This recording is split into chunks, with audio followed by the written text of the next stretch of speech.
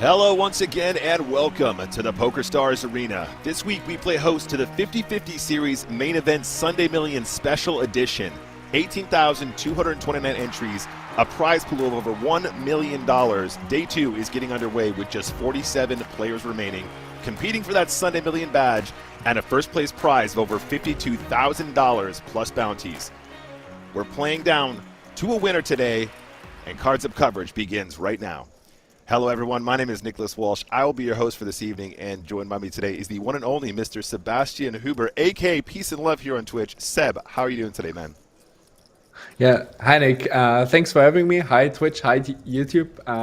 Yeah, I'm excited to see some interesting plays, and obviously excited to see who's winning the 50-50 Series main event. Indeed, guys. So yeah, this is the culmination, or close to the culmination, of our 50-50 series that's been running. So Seb, correct me if I'm wrong, 50-50 series, that was 50 tournaments with $50 buy-ins, is that correct?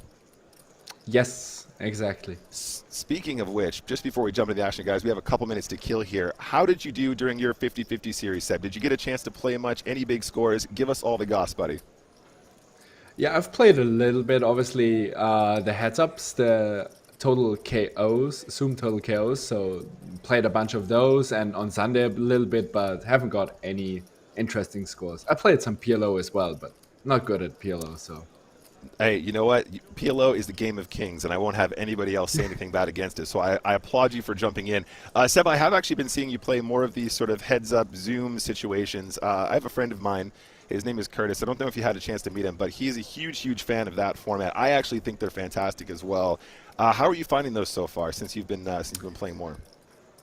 Yeah, those tournaments are existing already quite some time on PokerStars, and it was basically my breakthrough. So I basically built my whole bankroll with those tournaments, and obviously always try to get those games on stream because they are really exciting. And yeah, hopefully I can meet Curtis at one point, and we're going to talk a little bit about the heads-up games. I'm sure you'll get a chance to meet him in London. We'll talk about that at the first break as well. But at the moment, guys, sorry, just to clarify, we're making reference to these sort of heads-up Zoom TKO situations if you haven't seen them before. Seb, how frequently do they run during the day? Is it like there's a 3 a day or something like that? No, there are more. There's so if CET in the mornings, I think 10:30 or something like that is a $16.50. Then we have at 2:20 22, and in the evenings we have $11, $5.50, a 33, and later on again $11. I see. Right. Okay. You know what it is? I've been filtering for the bigger ones, but they are ridiculously good value. I do like those. But anyway, guys, yes. We're getting off topic right off the bat. It is 50-50 related. But basically, guys, don't forget, we are going to be following along with tonight's 50-50 Series Sunday Million PKO, which will be starting very shortly. Only 47 players remain. Why don't we jump onto the table, and we'll see how things are looking over there. We're just waiting for that table to come up, and then we'll go straight across, guys. But, of course, as usual, thank you very much for joining us out there in Twitch land. I love you guys joining us nice and early and keeping us company as we get through to this final table. If you guys have any questions, as always, just jump in the chat and join in. We'd love to hear from you guys. And, of course, if you guys want to hit us up on social media as well, if you tweet at us and stuff like that, sometimes we can have some funny back and forth in those situations, too. But yeah, Seb, I'm sorry to hear you didn't have any major scores. I know that your WCOOP was slightly more successful, but I'm very much looking forward to covering all the action. It's always a pleasure having you here with us in the booth so that we can get every time I talk to somebody, they're like, "Hey, that Peace and Love guy is on my table again. He seems to be playing so much recently. You're never far away from a computer, are you?" Yeah, I kind of try. I tried to play a lot during WCOOP and a little bit right after, but yeah, now you won't see me a couple of weeks not on the table, so we'll be fine. Yeah, of course, guys. We'll be talking about it in a sec, but we'll be talking about it during the first break, guys. But of course, we have news for you guys about EPT and EPT, which is commencing tomorrow. Seb and I are both going to make the journey. We'll have a conversation about that in just a moment. But here we are, guys. 50-50 Series Sunday Million Special Edition, Day 2. 47 players remain. You can see there bottom right if you're new to our stream. All of the payouts. First place is $52,250.81. And second place, interestingly enough, Seb, is about the same amount of money, of course, because don't forget we are playing for bounties. When it gets heads up, that number does not include the final bounties that they take down when they can win their own bounties as a completion. But we're underway. Let's get to the action now. Yeah, it always looks like the first and second gets the same, but they are always playing for a huge, huge, huge first place prize because of their own bounties as well. Okay, I already instantly recognize one guy on this table, Millennial, and yeah, this guy is kind of a legend of the game and is really, really good. So hopefully we'll see some interesting plays from him. Yeah, it's always good to see this cards up stuff. I have to say, as you know, anybody out there who's been following me for some time, you guys know that MTTs were never my focus, but doing more and more of these with PokerStars, I mean, I do feel like it's had a pretty significant impact on my game, just seeing how people are making adjustments, especially some of the better players that we can pick out from the field, like Millennial as well. Is that an Ape Styles avatar on Millennial? You think it looks like Ape Styles? Yeah, I think he's some sort of coach or whatever, or in the BBC group. I'm not 100% sure how he's connecting with those guys, but he's definitely really, really good. Millennial's real name, in fact, is Georgi Sandev. Cashed in Barcelona main event this year. Yeah, and I've seen he's on his first bullet in this 50-50 series. Quite a lucky guy, I would say. Yeah, guys, if I can just give you a quick callback here as well. This tournament usually has around 9,000, 10,000 runners, or at least it has during the times when I've been covering it. Entries this time, of course, being because it was part of the 50-50 series, we had lots more satellites running, and obviously the $50 buy-in being slightly cheaper. 18,000 runners started this tournament, 18,229. So we've really come a long way down to the 47. These guys are already on a significantly deep run, but still all that money so top-heavy as ever in tournament poker, as we see Ace-King 3-betting from the small blind. A nice little open with the Queen Deuce suited. You can definitely go wide on the button. Seems good.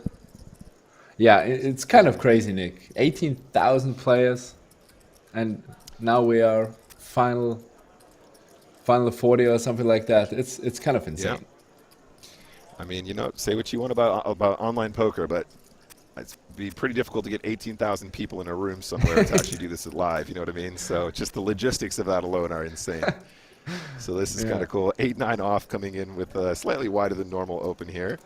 I wonder if Ace-3 wants to fire back here. Do you think Ace-3 off is a nice combo to actually have sort of a 3-bet bluff here, or are you going to stick just right, Ace-5? exactly. Or, yeah. Those ace, no, I think especially against button you can go wider, and you're always playing out of position. So especially on flops like check 8-7, you're gonna get pushed off, and you basically automatically lose with most of the time the better pre-flop hand. So yeah, definitely, you can definitely mix it in, but I prefer the free bet. I like mixing that up too. Obviously, if you have some information on that player as well, helps. You know, if they're a little bit tighter on the button, you probably don't want to be as loosey-goosey. But I think in the modern game, we're seeing, you know, a lot of people have a pretty decent understanding of just like at least position dynamics. So you probably get that through a lot more often than you don't, which is kind of cool.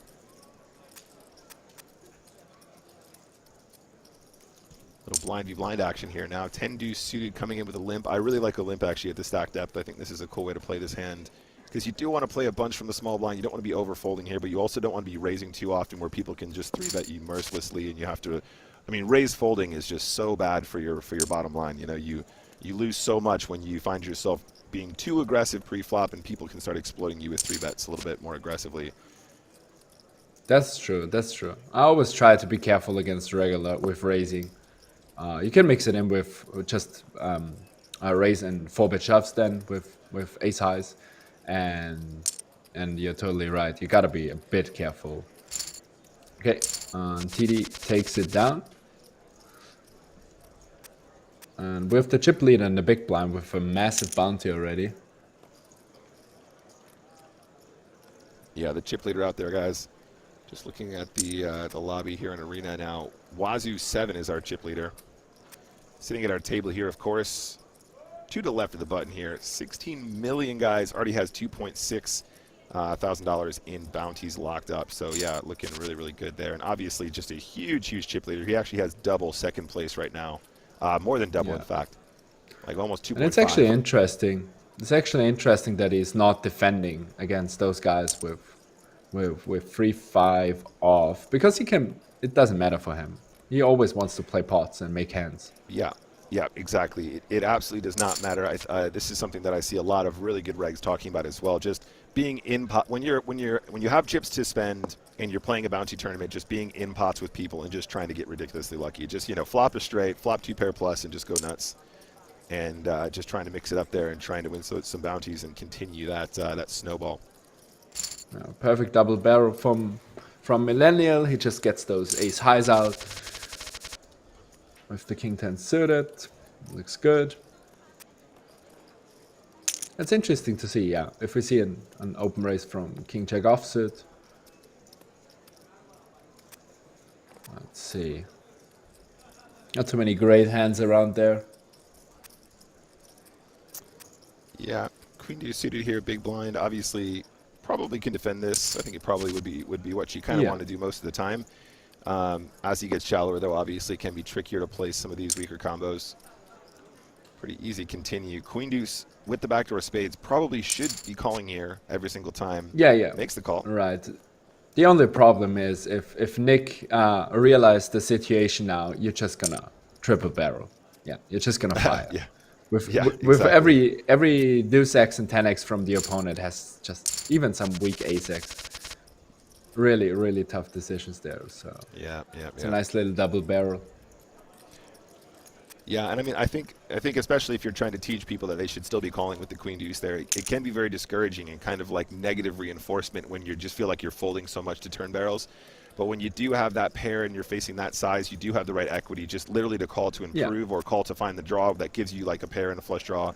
And yeah, it's difficult because when that only happens every once in a while, it can be difficult to reinforce that idea that you should still be in there when it feels like you're just giving up so often, because your brain always automatically negatively associates folding and giving up and losing a pot and putting chips in a bottom pair. So it's something you really have to stick with to try and sort of drill it into your brain. That's true.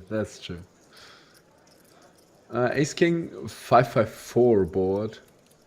Comeback could get crazy here, but normally at that stage of the tournament, you won't see too many Exactly. crazy plays. Yeah, But no, you're absolutely right. never You say can definitely never. try and rep trips there, no problem at all. But Yeah. you have to be a special kind of brave to find it there. But he's got the right kind of hand for it, I think.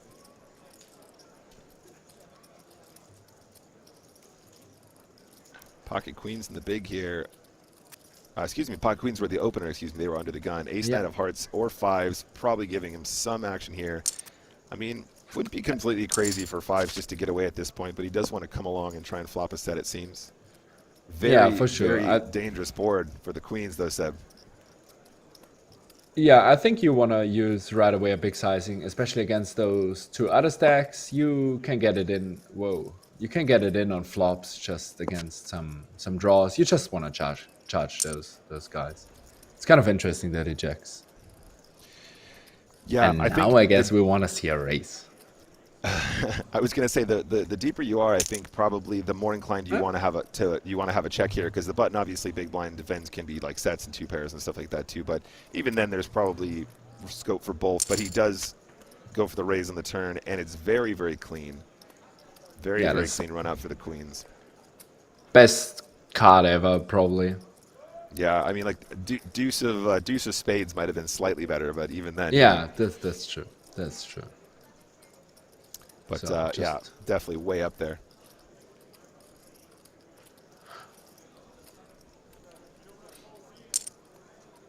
Oh. I would have always shipped it in, I guess. I don't know. I think it looks bluffier if you... Do you want to induce there? I guess not. Okay. And Nick obviously has the... Yeah. It's a really interesting one, right? Because like if he's kind of queued up where it's not a lot more than pot for him just to ship, right? Like it's not that big. It's not so huge when you look at the effective stack. And he's got a pretty big bounty on his head there. So that's crazy. 584, yeah. Yeah. Like, have you seen this? Vazoo just folds 9-7 suited as the chip leader. I think that's a bit crazy. I would open raise that anytime. I would just fire. I was somehow expecting Wazoo to come straight out of the blocks here today and just look like an absolute demon and just be raising mercilessly. But it seems like he's playing it pretty cautious so far. I mean, 44 left now, guys. We've already lost 3 from this Sunday Millie.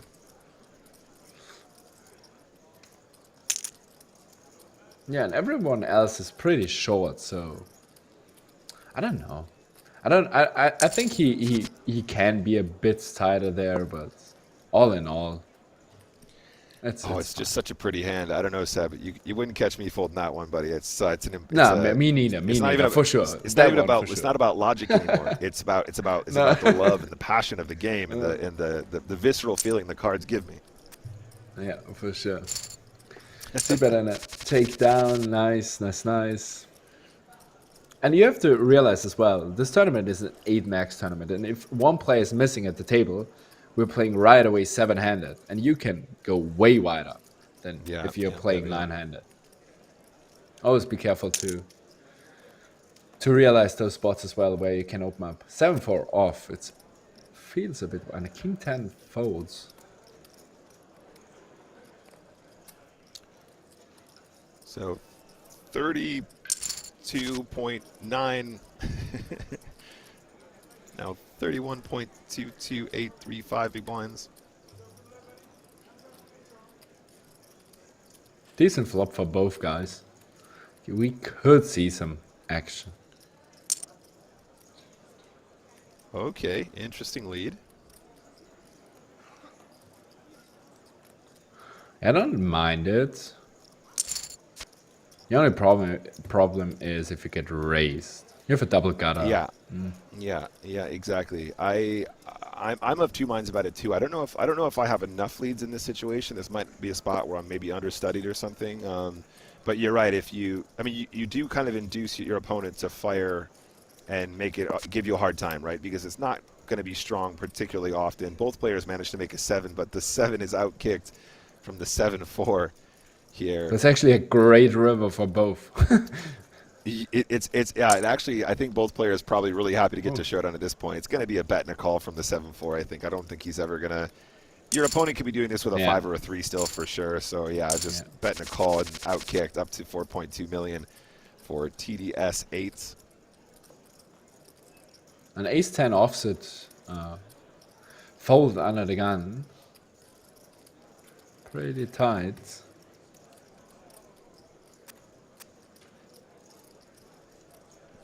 Hey, shout out to PokerStars Drag in the chat. The ever present. How you doing, buddy? Welcome.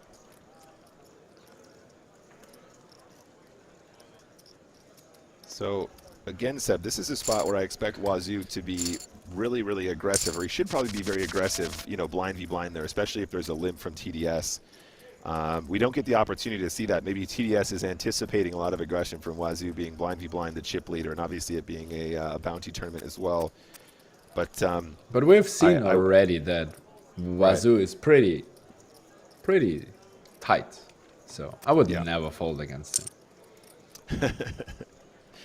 8-7 coming in for a limp here. Peter Panza in the big blind. 23-ish, 24-ish big blinds to start the hand, so he's not particularly shallow. This is a kind of a nice flop for both players again, though. You could just fast play the 9-7, but in position, obviously calling. It's fine too. Yeah, I like the second barrel from 8-7 here for sure. You're definitely going to be putting pressure on clubs, on the straight draws, on the 6s, on the 4s. Your hand is quite vulnerable, so I do like just bet flop, bet turn there for sure. I like the size he picked as well. I think that's really cool.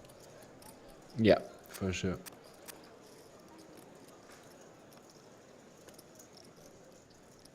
Let's see if TDS opens ace-7 off there. He finds an open raise. Yeah. I mean, he could be picking up on this table dynamic a little bit. I mean, if we feel like Wazoo is going to be playing on the tighter side, again, we might just, maybe we're just catching him at an off time, guys. Maybe we're just catching him when he's getting warmed up. Who knows? But if you feel like your button, even as the big stack is going to be playing a little bit more on the snug side, ace-7 becomes such a nice hand to have here in the cutoff for sure. And a big flop for Korvac here, 9-5. The 2-pair top and middle on the flop. Yeah, checking back with the ace-7, it's totally fine. You gotta find a bet at one point. He checks. Quarterback checks again. Probably wants to check a raise. Yeah, I think you gotta start barreling with the ace high at one point. And let's see if we see a check raise here.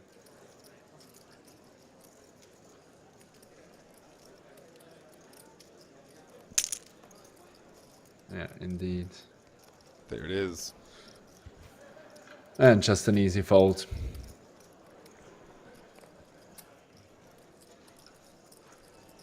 Hey, Curling Master, how you doing, mate? Hey, buddy, welcome. Nice. Professors Walsh and go. Huber, you're too kind, as always, Curly Master, you're too kind. And yeah, Korvac, the check raise, taking it down. I think you can go either Now way. you If you're can going to see. check a7 on that flop, I think you can check the turn. But I think if you bet turn, you could actually get some, bottom pair, bottom pair on the flop, middle pair on the flop to fold on the river if you continue again. So I Yeah. think both have merit for sure. And now you can see Millennial starts open raising Queen 10 off. No, that's quite wide, I would say. Yep, I would tend to agree here. Again, maybe picking up on some table dynamics here, but Yeah. immediately gets looked up by Peter Pan, says ace, deuce of diamonds and button. How do you feel about the call here with this stack from ace, deuce of diamonds? Yeah. Said pre-flop. You don't want to do this. If you want to play it, either you're gonna free bet real small. It's kind of tough.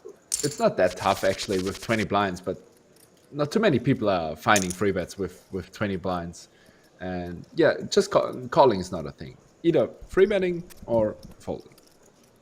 Yeah, I was going to say, I Ace feel is like I don't know if it has quite enough playability, but ace is, yeah, UTG for Millennial this time.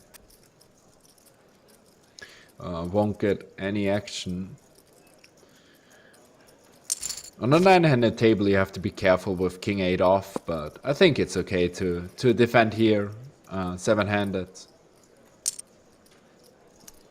Yeah, And- very, very nice flop for the aces here to get paid. Top pair for per V7 here. I don't imagine he's going to be getting away that easily here, and this is a really, really ugly turn because basically he's going to be chopping against a bunch of other kings. You have to ask yourself definitely. how many king X's that aren't, how many king 10, king 9, king 8, king 7s does he have here really? But I suppose the suited varieties of those are not completely out of the question from this position. Right, those are in for sure. King 8 off, king 8, king 7 off. Getting close, so but much. Millennial definitely knows what's going on, and he blocks as well aces suited, so he has a pretty good hand for a double barrel. And if it bricks, then he can go for a third. But yeah, on a 10, I don't think he finds another bet. I think he just checks it back. With the club though, Yeah. you can get value from King Jack and King 10. That's actually kind of a lot of hands from per to have. Yeah. I think there So probably you could is go for always $1 million or something like that. Ooh, 1.7. But there you can see, beautiful. that's a pretty good bet. If you see the hands, it's a pretty good bet. And it's so I don't know if I could get some value there. I don't know. I don't think so. I would always convince myself this is a value bet, and then he'd immediately check raise me on the river, and he gets the value 6 million chips going towards Millennial as he wakes up with queens in the very next hand. But yeah, that was beautiful, man. What a nice run. That was really. I think Seb mentioned it though. Like once the board pairs, you can get called by all kinds of other 2 pairs that are counterfeited, which is pretty significant, right? Like King Jack, King 10, that kind of stuff. Still, it really feels like they have to call because they think they might be running into King Queen or Ace King there some of the time. So yeah, pretty spicy. Queens now, and a very nice little squeeze spot for Millennial. Perfect.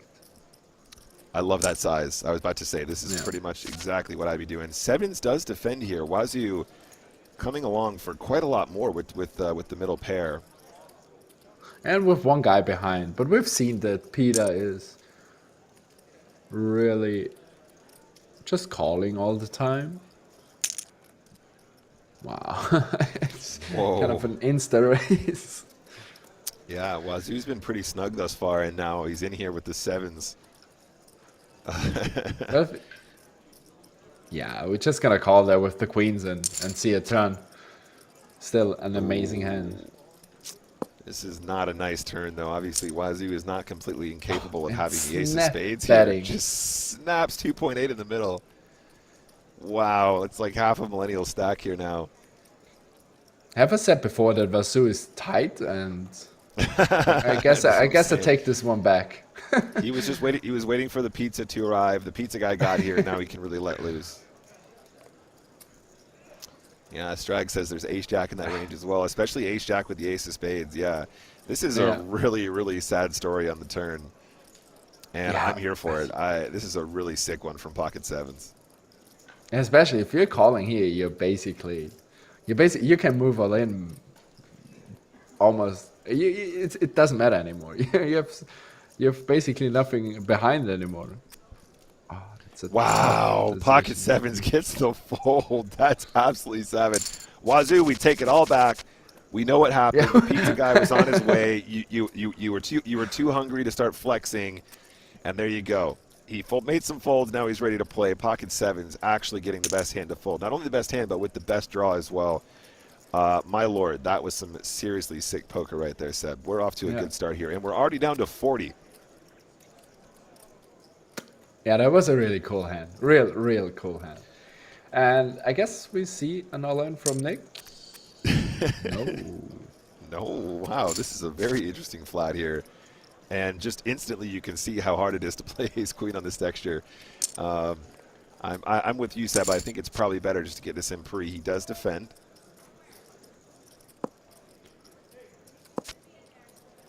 Oh, there you go. Easier. It's much easier now. It's much easier now. But here, Wazoo seems to be quite straightforward again. Doesn't bluff it off. Seems good. Oh, that's not good. Queens, 3x open, aces. Peter, all the time he just flat called. Yeah, this time he shows. An ace, queen in the big blind, in the small blind. That could be. Oh man. I mean, he might go a little bit crazy here to isolate the six. Oh my days, it's in. And queens, and our chip leader has a three-way all-in opportunity. Aces hold. Oh, spades still alive. Holding. Oh. Spades no good. Aces wins, but queens wins a pretty significant side pot as well. So Wazoo actually picks up that knockout, doesn't he, guys? That's right. Yeah, right. So Wazoo he picks up taking 10. Home. Sorry, go ahead, Seb. Yeah, he won a 10 million side pot, and Peter won the 5 million. And Wazoo obviously took down the bounty as well. Yeah, that was a wild hand. That is, you can argue a pretty from nice one. Getting away there. You could argue because under the gun open races, 3x, queens, and under the gun +1 reshoves for 15 or whatever it was. Ace queen doesn't perform great there. It's, yeah, I mean, you know, and again, it's a dynamic as well. If you think Wazoo's the kind of guy that's just going to be in every pot to try and win a bounty, you know, it becomes a snap shove, right? Just to try and win because you're not even risking all your chips. But the 3x open from under the gun, again, that's probably something that you're just like, okay, this is unusual. But you can see what happened. And our friend Hen 447 is eliminated there in 40th place. Takes home $692.34 for his time at the table. And here we go, 4x open. In bounties. Another 4x open. Wazoo coming in. Let's go. Yeah, Callback has the best perfect hand to ship it in. So I want to see some fire here. Yeah, I would really struggle to fold eights here. I got to be honest. This is just seems like there's so much dead money in there. Yes, my man. And they're going to flip town. Snap call. Oh my days. Okay. That's great. There you go. Snowman. Four back with the full double, man. Congratulations. Yeah, no fear at all. You love to see that.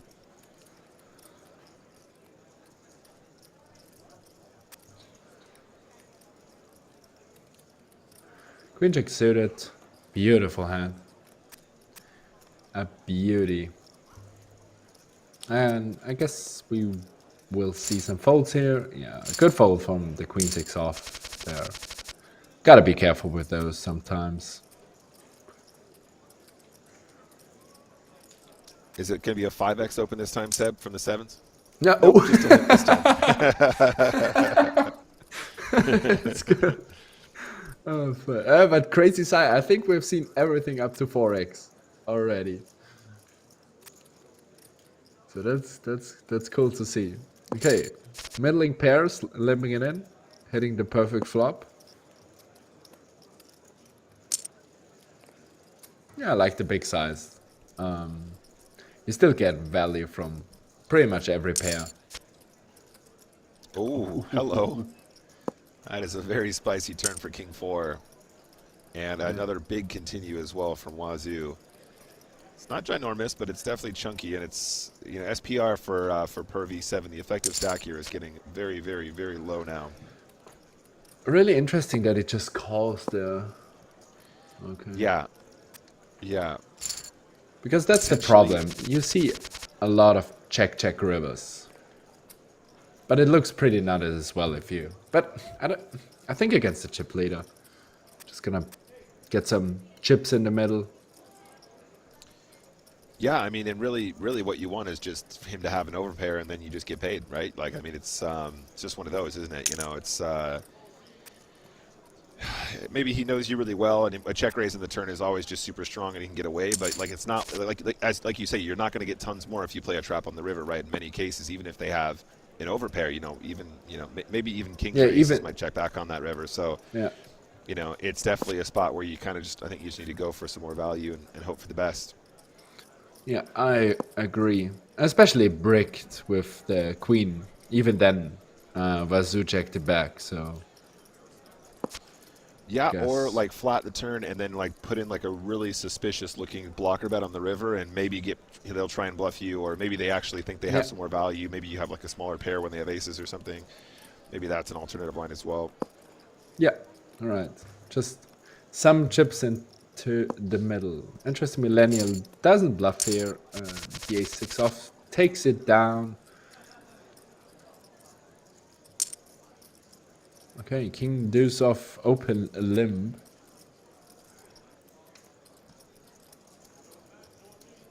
It's getting wild. But I love to see that. I really love to see that. Playing some hands, playing some pots. Yeah, that pocket sevens one, we have to take a look at that behind the scenes. I might do like a YouTube video on that one. That one's really spicy. Anyway, we see a big open here. ISO from the Jack 10 suited. We saw a limp from Wazoo. With the king deuce off was, yeah, wow. Very interesting spot.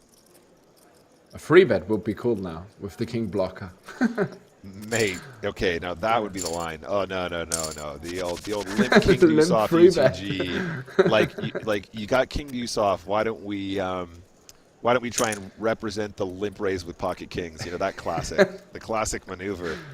This might spell trouble. Ace-10 suited. Yeah, okay. It's fine. If you think it's too much to shove right away, it's fine to flat call. And now you gotta figure it out. Is he wide enough or not? I would have a hard time to fold there against. I don't know. I mean, if you're Wazoo, you can shove like ace deuce of clubs here, no problem at all. Like that would you can just shove 8-9 suited. Fine. Yeah, exactly. No one cares. Yeah, it's beautiful. Yeah, nobody cares. Yeah, that is a really interesting one. I mean, there's not a pay jump for a while as well, right, Seb? So it's really just you're just like, okay, do I have the best hand? Like, there's not really too many other considerations there, I think. Yeah, and the bounties are not that significant either at the stage we are at the moment. So Wazoo could really pressure those guys for sure. Just basically min free bet. Yeah, that's kind of the problem. If you size your free bet up like that, you don't fold out anything at all against the opponent. I don't mind it, but gotta be aware that you always have to play post flop.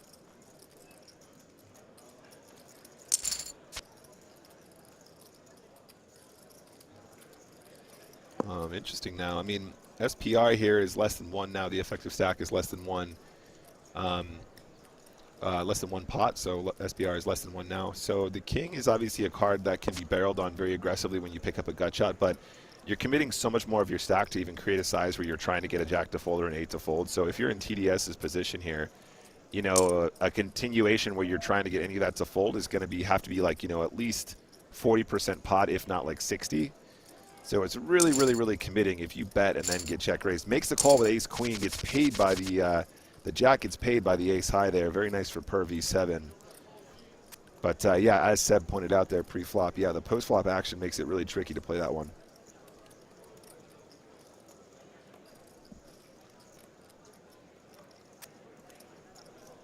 So, Bazoo, open limp, queen free? No. It's interesting that he folds yeah, king deuce off under the gun, totally fine. Queen 3 off on the button, never. It's a 0%. It's never. A 0% play. I think he's a field player. And so far he's been feeling it out perfectly, so I salute you, sir. Yeah. Pocket deuces, unfortunately, get outdrawn here by the jack 4. Yeah, no, it was limp and check back, right? So no action pre-flop. Yeah, it's obviously fine. You can raise it as well with the jack. It's totally okay, and I would basically almost never fold turn there with the jack 4, and I guess let's go for some value. Yeah, Peter Pensa again, just a really quick check there. I mean, yeah, I'm with you, Seb. I feel like given the action that you're just going to have the best hand too often here. You're not really going to run into an ace that often either, so it's just, I think you just go for something small, and if anything, it'll act as a blocker to a certain degree, I imagine. A blocker bet. Yeah. Man, for me, it would be really tempting to open raise that jack 8 offsuit with that chip lead. It looks really tempting. I mean, that big blind has to be so... You keep the big blind in check so hard, right? Like, if this was a regular tournament without the PKO, they can be a little bit more aggressive with their three-bet jams. But in a PKO, people know that when they three-bet jam, they get looked up by the chip leader, right? They know that the chip leader just, like, flips them with, you know, 8, 9 of hearts and stuff like that. So they have to be so much more honest with the way that they three-bet, so you really put them in bad spots, and that if they don't want to take it post-flop as a call, they're basically forced to push or fold, and they're going to have to actually be relatively tight. They can't mix in a bunch of other stuff that, you know, getting a little bit more out of line. Yeah, I'm always scared of reshoving to the chip leader, so just picking aces. 6-5 suited, so Peter just goes a little bit wider. I don't mind.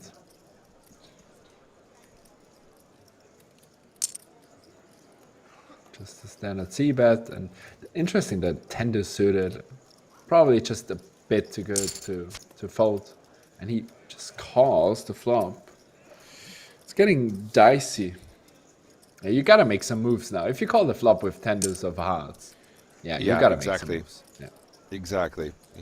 I mean, obviously this isn't like a slam dunk amazing turn for his hand, but he can definitely represent some straights now, which straight draws that he called on the flop that he turned.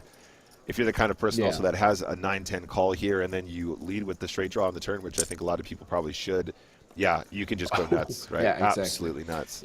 I love this line from her. This is very, you very have spicy. to make those moves. Yeah, for sure. And you can rep all the 2 pairs as well. You can rep basically everything. Yeah, that's cool. I was surprised of his small sizing on the turn, but perfect. If you ship it on the river, it doesn't matter. You can do anything you want on the turn as long as you got that all in on the river. It's fine. Peter Pan says, well, like in his shoes, like I think he recognizes that he probably can have the best hand on the turn, but if you're in his spot and you're not seeing your opponent's cards here, when you see a lead on that turn, you have to be expecting a river continue in many cases. So even if you're making a bad fold, like in terms of like you do have the marginally better hand on the turn, or you have a hand that is easily bluffed, might even consider just getting away on the turn if you think your opponent is capable of making that play, because you have to improve to call, and you just won't that often with that hand. But it is also not a line that a ton of people have if you're sitting in Peter Pan's shoes. So really, really cool line there from the Bear 10. Yeah, for sure. Totally agree.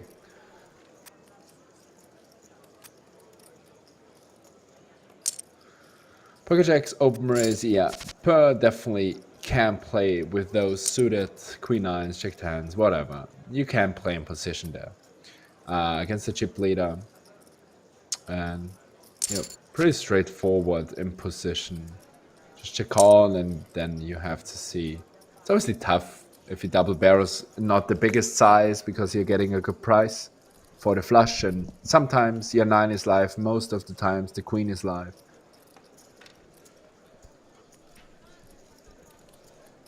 I guess I would call one more. Okay, pretty solid fold there. Yeah, I mean, it was on the chunkier side again, right? And it seems like, you know, Wazoo likes to, when he has those overpairs, he likes to just put in a bunch of chips, which, you know, is probably okay. Assuming your opponents don't get a read on you that, you know, on low boards when you're going big, you always have an overpair or something like that, which is definitely something people will pick up on eventually. Core back waste with ace king here under the gun is going to open. But yeah, I mean, he doesn't have the best price in the world, but he does still have that overcard. Sometimes it won't be good. It is pretty solid, I think, from per V7 there to just fold turn, I imagine. Yeah, especially at that stage of the tournament. Yeah. We see an ace-5 offsuit defend. You're in a pretty bad spot there if you defend ace-5 off. You're barely winning here. Yep. So I think Corbett just a tiny c-bet from ace king is fine. Yep, just like that. Like quarter pot seems beautiful here. Absolutely love this size. So many good turns for you. So many ways to bluff. So many ways to improve. Just bet the board. Those are the kind of boards where your big blind is just going to play very much fit or fold. You know what I mean? They're gonna have a pair. They're gonna continue, or they're just gonna get out of the way with tons of the stuff that they like to defend there.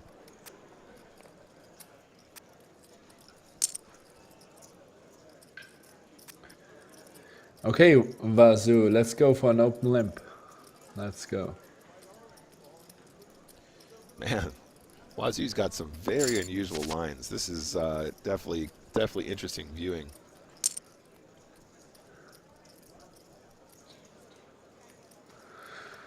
Yeah, we might see some crazy. Oh, with the King of Hearts on that board, you could go mental. I love it so much. Just have pots. Yeah, Kovac is... The limp is so unconventional, Seb, that honestly, even if I have bottom pair in Korback's position, I'm just like, I don't know what the hell's going on here. I think I'm just going to avoid this altogether on the flop. Like, it feels so bad just to give up when you have a pair, but like the line is already so unusual. You're like, is this just always like kings plus, or like I don't know what's going on here. This is really wacky. Yeah, it's sometimes it's really tricky playing against opponents. They just absolutely do whatever they want. Sometimes limp, sometimes 4x, sometimes min raise, whatever. It's just you gotta be careful sometimes. But, oh, that's a 3x and a fold. Yeah, the queen 7 might be even too strong there to raise fold. I think you rather pick something. If you want to raise fold, rather pick something like queen deuce, queen 3, or whatever. I think queen 7 might be too strong. And ace king suited. Peter likes to call normally. I would be surprised to see something different. Seb, you beat me to it, buddy. I was going to say, we've seen Peter Panza with his suited aces in position, and look at the flop. Look at the flop. Oh my days. Everybody's got a piece. How many aces in this deck, Seb? This isn't right. I kind of want to say I'm really excited to see what size Millennial uses here. I think ace 10. You gotta get out of this pot right away. Yeah, I agree. And now, what size would you go? Ooh, check. I mean, I was gonna say, like, honestly, like maybe checking turn is the easiest way to get the rest of the chips in, because like Peter Panza probably would raise king 10, queen 10, you know, or you know that kind of stuff on the flop. Oh, he just lets him get there though. Honestly, check. I don't know. I honestly don't know. Peter Panza, I guess, will have a lot of like one pair straight draw type hands or two pairs, but I feel like the two pairs just protect their hand on the flop as a raise. So maybe just barreling turn if I'm in Millennial shoes. I'm not sure. And he has. Yeah, I would have done the same, I guess. Yeah, and now you're just gonna bet folds. Yeah, it's just a very sad story. Peter Panza with the absolute nuts, feeling fantastic about his life right now. I guess we never see a call here. Millennial is definitely good enough to.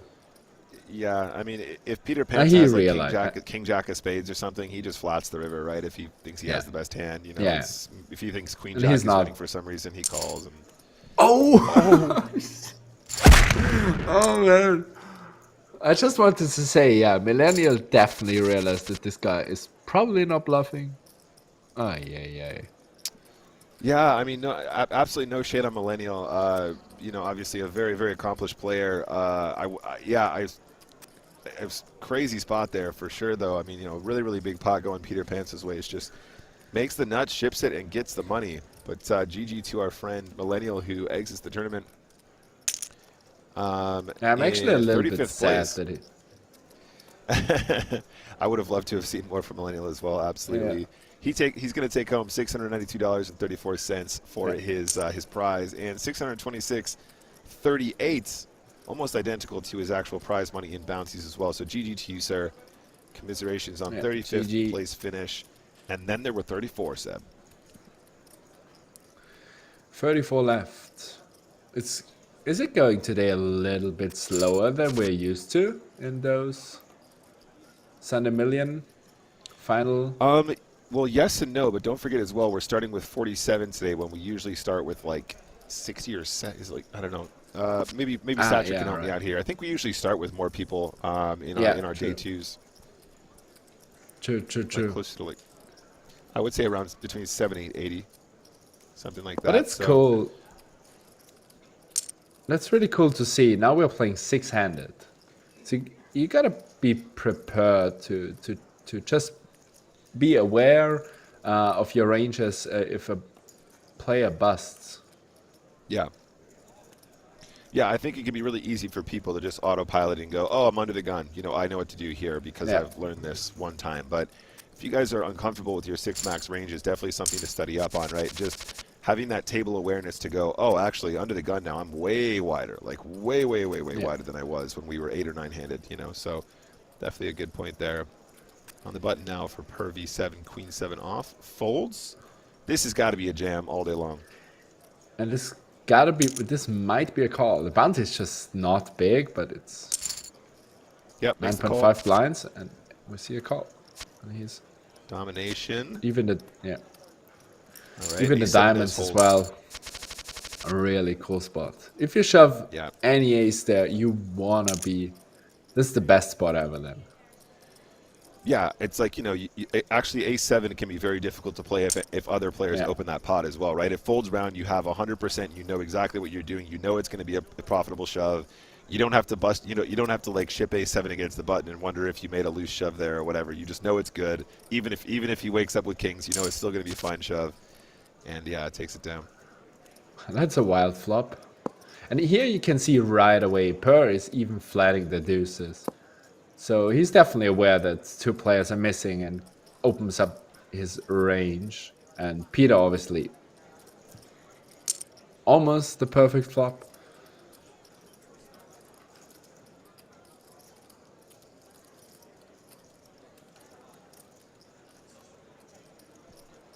Connor is asking why the tables were 6-handed and they aren't balanced. We were waiting for them to balance. We have to wait for there to be a specific number of players before the balance occurs. In fact, it's just occurred. We've got some new players at the table, just as you mentioned that. And right away a raise with the straight flush draw.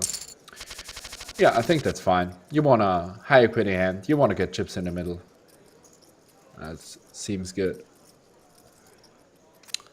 Hey Lambert and hey Ace King. I don't know yet if I'm gonna be in Prague. I guess so, but I'm not sure yet. I will be in Prague for sure, though. If probably not playing as much, but obviously when we're doing EPT stuff, I'll be doing comms with the boys as usual. And hopefully Maria, hopefully some girls too, potentially. Maybe some GJ. I don't know. Not sure if she's gonna be in Prague either, but yeah, we'll be out there. Maybe I'll convince Seb to come along. Yeah, almost for sure I'm gonna go. It's just a couple of hours with the train, and it's no problem for me. He's just gonna win the UK EPT really quick, and then he'll definitely be coming. It'll be locked in. It's all good. All right, guys, so we do see the queen 10 of spades open here pre-flop. Straight draw with the diamond for Korbach. It was just a c-bet on the flop, right? And Yep, just a bet and a I call. guess, yeah, I guess you gotta keep firing with the queen 10 or not. You never know. I don't You hate it. I think basically it can go got, either way. yeah, I don't know. Obviously, you're still live against an 8 and a 9, but what are you doing? You're giving up on the turn. If you can hit a queen or 10, and you might go check, check, and you win. But everything else, you're gonna lose. Yeah, yeah, absolutely. And we see an interesting bluff.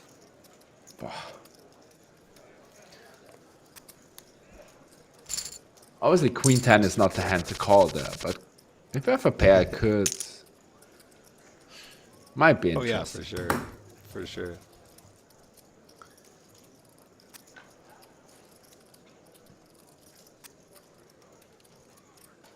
And right away, another open race. Is Wazoo playing again a pot? No. He just You never know. he's randomizing Seb. He flips a coin. Yeah. It doesn't matter what he has. It doesn't matter what he has. He just flips a coin and he decides. This is the new meta. Everyone's too hot on ranges these days. You have to flip a coin and decide if you're going to play any hand of any variety. Flip a coin. It says no aces fold. I think he's randomizing rather with his stomach than with the coin. That's how he feels. But okay, king queen offsuit open raise and Wazoo just flat calls. Yeah, against that stack size is actually not that easy. The ace 10 normally performs pretty good as a free bet, but as I already said, TDS is pretty short.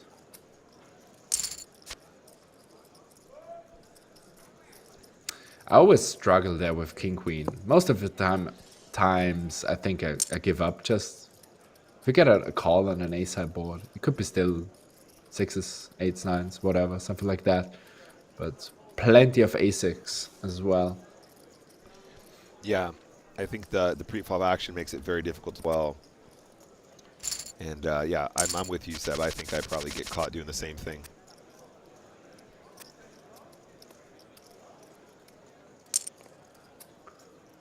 Oh, here we go again. But that's... If you watch this with open cards, you can get so much information on players if you just be super, super focused on one table. That's the second time Wazoo... Okay, the king does off as well. But second time he open limps a pair.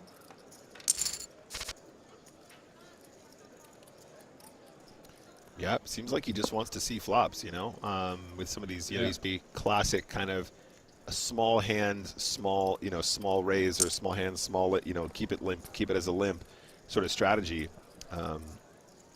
Definitely some very, very, very unconventional lines from this player so far, but the old limp call with sevens doesn't hit his set, pretty much giving up. Having said that, last time he played sevens, he turned his hand into a crazy bluff on the three spade board with on the ace high turn. So you know we absolutely not counting this guy out. Really enjoying the super unconventional lines he's got. Yeah, I'm really it's always really interesting to see some just different stuff. Not always the standard 2.2 open raise, the 3x free bet and stuff like that. It's just refreshing to see some stuff like that.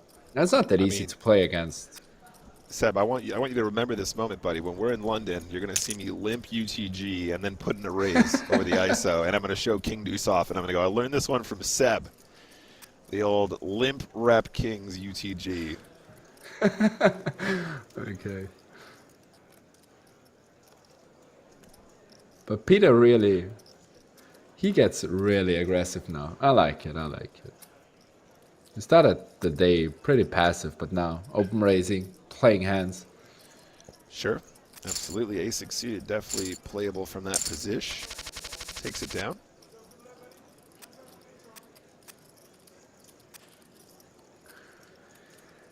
Let's, I guess, still a fold with the ace-7, might be close.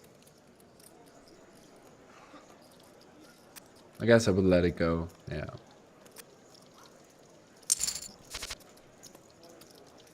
Okay, Wazoo defense, check this suited.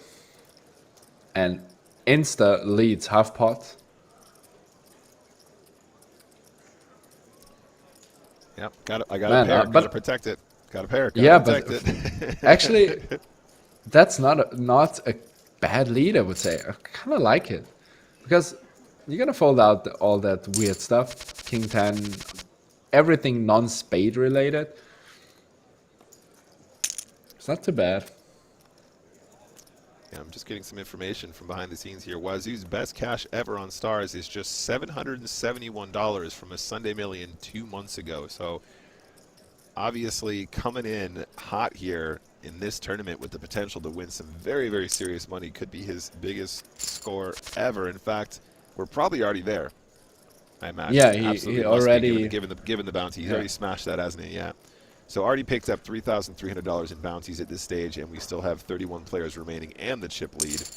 Looking really, really good for a huge score for our guy.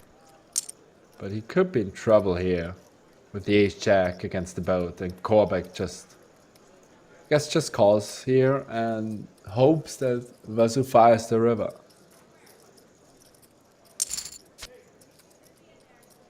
Oh.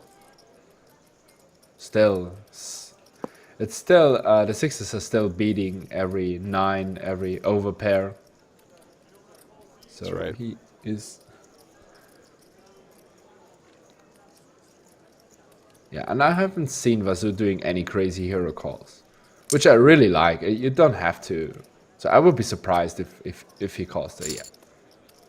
All right, a bet and a ticket, Nice. guys. We're going to a 5-minute break.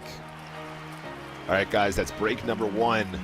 And just 29 players remain in this Sunday Million PKO special, which means we are exactly 28 places from crowning our winner, who will walk away with over $52,000 plus all that bounty cash. Our man Wazoo, who we've been following, is still the chip leader with just shy of 18 million chips. We're going on a 5-minute break, and we'll get straight back to the action. Seb, oh my days, have we picked a good time to jump into the Sunday Million? This is quite the show that our friend Wazoo is putting on for us, and I'm here for it. Like we've said so many times before, we talk about this in other streams as well, but I really enjoy when we do Sunday Million, sometimes even more so than WQ, because we get to see some very, very unconventional poker played. And I don't know about you, I think you might have actually mentioned this last time we did it as well, but even if we see stuff and we go, yeah, we can probably think of ways that this might be done better, or there's reasons why we can think of that this might be better. I feel like I learn something whenever we do one of these streams and we have one of these players, because I'm going, that is a weird way to play it, but there's some upside to this for sure. There's an upside to playing your hand in this more unusual manner, you know?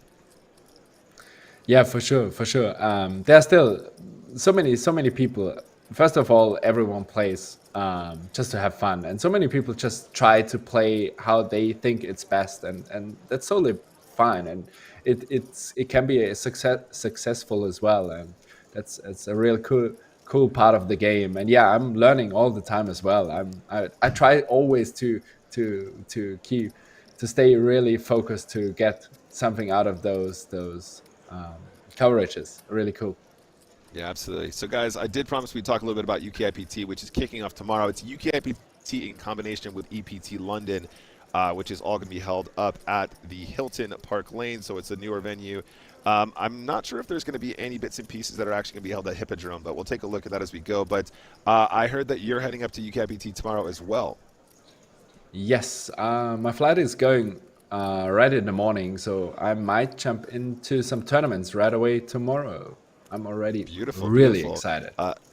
Having looked at the schedule, I mean, what are you thinking? Are you just going to play it by ear? Is there any ones that stand out? I'm assuming you're playing in the main event for sure. Are you thinking about maybe the mystery bounty, or is there some PLO out there? I know you were dipping your toes in some PLO tournaments already during the 50-50 series, as you mentioned. So. Yeah, I will be definitely playing the UKIPT main and obviously some other no limit tournaments on the side. I just stay till the 24th, so I can't play any events that lasts to that day. And yeah, PLO, I don't know, I'm not good enough. I think the binds are I think there's a 330 PLO. I could play that one, but I don't want to go too high. Yeah, actually. I had a friend of mine tell me earlier today that he was looking at the 330 PLO, but I was like, yeah, I know, we'll get there.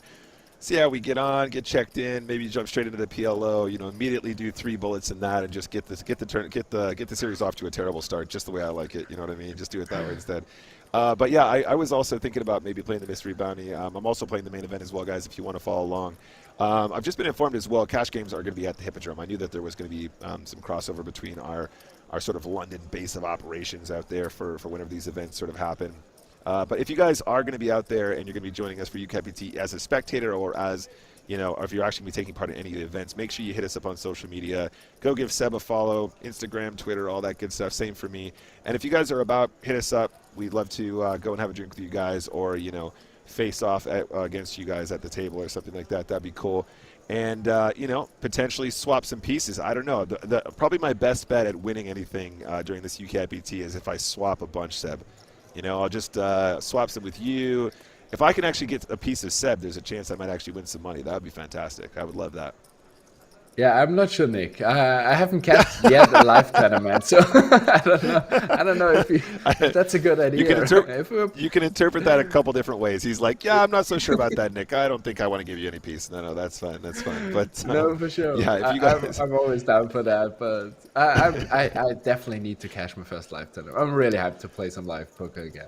Yeah, I'm actually really pumped up for it as well, guys. But like I said, if you guys are going to join us, hit us up on social media and let us know if you're going to be about. And, you know, if you haven't already taken a look and you're sort of in the London area, make sure you go check out the schedule. Just search for UCAPT London or EPT London 2022. The full schedule is online. You can go read more about it. You can see what's available. A couple really fun ones. But let's get back to the action, guys. Let's see what's happening in this week's Sunday Million. Just a reminder, guys, you are watching the 50-50 Series Event 45 main event, the Progressive KO Sunday Million Special Edition. Over $52,000 to first place, along with some bounties as well. Wazoo is the guy we've been following so far. 17 million chips. You can see him there on the button as we speak. We're following him so far and trying to see if he's going to take a first place start today all the way to a first place finish later on in today's tournament. We're going to be playing all the way to a winner. Hit us up in the chat if you have any questions. And, yeah, let's get back to the action. Yeah, I'm definitely rooting a little bit for Vasu already. Although he just open folds 8-9 offsuit on the button. Still rooting for him.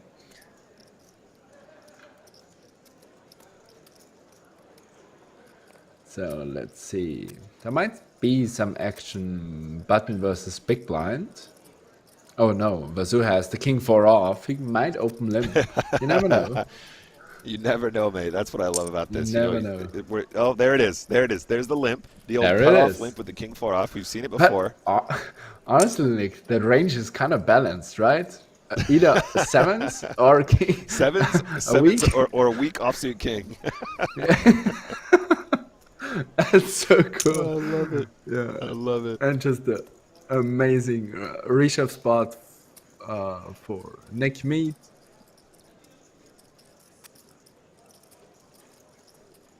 I guess, yeah, $600 bounty is not the smallest, but solid fold from the ace. Oh no. Vasu picks up the aces and Peter right after him. Oh wow! I mean, Peter Panza was actually on the right side of the setup last time, guys. If you have just joined us, it was queens versus ace queen in Peter Panza's favor for a big triple. Oh no! I got it. Just called there. You're always. I haven't seen the sixes. Yeah. Oh, wow, raise. He goes for the protection. Wow, it's going to say this must be a flat. Ace king suited, of course, going absolutely nowhere. There's no chance he's going to give this up. He's all in as well. Massive setup in Wazoo's favor here. Sixes are live. Limp king deuce, but you can't limp aces, okay, Seb? It's not allowed. Yeah. Yeah, it's just a dream spot. Deep in the tournament, aces. Oh, hearts though. Big sweat. Hearts are live. And it's a huge hold for Wazoo. Wins a massive pot. Up to 30 million chips now. Peter Panza eliminated. TDS also eliminated. All right, guys. So both players go home with $827.31. Peter Panza takes home 1.5 or thereabouts. 1.5K for bounty value. And TDS, 500 for bounty value as well. So congratulations to you guys. What an incredible run here. 18,229 entries today. or for this tournament, I should say, over the course of the last 2 nights. And both players getting a really, really sick run there and a pretty significant payday for the buy-in. But like I said, Seb, it's all top heavy, and Wazoo is now the far and away chip leader with 30 million chips. Yeah, and he picked up another 1,050 roundabout in bounties. So he's collecting some really. He's building a really big bounty on his head. Could be interesting on the final table.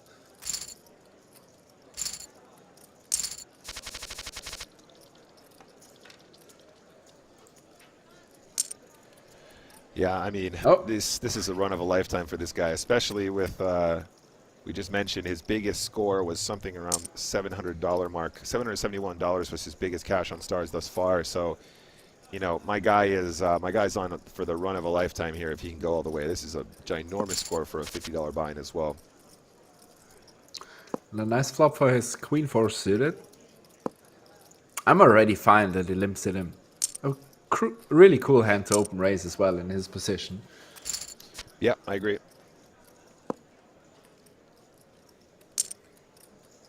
And just the double barrel. I mean, ooh. Oh, and just a spade. Just a spade.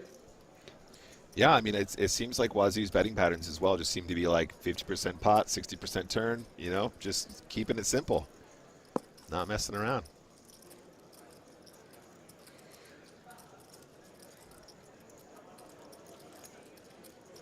So let's see how big he goes, but yeah, just a shove. Nice. Ooh, he wants all of it. He wants the bounty. Give me the bounty, he says. But yeah, Bully Queso, I like his double call there, and obviously, even though you might think Wazoo is a little bit crazy, I think you have better hands to call down there. Although, if you follow the action and you have seen limps just from sevens and king deuce, man, if I would have played against him and reviewed the last couple of hands, it might. I definitely would have hero called because I thought king deuce off and sevens. Yeah. I beat both. Yeah, you could absolutely level yourself into a call if you've been watching the action. I agree with you, Seb. But having said that as well, although he is playing some of those more unusual combos, I mean, seven's not particularly unusual, but he's playing it, you know, as a limp as opposed to a raise like many of us do.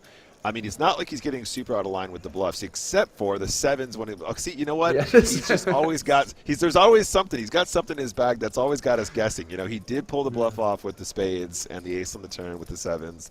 So, you know, fair enough. Well, nice. He defends check 6 suited, lovely flop, nice little lead. Why not? Oh man, aces are like, how do I get? Do I just get this in now? Just plays it slow though. Yeah, I don't know. I think so too. I think so. You gotta. I would just raise flop. Wow, yeah, that's just dreamy as it can get. But again, not a bluff on the river. He just slows down. On the perfect timing as well for him. Yeah, when you get a lead on this board, Purr's thinking like, oh, this is such a gross board. Okay, what do I want? Yeah. Pair the board on the turn, give me the boat on the river. So I'm absolutely smashing everything on this flop. I love this. No more action up to 5.5 million for Purr V7.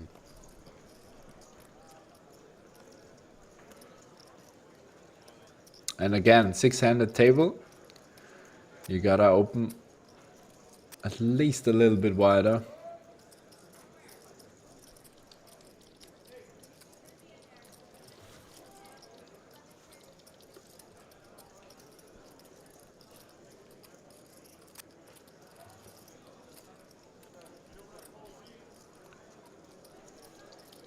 King 4 suited, he could ship it in. I would not mind. You get called from so many worse hands, and you want to have the high card, the suited high cards.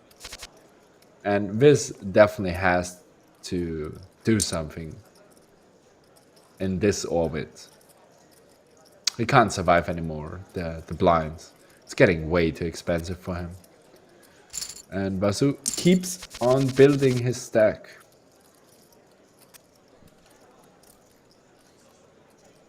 Yeah, I think one of the benefits of PKOs is like a lot of people get really frustrated because they feel like obviously people gamble a lot harder to win bounties, which is exactly what you should do in many cases. But it works in both directions, right? Like as you get shallower, you get tons more action that you would love to get with hands that you probably shouldn't get action from, to get those doubles late game, as well as the situations where you get, a little bit more action than you'd like with hands where you just want to, take it down pre-flop.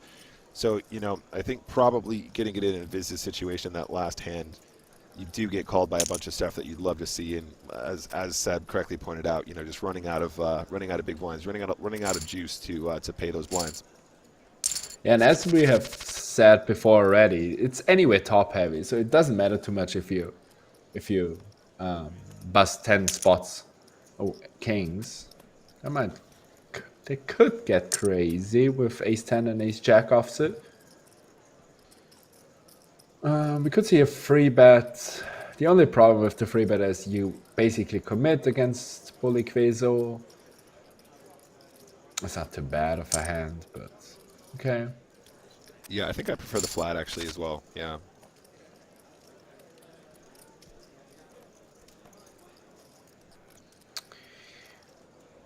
I guess we want to bet here with the kings. And I'm wrong.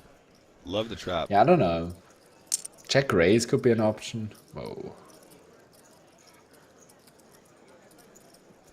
Is he just calling now the kings? I think callback folds, and I guess so. I mean, was the check with the intention of check raising, maybe something like that? I don't know. When I see people check in these situations, I feel like I see them check raise quite often. Like the intention is like as soon as there's a bet of any decent size, the SPR is exactly. That's kind of what you expect. I wonder if Wazoo just flips him here. He's like, you know what? Screw it. I can hit an ace. It's all good. My guy. Oh, kings with the dream spot here. Ace, and kings hold. Full double. Two aces are dead as well. So. I don't know. I was actually really surprised to see the all-in. Wazoo played so solid before, and out of the sudden he flicks it in. But honestly, I don't know. I think kings is a little bit too strong to flick it in. Obviously, he was right, and he get called, so well played. But if ace-10 should not be in a terrible shape most of the time, because if he gets it in against 8s or 9s, you still have 2 overcuts to hit with the bounty and all the dead money. So obviously, a bit unfortunate to see kings and a little bit of a wild play. You gotta be honest. Yeah, fairly wild. But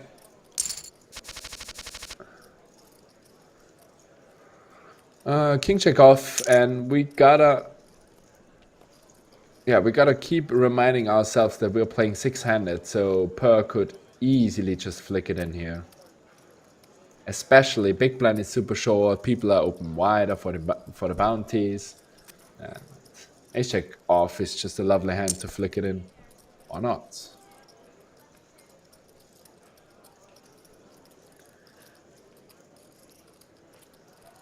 Cool is saying 1 away from 3 tables of 8. That is correct. Yes, we are playing 8-handed, guys. So we're almost down to the final 3. Which is, again, we had a question earlier about why the tables aren't balanced now. It's situations like this where we're trying to keep the same number of players across all the tables. We only balance into 8 when they're actually divisible by 8. Yeah, so therefore this is the fairest situation we can create for everyone here. I mean, again, Seb kind of preempting the ace-jack potentially being all in here pre-flop.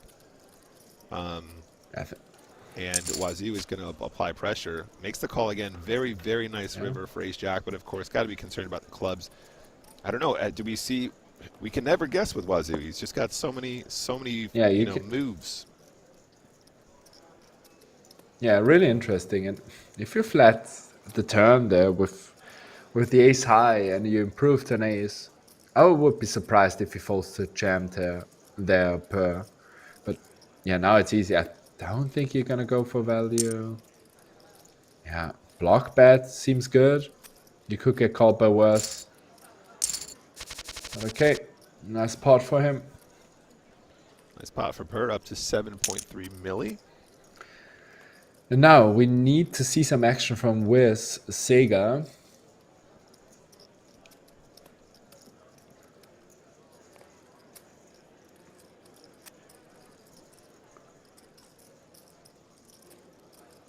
Does he fold once more? Yeah. He's been tight so far, so I guess. But now you gotta get it in sixes. Could be crazy if sixes open raising, ace five gets it in, ace 10 behind. Bounties, yeah, bounty tournaments always such interesting dynamics. Absolutely.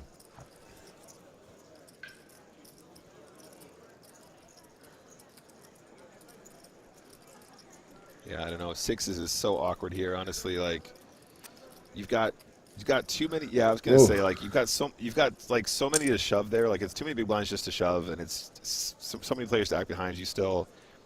I don't completely hate the fold. I think flatting might be a bit ambitious, especially if you got people 3-betting behind you really aggressively. But, you know, again, depends on the table dynamic. Yeah, I would say so too. I would say on an aggressive table, we definitely, especially if you flat call, Viz Sega moves all in, and most of the time Per just ships it over the top. And Yeah. then you probably gotta call it off or fold again, but at that tournament stage, it's just tricky. Yeah, he missed the set here. Unfortunately, that's always the killer. You're going, oh, I want to be conservative. I don't want to be too ambitious, and then of course they're always missing the set, obviously.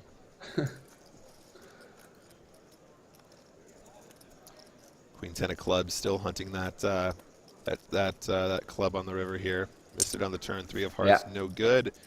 Does have a sort of a small lead here though, so quite interesting. Obviously trying to either buy the pot now or buy a cheaper river. Yeah, I don't know. I like a lead there, but gotta size it up a bit. What are you targeting? Obviously the ace highs. Whoa. Wow. Wow, this line The stone bluff. Amazing stuff. Absolutely love this. He's like, I don't know, he could have like Queen 10 of clubs. He just clicks it back at him. It's absolutely beautiful. Yeah, that's really cool. Oh man, makes the call. And He's he got such a calls good the price. Yeah, That's the problem. Something like that.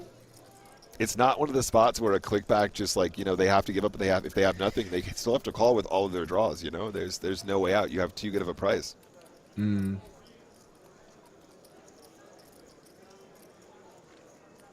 if he lead shoves there now, could that work? Could that? Nah, Per has to shove, right? He has to bluff. I don't know. I'm not sure. I'm not sure what this accomplishes.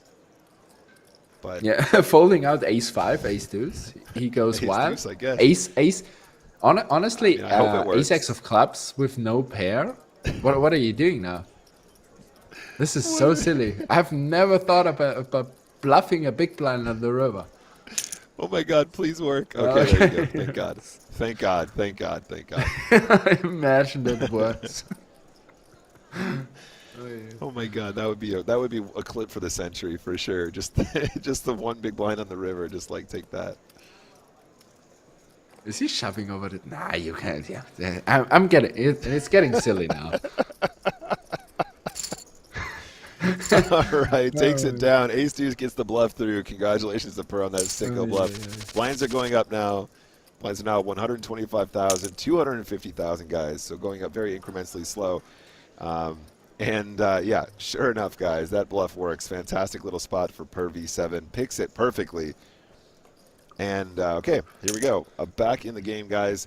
The tables have balanced, as somebody pointed out. We're down to 24 players. So the last 3 tables of this Sunday Million PKO Special Edition. And ace king, all in, all in.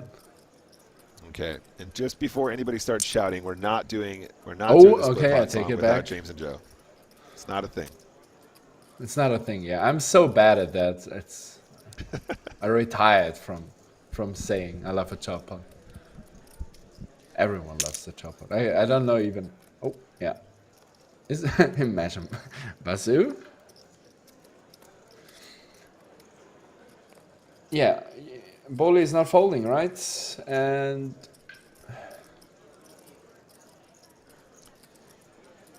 oh, wazoo. What to do? is he even folding now? Nah, okay. Makes the fold. Ace King versus Ace King. It's looking really good for the chop. All right, chat. In that case, why don't you guys sing it for me? All right, chat. This is going to be a chop pot. You know what they say. All together now. This time we get to rate you. Said we get to rate the chat. Oh, Nakul was first. Okay. Nakul was straight in there. Nobody.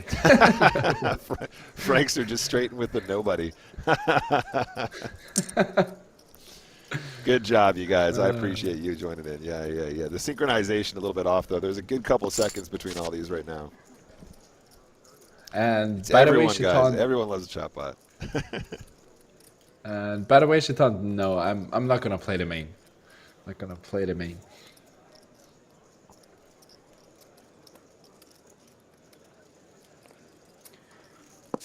That could be kind of that. Woo, he checks back his king high flush draw. That would have been wild if he bets the flop.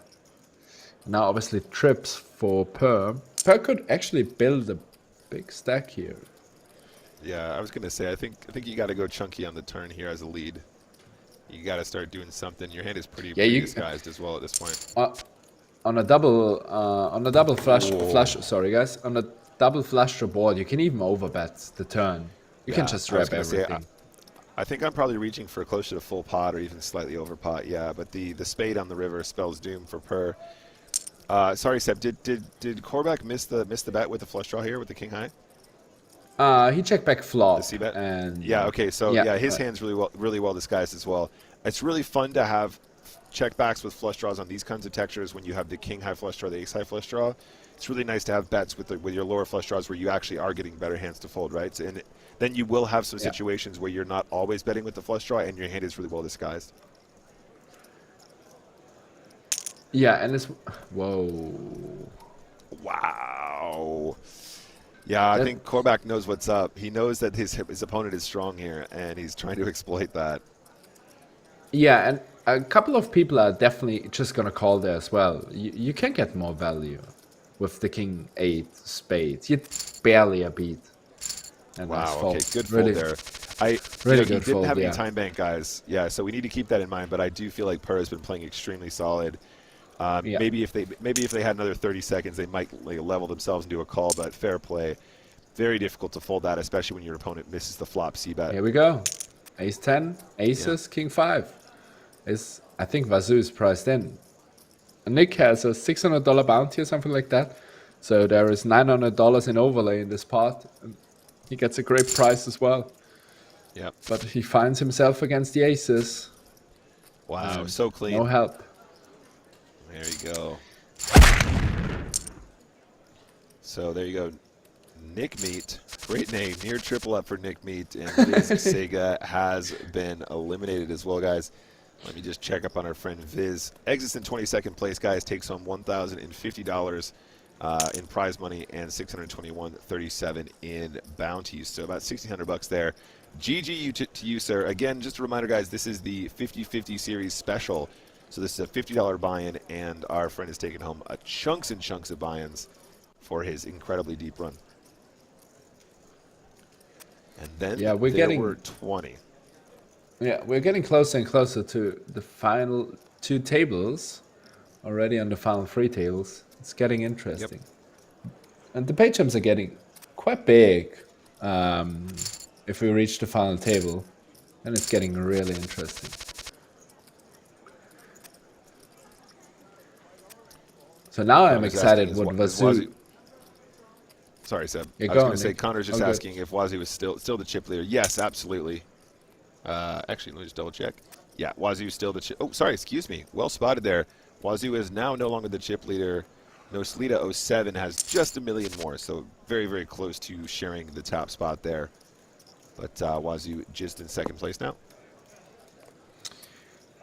Just a flat call with the magic hand. Actually, against the button, it's not that bad. Obviously, everyone just starts free betting ace 5 suited. No one ever calls anymore. And a really good flop there as well.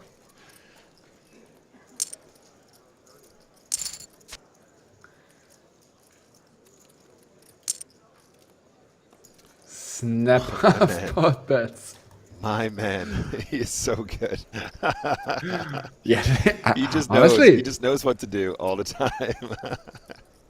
man, and Bowley actually have a decent hand just to ship it in. I don't know. It's a bit ambitious. It's a It's bit ambitious. very ambitious. You never know. Especially when Half your pot opponent, bet.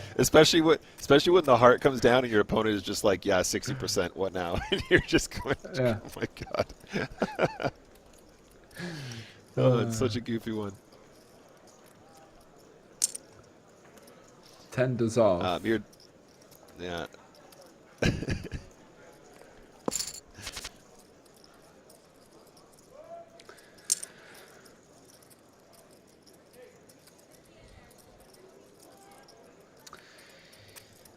Quite a big bet, and he takes it down.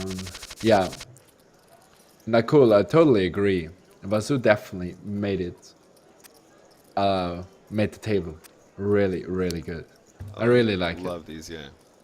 We got Vanna in the chat here saying, how do I get into a tournament like this? Well, depending on where you live, do let us know in the chat. You just buy in. That's it. Every Sunday on PokerStars, we have the Sunday Million. We've been doing it for a very, very, very, very, very, very long time. It was like the original flagship monster tournament that happened every week since way back in the day.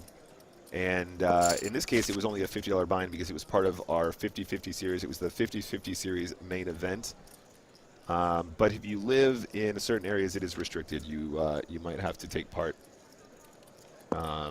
either in local situations on Stars, or it might not be available at all depending on whereabouts you live. Yeah, in the United States, you will be restricted, unfortunately. Arizona currently does not allow online poker to be played, unfortunately. The Sunday Million is just the tournament you wanna run deep in. And I think I've just made once a day two or something like that. So far it's not my tournament, but hopefully. I mean, it's just one of those, isn't it, Seb? Like, it's just you gotta run so hot for so long. It's just got to keep going it's got to keep going in your direction all night long, and then all the next day, and you know. Yeah, I'm sorry to be the one to inform you, Vanna. In my perfect universe, we would all play poker together on the internet, but those pesky regulations always get in our way that we have to respect, unfortunately.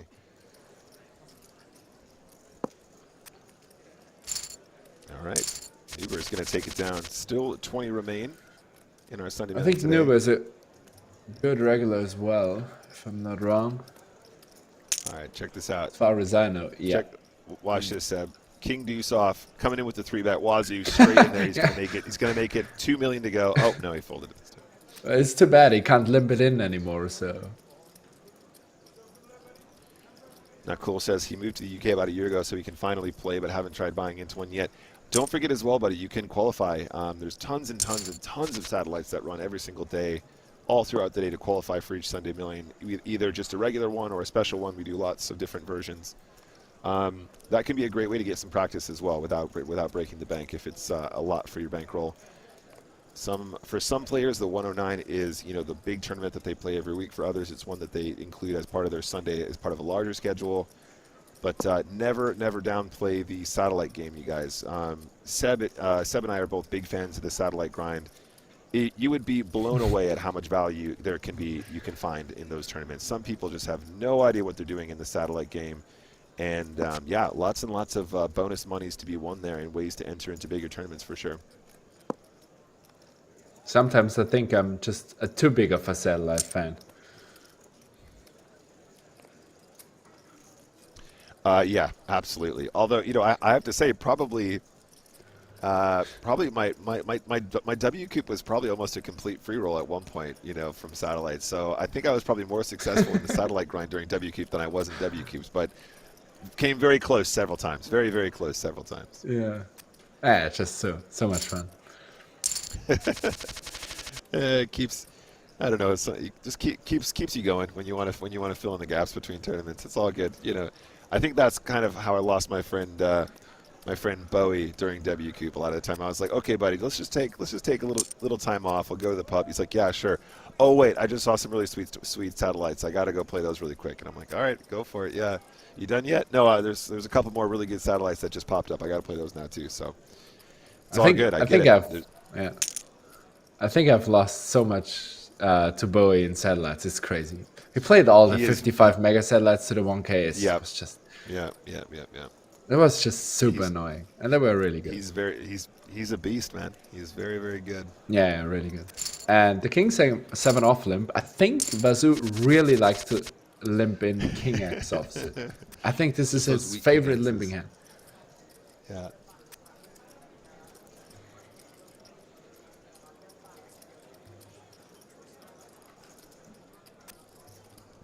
So holding around. Let's see. Everyone gets a bit deeper, so we might see some action. Queen 5 off. You might want to raise it. You can limp obviously as well. You don't have to go even bigger than 3x.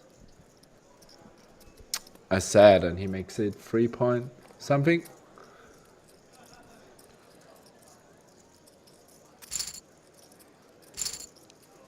I get the through. Nice. The Wazoo King X limp slowly becoming the most iconic move in poker history. But now we have King 7. he's got to work it in a little bit more just to be iconic. But here it is. It's just the offsuit King X. It's just the offsuit King X and sevens. Okay, I'm excited if Wazoo gets sixes. I want to see Wazoo on a final table. It's gonna be amazing. But I'm thinking he's like okay. I know an ace is a strong card. I know a king is the second strongest card. I know that pocket pairs can flop sets, so I just want to see a flop with all of the above, all of that, unless it's suited, and then we can raise. Ace hit offset open raise, and we might see a shove. I like a shove here. I think the shove is probably the best way to go. Yep, he's all in.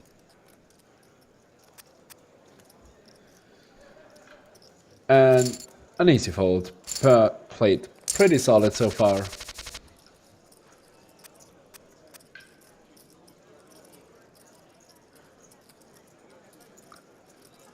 Yeah, Bully definitely can consider open raising ace 5 here, for sure.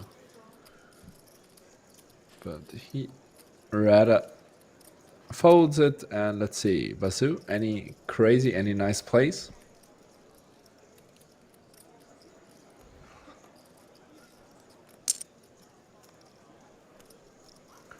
Just a limp.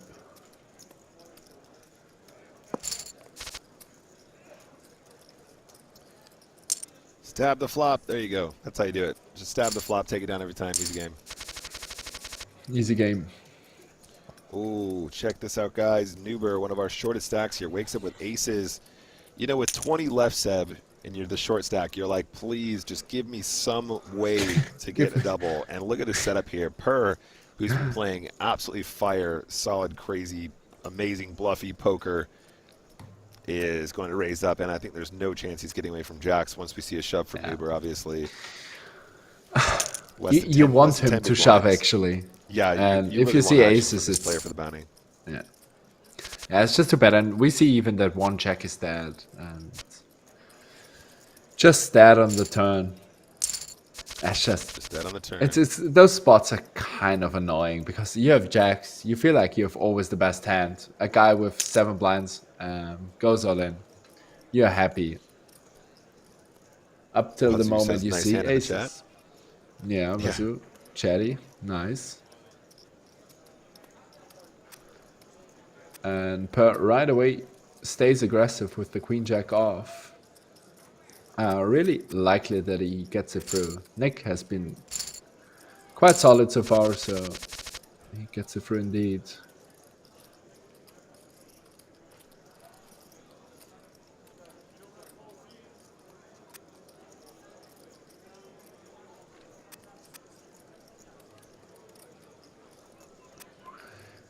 Yeah, again, a couple of bad hands. Blind blind could be interesting. Check eight suited, pretty beautiful, but the queen 3, again, a good hand to raise, just to put pressure on. Yeah, it's just lovely. Yeah, I think if this stacked up Jack 8 suited definitely could just be like a 3x, raise, something like that. Yeah. But as played, Queen 3 And flop I into guess trippies. it's almost too good of a flop on an ace high. Yeah, Nick hasn't got a lot of ace X anymore after he limp just exactly. calls. Yeah. It's just takes it down. Ace queen suited is Vasu playing here? Huh, he calls. I told you, I've worked it out. He's like, somebody told me an ace is good. Somebody told me a king is good. Yeah. So you definitely don't want to miss a flop when you got those. But 6-7 suited, terrible, terrible. Never No, play. never, never. Doesn't have an ace or a king, and it's not a pair, so we're not getting involved. That's good.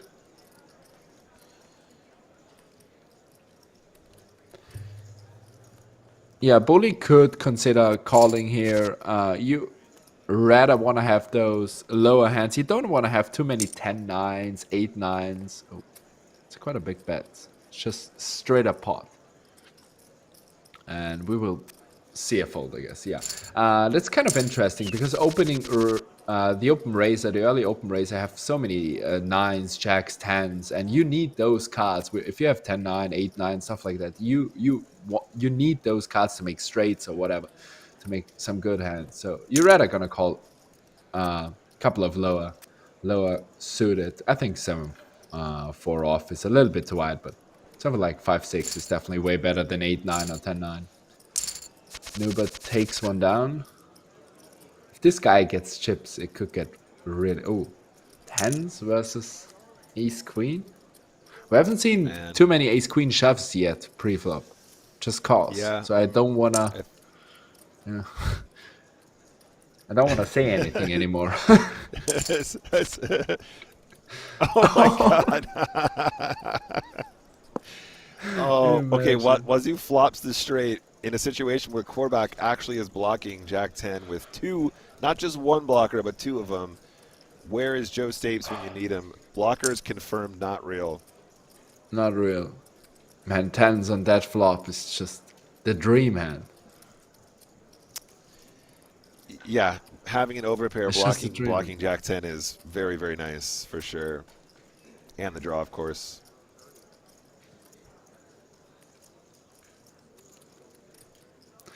What are we doing, Wazoo? Clicking? Calling? Would be kind of wild if you raise right away. Yeah, I like it.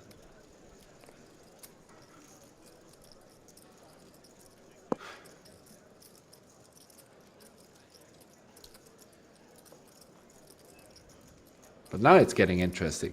I don't think Korbak can get away. No, it's actually kind of interesting sometimes how...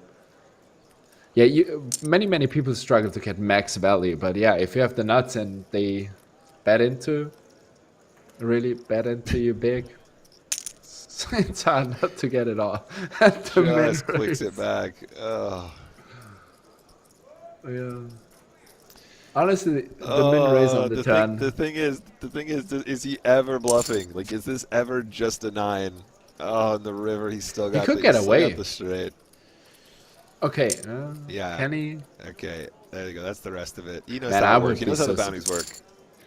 Makes the call. Yeah. GG. Wow. GG to Korbak, eliminated there. 31 million for Wazoo. Jeez, my man, what a flop. Korbak is eliminated in 20th place. Takes home $1,050.02 for prizes and $237 in bounties, so about $1,200 US for his $50 investment. GG to you, sir. That is just one of those really, really ugly ones. Having 10s is so significant there, right, Seb? Like, a huge thing he's representing is Jack 10, and it's just so hard for him to have that combo when you've got 2 in your hand, right?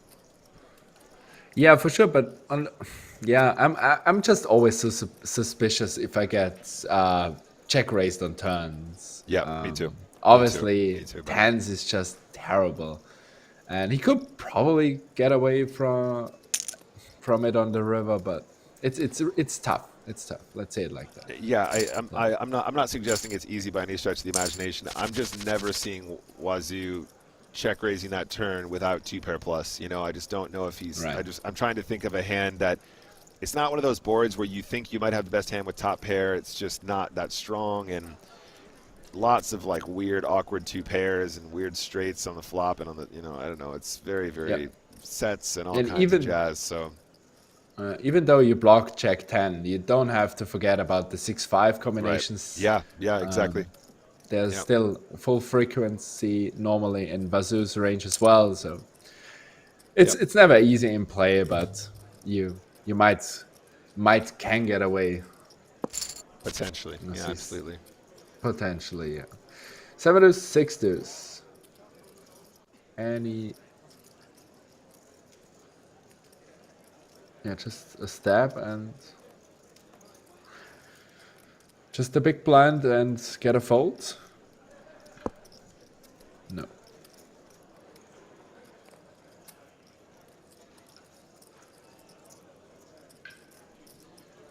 Cool says, I guess the paired board on the river might make you think he counterfeited his hand. Yeah, potentially. It's definitely a consideration.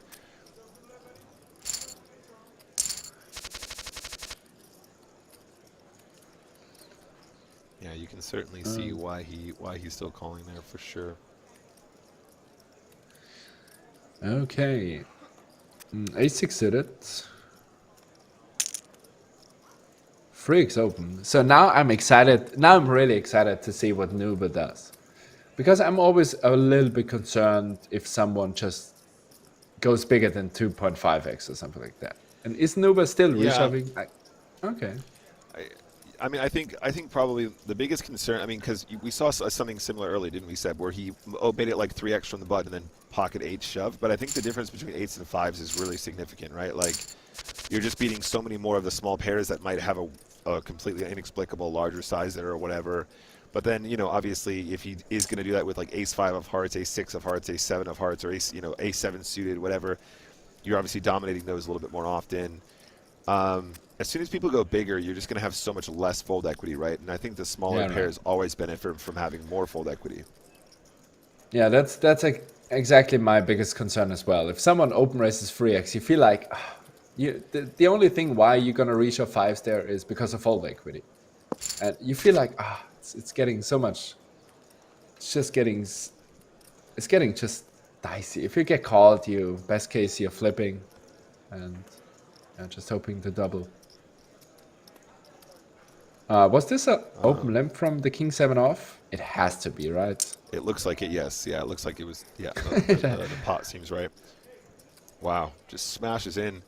I was going to say, this isn't the craziest board to check raise if you're bully queso, but I think that people are probably picking up on Wazoo's more unusual style at this point. It's also much, much harder to check raise when your opponent just smashes in 600K there as opposed to, a 1/3 or something like that. So he kind of takes it away from him to a certain degree for sure.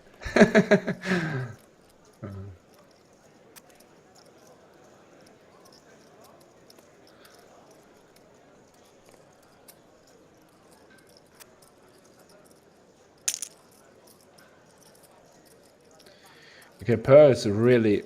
I think Per definitely realized the people are quite tired at that stage. And he's even open raising 9 deuce suited. And if you are beyond Ben 1 Rami, you want to reshove those ace-x hands. Out of position, against the button. You just wanna get him out of the pot. Yeah. What are you doing now? Call? Okay, I take it back.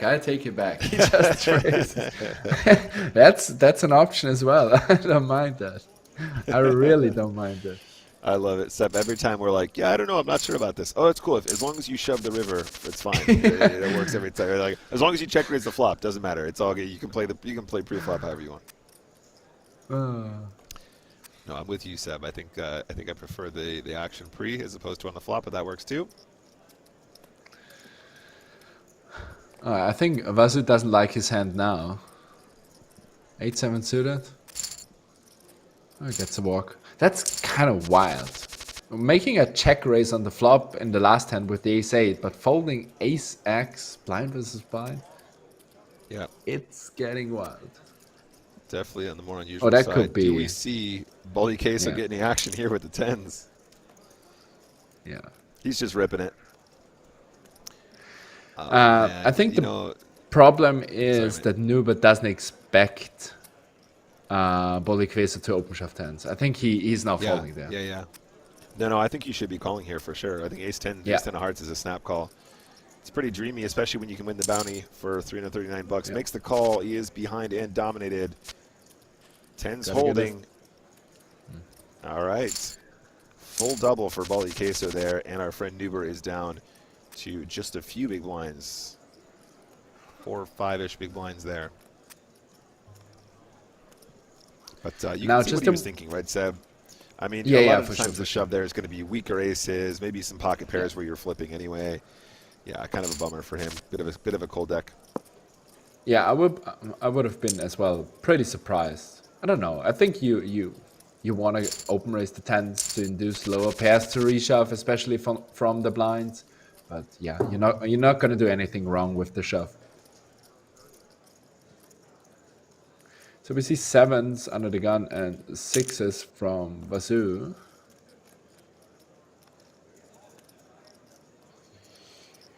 I definitely expect Wazoo to be calling here and try to play.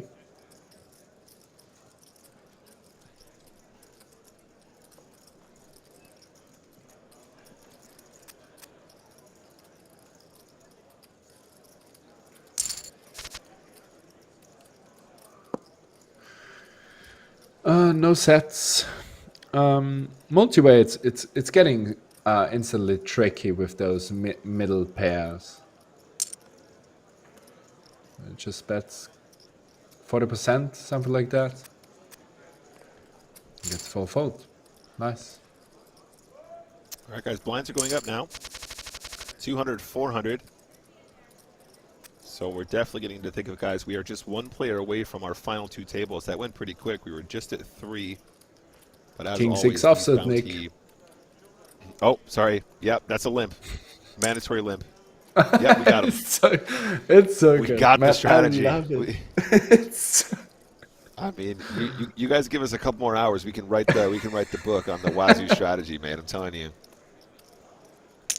Beautiful stuff. Man. Yeah.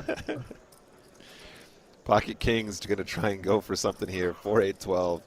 Wow, it's a very large raise from out of position here, though. Yeah, I think so too. It's really big, and gets folds as well. You don't want any action at all, but that's crazy.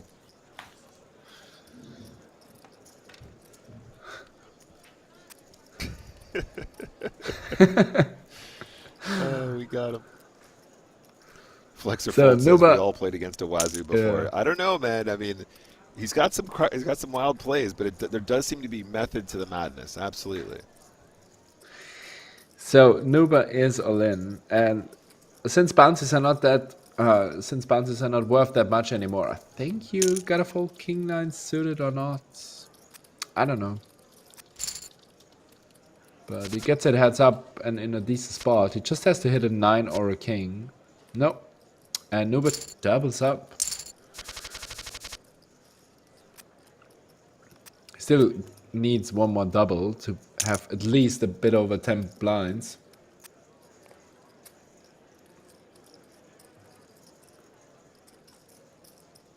Ten eight suited. Is Wazoo defending? Whoa, that's a flop. That's a flop, and he won't get. No, I don't want to say anything wrong. I want to say he won't get any action. He just pots it in, mate. Oh my goodness. Ah, lovely. Just call. I don't know. Check it back.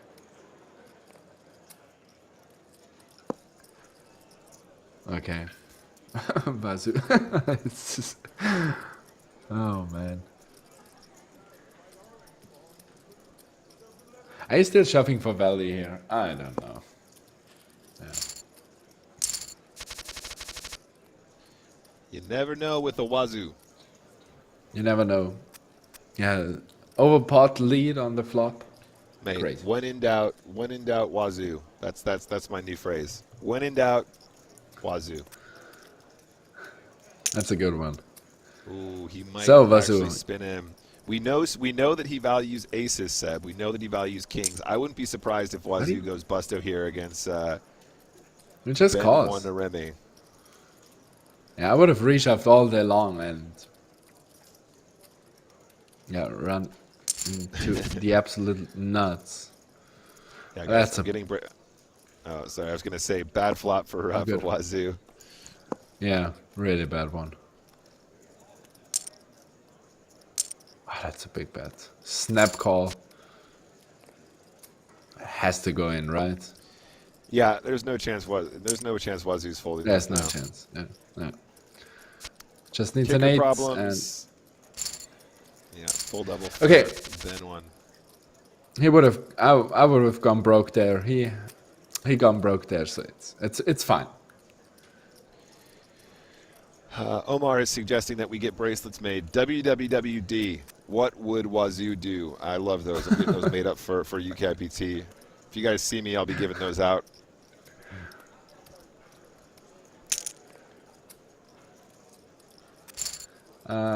It's actually, good shot from the queen 6 off. Gets it through. Back to 3 million for Nuber. And yeah, looks good. Are we? No, we're close to the final 2 tables. We are, buddy. We're just one away. Yeah. Oh, okay.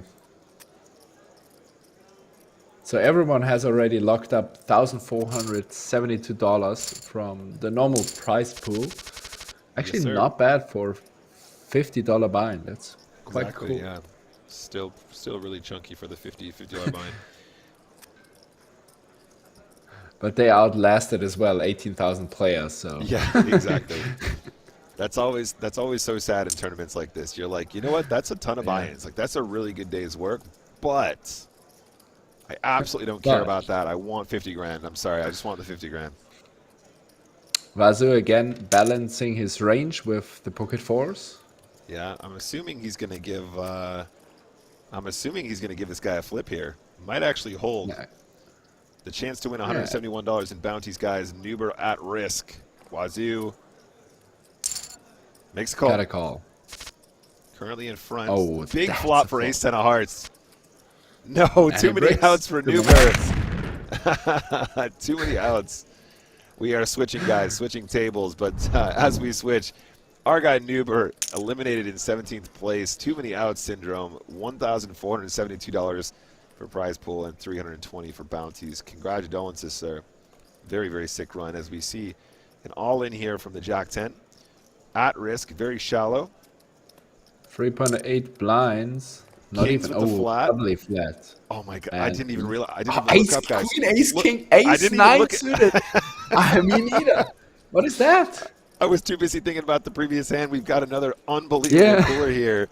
Ace queen shoving to isolate with the coverage on optimal waffle. Ace king behind him. There's just no way out. We're playing a PKO. There's no way out. There's absolutely no way out.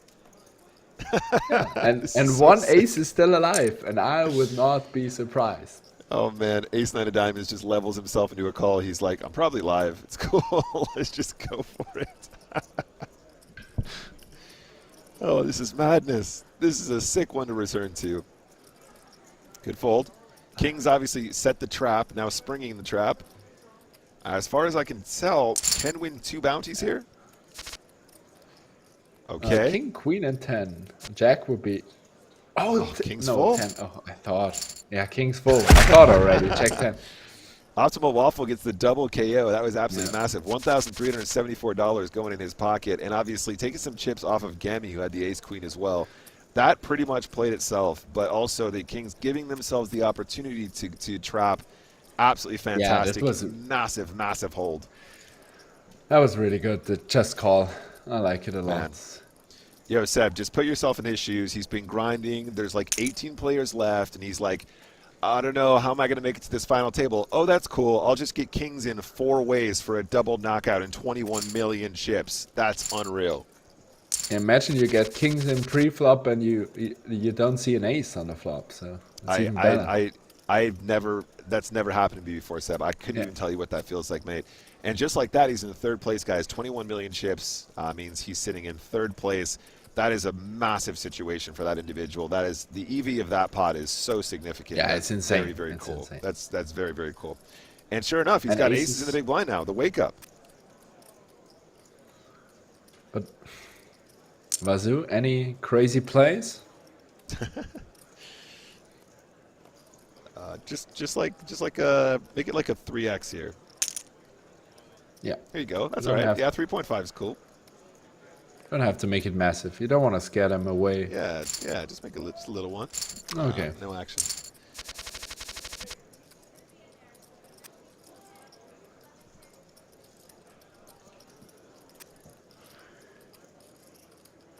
Okay, we have now still Chuka. I don't know how to pronounce that name, but really good regular. And Gummy 120 euros is as well a pretty good regular. Those two definitely, we gotta hope to see something interesting.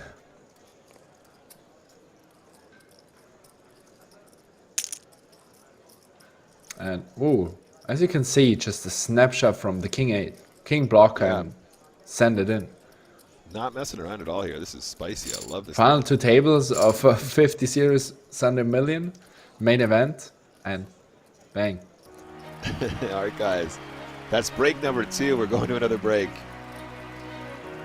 And only 14 players remain in this Sunday Million PKO special edition. That means we're just 13 places away from crowning our winner, who will walk away with over $52,000 in prize money, plus any bounties they can accrue on the way, and their own bounty as well.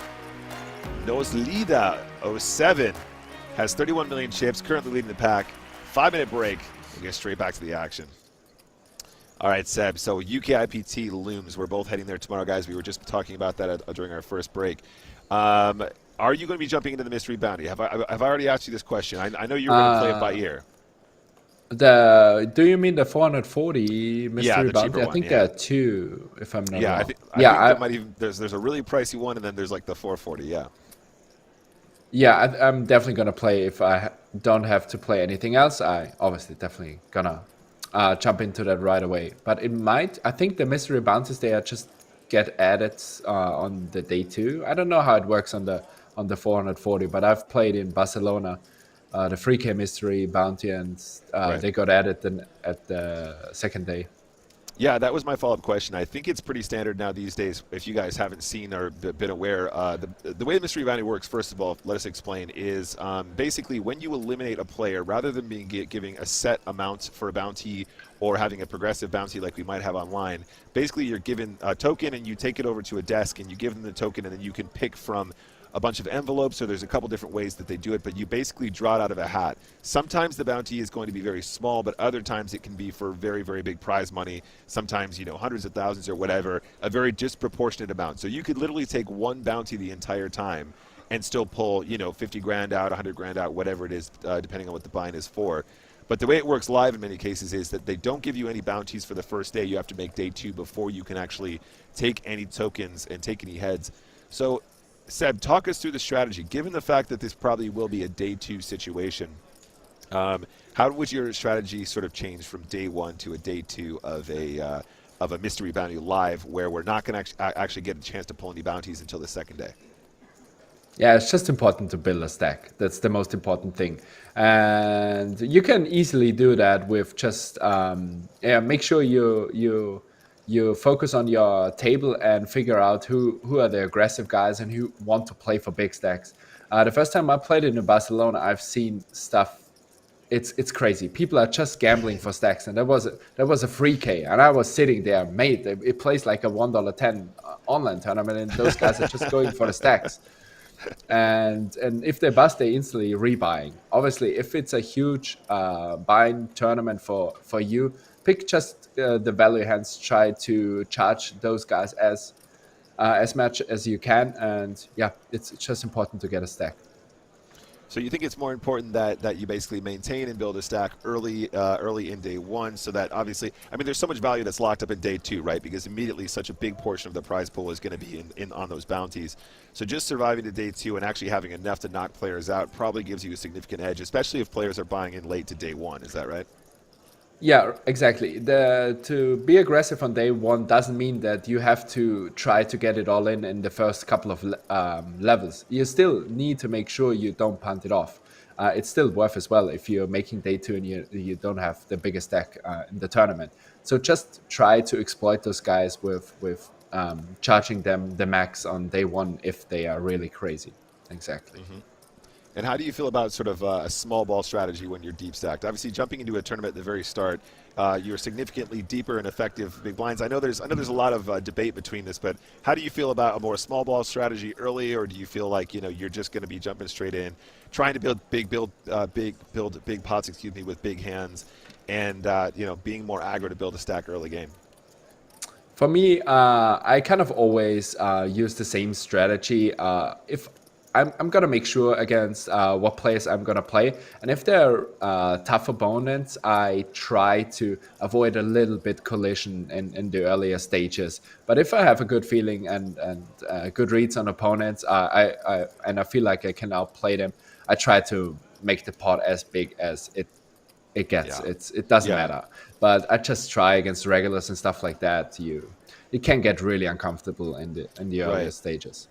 Yeah, no, and actually the more live poker that I've been putting in over the last couple of years, the more I kind of feel the same way, right? If you really feel like you've got a read on people, then you can go ahead and attack them really aggressively. But then obviously, you want to avoid colliding with players who have lots of really sick moves at like 200 big blinds effective.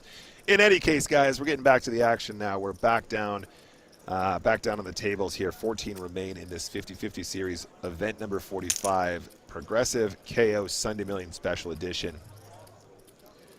14 remain. And yeah, keep going, Nick. Sorry. Sorry, buddy. 14 remain, guys. Don't forget we're playing for that first place prize of $52,250 plus all the bounty action as well. Nozlita07 is currently our chip leader, but it's close behind him with Wazoo, the player we've been following since the start, and our day 2 chip leader, Optimal Waffle, just had that massive score, 21 million chips when he trapped with those kings. Let's see how we get on. Let's get back to it. We're playing down to a winner today, guys, so stay tuned. And we instantly see a free bet from Optimal Waffle and a lead shot from the Ace King. He just called it pre. Kind of strange, but fine. Let's move on. Ace check offsuit. And we see on the button the Ace King. I'm always excited to see if Gummy, he's a good regular. So I'm excited to see if we see some interesting non-all-in free bets. Shout out to my boy And Bowie there he Effect is, in the chat. Nick. We were Yeah, just talking Bowie about Effect. it. We were just Crushed me discussing in satellites. we were just discussing your addiction to satellites, Bowie, and how it's ruining our friendship. But it's okay. It's okay. Gammy's all in for 8 million chips here with Ace King suited. Might get some action from the Ace Jack off. I don't know. I'm probably folding Ace Jack here if I'm honest, but Yeah, me too. Although it's a lot of bounty. There's a lot of bounty money. Yeah, there's What would Bowie do? 1,015 bounties. Bowie, give us the I read would quick. fold. Give us the read quick before he acts. Bowie, quick. What are you doing there, really? I guess you gotta fold Ace check offsuit. What would you call there, Nick? Ace queen suited? For sure. It's probably ace queen. It's probably ace queen suited, but even then, you still hate life, don't you? At the stage of the tournament, you're like, oh, getting this in. I love it. Yeah, I just fold and wait for kings instead. Oh, there it is. Okay, perfect. Yeah, there you go. Under the gun, opening kings. An ace 10 suited could get dicey.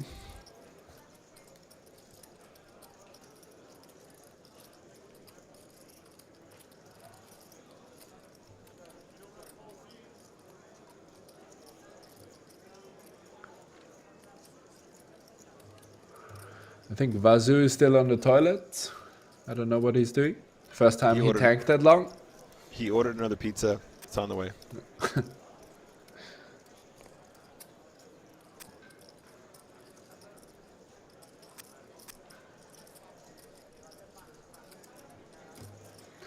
You can, I don't know, you can argue for not shoving here, but it's a 7-handed table. Yeah, yep, there it is. Pocket kings with a snap. It's an ace high board though. Ace on the desk.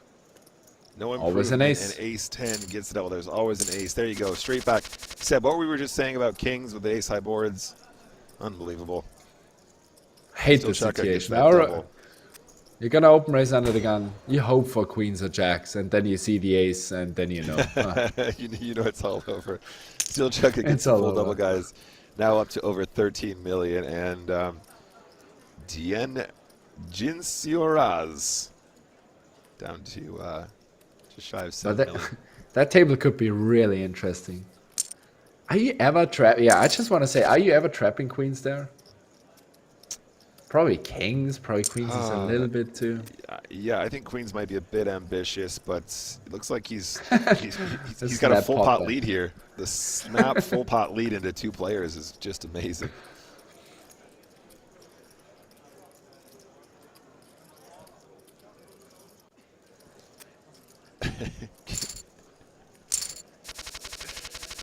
Oh man, but that will be a real cool table. Yeah, there's a lot going on here. That flats with queens pre, full pots into 2 opponents. Gammy just snap. Let's go. I mean, that's problematic. Your opponent has a pair and they're just snap giving up, right? That's not ideal, right? Yeah, that's not ideal. I think you can lead there for sure, but. Oh yeah, it's probably not going to be bad, but might garner some more action with a 3-bet pre or something like that. We'll see how it goes.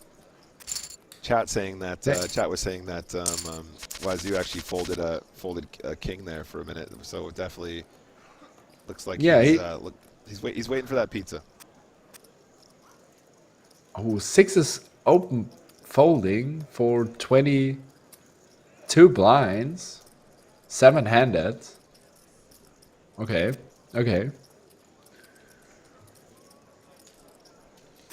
Could see some action from the blinds. I think Jin Kioraz has to shove there or not.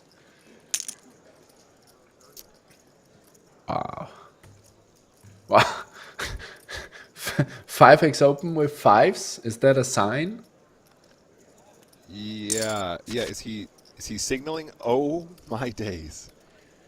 Seb, you know when I 5x, I love to flop sets. I really just snap pots.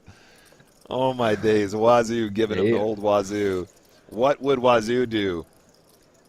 You gotta fold out all the trash. Yeah, I mean he's definitely folding, but like the 5x open just complemented by a set, and then he just smashes it in as well. All right, guys. So as we see that huge bet, blinds are now up 250,000 to 500,000. And 14 remain, guys. We're getting close now. If it keeps going like this, we're going to see some absolute car crash stuff, Seb. I'm telling you. All this action is car crash material. Fabulous Chris in the chat says, is poker dead? Buddy, you know, they've been saying that for years, and me and Seb can confirm there's some crazy stuff that still happens here. Not just on the Central Channel during Sunday Million either. I guess that phrase will come up every year, and it might be never true. Hopefully we'll see how it goes. Little blind v blind action, optimal waffle. Yeah, sounds baby, good. I love this. It's absolute power poker. You can take those queen x, king x suited hands from button and small blinds. Super aggressive against 20 or less blind stacks. So yeah, I totally agree. Wazoo doesn't like to play any 8-9s, I guess. He folds.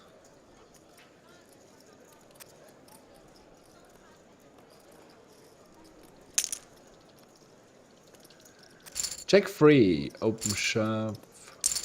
Yeah, seems good.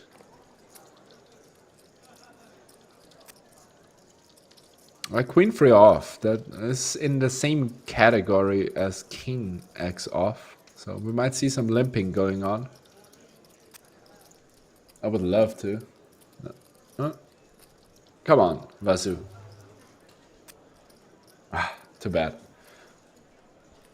Wazoo, we just love to see him in pots. Ace-8 suited. Are you open shoving there for 18?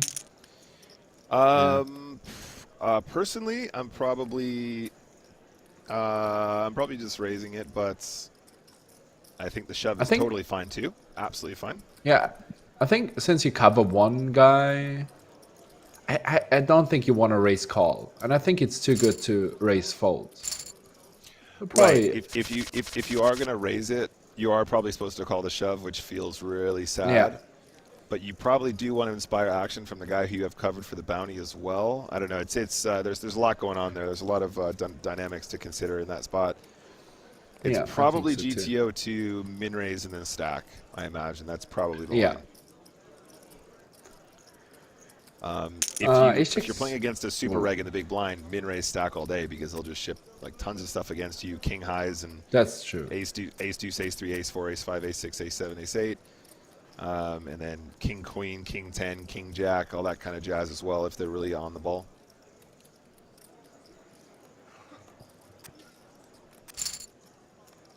Ace check off, just min raise, we get it through.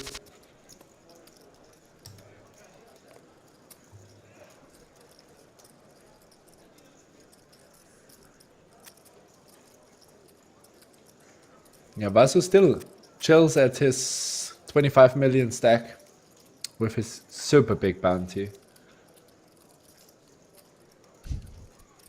Bowie says, then he 3-bet shoves Jack 10 suited on you and you're out. little desk lamp. Bowie, I'm not afraid of that. Made the right play. Yeah, That's I all, would that's all wonder that if matters. yeah, I would wonder if you just if ICM is already that big of a thing that you want to just Right. ship it in. Right. That might be just the only thing. Exactly. That's the big question, right? That's the thing that defines why that would be a different scenario. If we're playing for chip EV, we know it's just a raise call. Yeah. But with the ICM scenarios, for sure.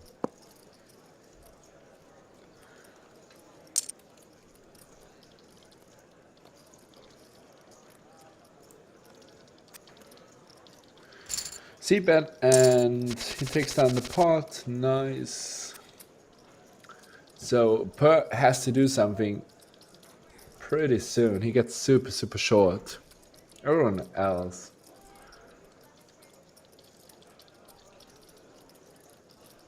King 9 suited. Good hand to open raise. Because why not? I mean, King 9 suited's a beauteous hand. Beauteous.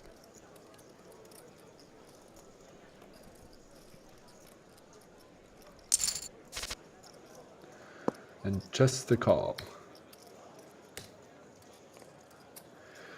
Yeah, I think, I don't know. I always feel like with the King 9 is check it back, try to hit something. Even a queen, offsuit ace, you could bluff one. I don't know. Yeah, I think it depends, right? People massively overfold these boards if they don't have a club, right? And I mean, That's loads true. of people even Yeah. fold, like, people are just like, oh, deuce of clubs, I don't want to draw into that. You know, they'll fold, like, you know, deuce of clubs, well, maybe not 3 of clubs because it's a straight flush draw, but you know what I mean? 8 of clubs, people are like, oh, no, you know, he raised, he might have the ace of clubs. So it depends on the player.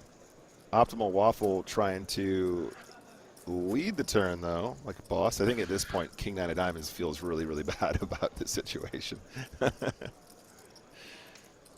think we have seen a race before someone lets small the turn, but yeah, King 9 diamonds. Obviously, I think you gotta get out of the way unless you're absolutely crazy. Yep, I like it too. Excessive is asking, how does the bounty system work? Do you cash the bounty when you eliminate, but the next player also gets bounty? It's a PKO. It's progressive.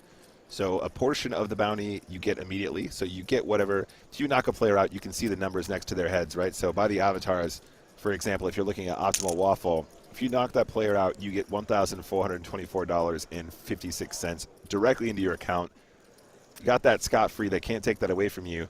And then a portion of his bounty goes onto your head to increase your bounty value as well. Therefore, it's progressive over time.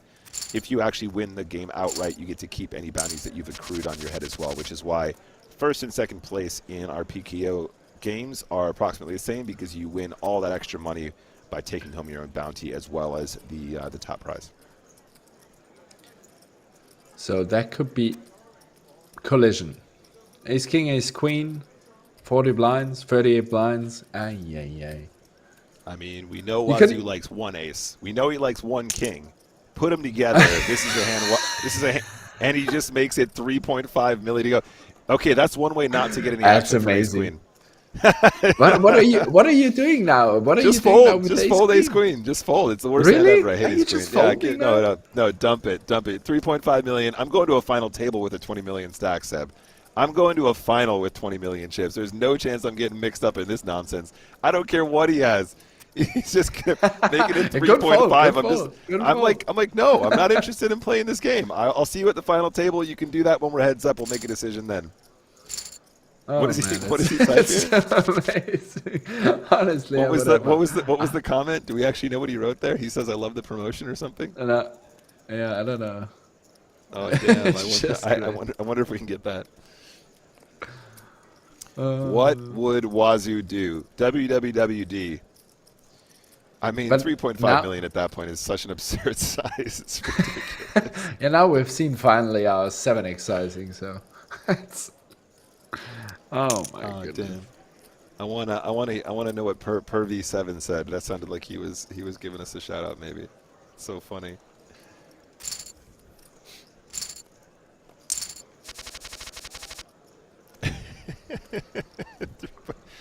I mean, you know, a lot of people are like, oh, you know, final 14, I raised ace king and I got in this really ugly spot against the big blind.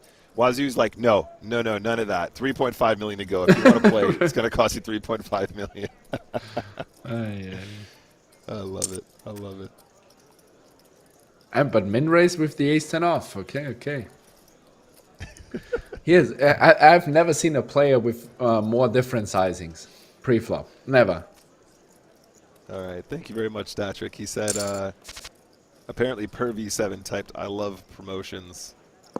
Probably means that he loves ladders. Yeah, it also might be a reference to the 50-50 series special, because obviously, you know, doing pretty well playing against some pretty wacky plays. But cheers for that, Patrick. Appreciate you. Everyone in the chat, get your claps out for Statrick. Always taking care of us and looking out for our best interests and finding that sweet info that you guys love so much.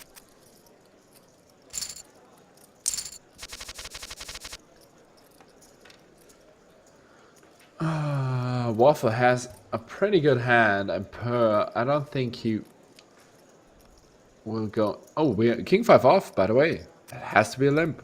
Whoa. Oh man, he gets so tight. Oh, king 5 off. No way. Folding. He folded it. Yeah. Okay, I see.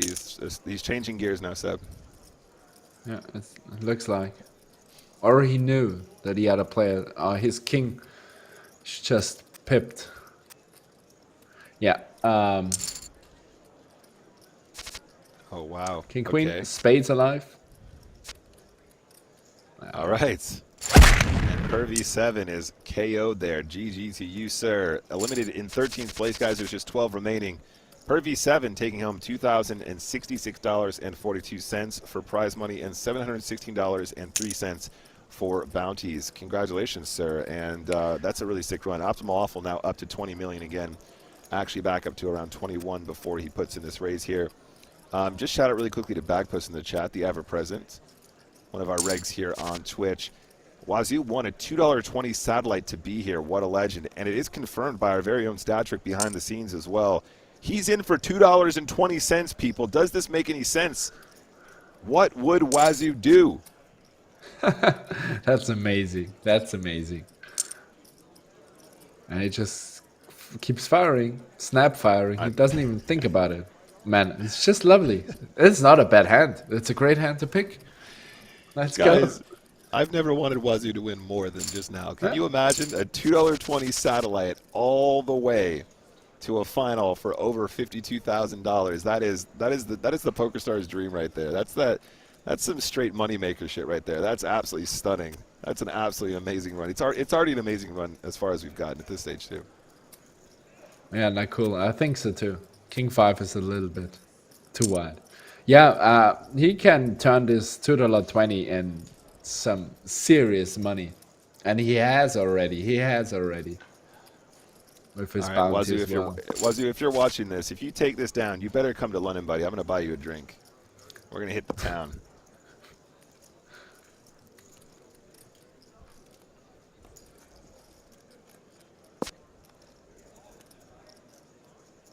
Okay, flops trips. Lock it up. He goes for the trap.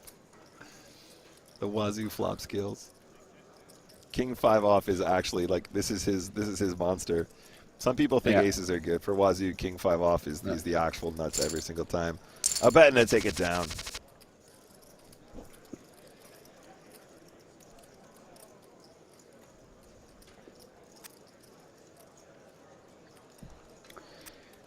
I guess ace jack has to get it in. A big bounty as rip well, it there. $1,100. Chunky booty. And I think we got the pay jump as well, right? We're down to 12 or 13. We are down to 12 now, senor. Yep, we made the jump. So $2,066.42 for our next elimination. That's already quite a nice payday. Ace two suited, we might see some open raise shove from the small blind. Whoa, open shove. Whoa, what are you doing now in the small? Yeah, you're probably supposed to call, but it's a sad story. I don't know if I'm Gammy, I'm calling this all day long, to be honest, but I could be wrong. I feel like Optimal Waffle has shown enough that he is capable of making these plays, and if he can get a fold from ace 10 off there, then this move is just so high tier. It's Yeah, nuts. that's printing. Yeah, it really is. I mean, obviously Gammy is in a situation where he's looking for some other players to bust before, and there certainly are some much shorter stacks here. Samuel 337 and Bully Queso both under 3 million chips each, but you know, I don't know if the pay jumps are big enough for me to make me want to fold there, Seb. Honestly, I just think that jam can be literally so unbelievably wide. Like you said earlier, suited connectors could even go into that shoving range if you wanted them to. So I just think that ace 10 is just going to be such a monster when you realize how many times you're going to dominate weaker aces as well. But you can appreciate why the fold exists as well, so no shade for Gammy. Yeah, I think so too. I think it's just... But as you said, if you start folding ace 10, what are you doing? Ace queen is not that much better. You're still just dominating those stuff. Right. It's just tough to find. Final two tables of a huge tournament.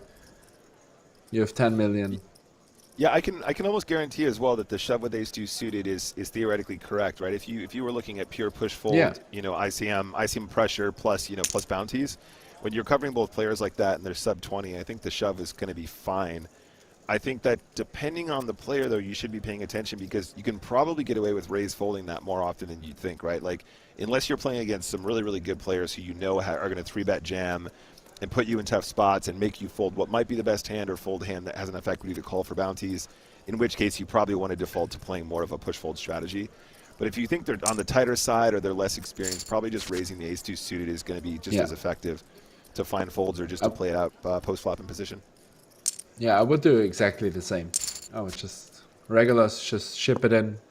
Weaker players, raise folding is definitely better. You want to play even pots against them. And oh wow! Wait, Wazoo, guys! Wait! Wazoo just firing barreling it in.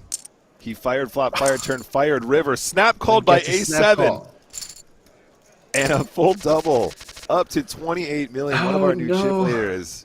Ben 1 Remy just snapping it off with A7. He's had enough of this Wazoo nonsense.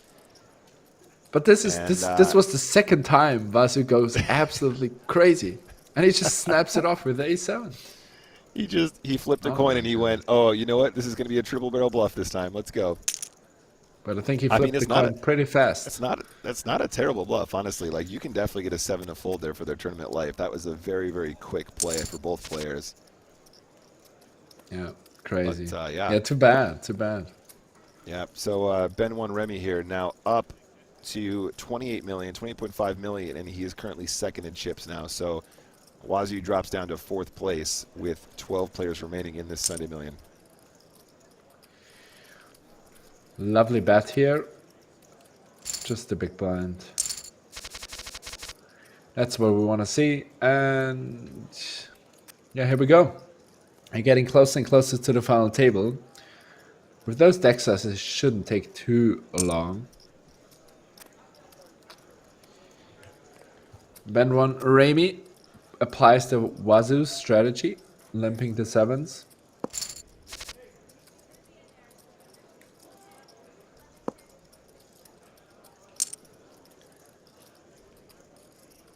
Final table is at 9 players. Yep. The unofficial final. The unofficial official final.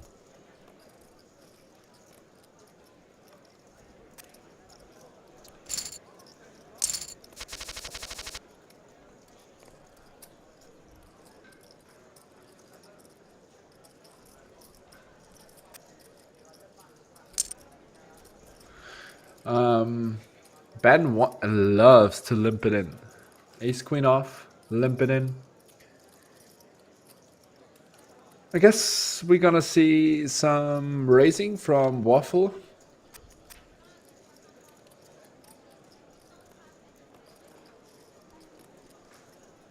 Just wonder if the dynamic changes now that Ben 1 Remy is now one of the chip leaders. Obviously, ace 10 of spades plays fine as a flat here as well, but I definitely could see players making an adjustment as a flat here instead now that the table dynamic has changed. Obviously, ace 10 of spades now, beautiful little flop here for him. Backdoor straight draws and the spade draw, and then the 1-over card as well. Check, check, check all the way through. I think it's fine to go ahead and just bet your hand now with ace 10. Honestly, like, your opponent is not going to check a king on this board that often from position. A lot of players will choose just to check here because they don't want to turn ace high into a bluff because they think, you know, it might be getting raised once in a while. But I don't know if Ben 1 Remy has too many trap checks here on the flop, and you might actually get some better aces to fold, plus some hands with equity like, you know, pocket 6s on the turn, you know, pocket 3s, pocket 4s. Yeah, you can get those hands to fold.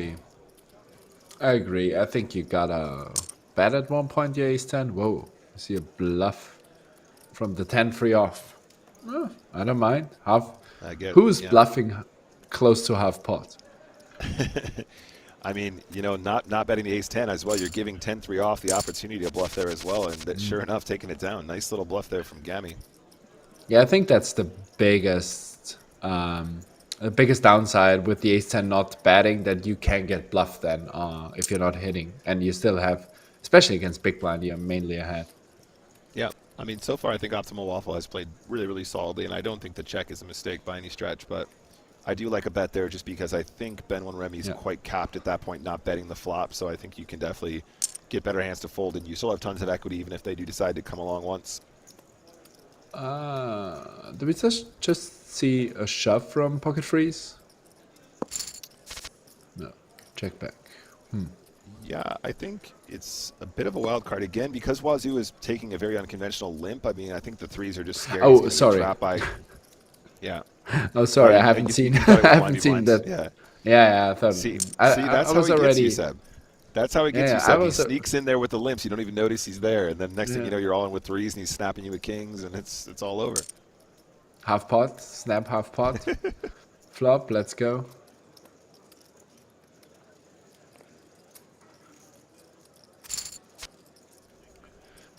Turns the ace. Easy no problem. Turn, mate. Easy. 60%. Easy. Make it 2.6. Oh, close. Okay, that was close enough. Oh no, actually, I did my math wrong, but yeah, I got the half pot correct.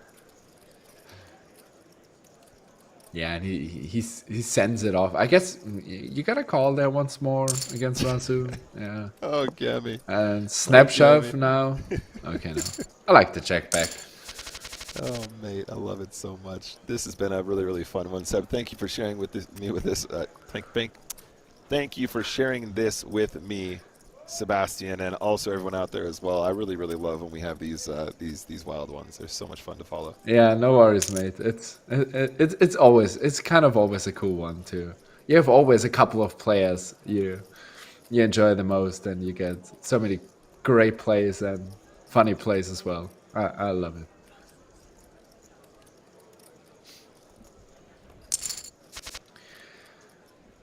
Queen 8 suited, again a beautiful hand to open raise. You gotta be a bit more careful with those stacks on the button and small blind, but still, yeah, you gotta open raise a ton. And I guess double barreling. Yeah, it's close for me. I don't know, honestly, Seb. That's definitely an interesting turn. It has upsides and downsides. You definitely have Yep. enough showdown value, but you don't want to Yep. give too many free cards. Probably block betting turn. I don't know. There's definitely lots of good options you can take there. Yeah, Jin Gioras has to do something. And a King 9. Man, here's a decent bounty. $1,100.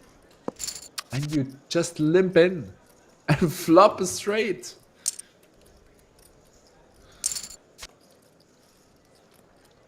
I guess, I think that, yeah, he calls.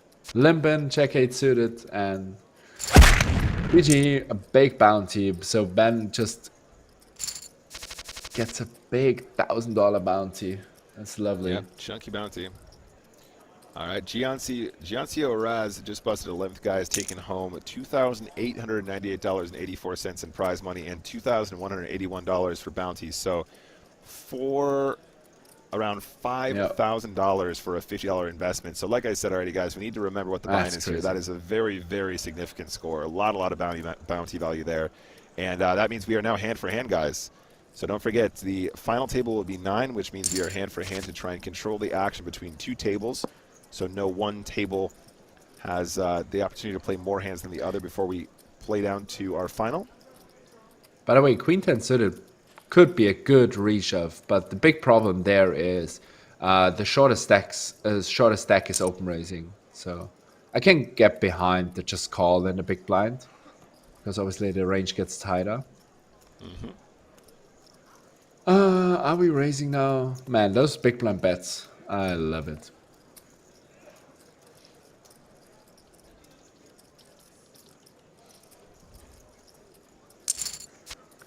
Just the call, and it was such a dry board on the flop. I would be surprised if we might see a double barrel, but it would be. I don't think you're gonna bluff there.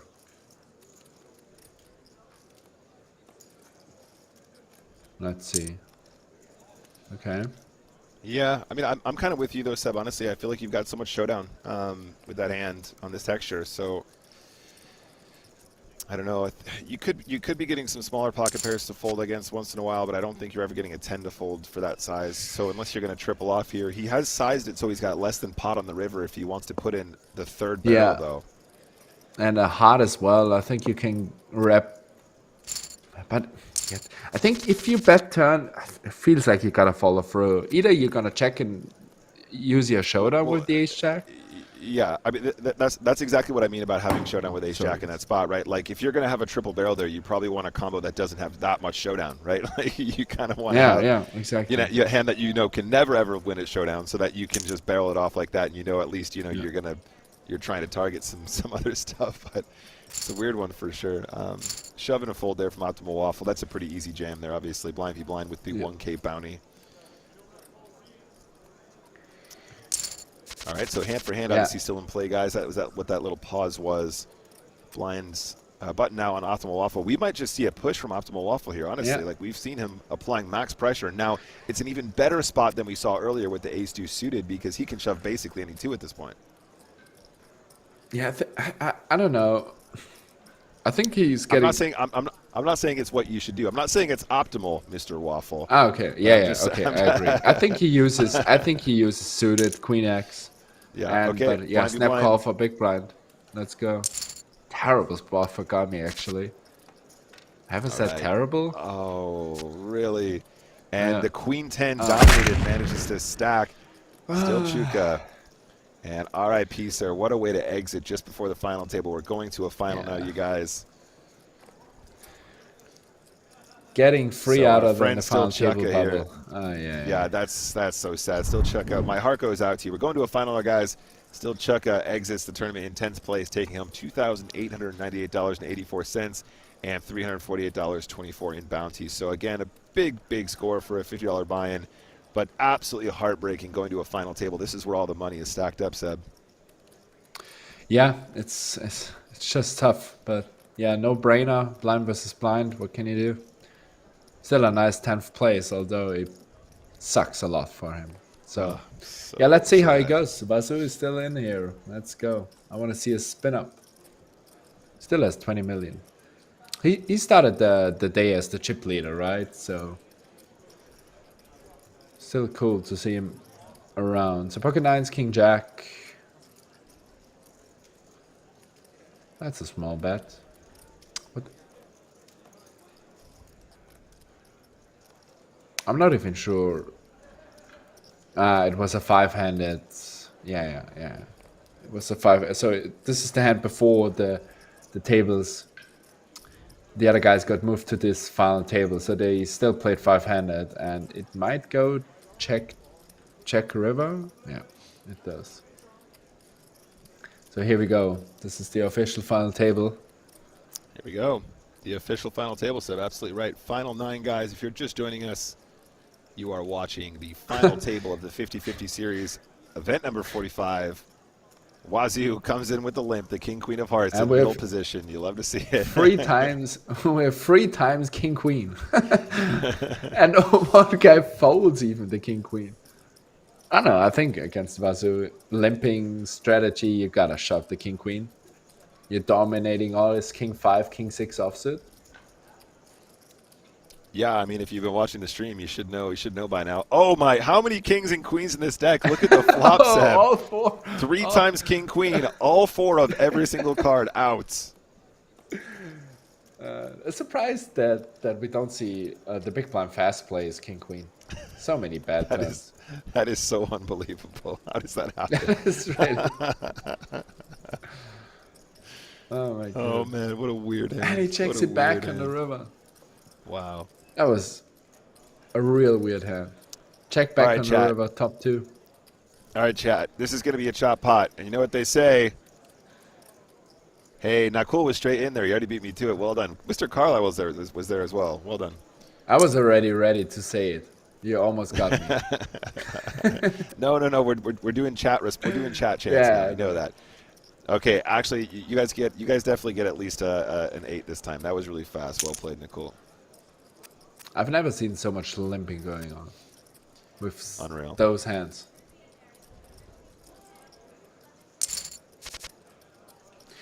So pocket nines, 10-9.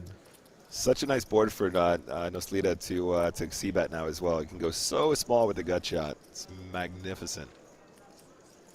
I gotta look those guys quickly up. I wanna know what's going on. Seb with the analysis. Jump in there, buddy.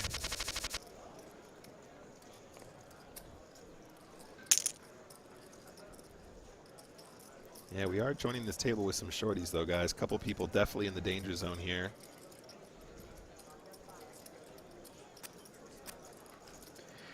Yeah, no one is really. Oh, Noslita kind of deep with 46 million.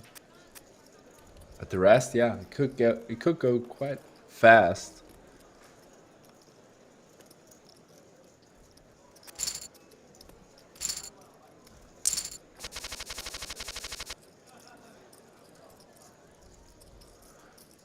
And we see kings, but no one else has a hand. Are we shoving there or still inducing with, what is that, 14, 15, 14 and a half blinds? Where with kings? Yeah, I would say always min open. Yeah, I think you still want action here. Queens, a lot less so, obviously. There's a pretty big drop-off between queens, kings, aces, right? Yeah. Optimal Waffle with the opportunity to win booties decides he's not going to play the 4-3 off in the big blind. Fair enough.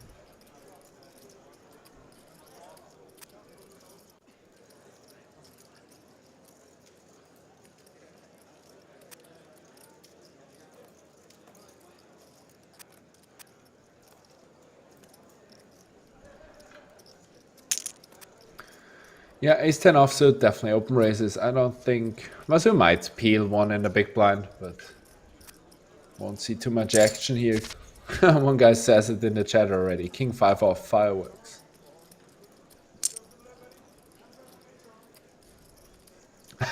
Snap half pot. Let's go. Yeah. Man. Mazu likes to lead sometimes. Especially with his favorite hand. Absolutely loves it.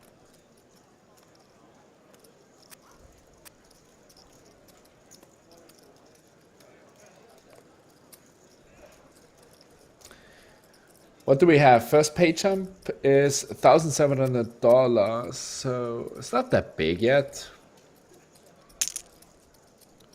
Yeah, But we it's still have a getting couple bounties quickly. that are.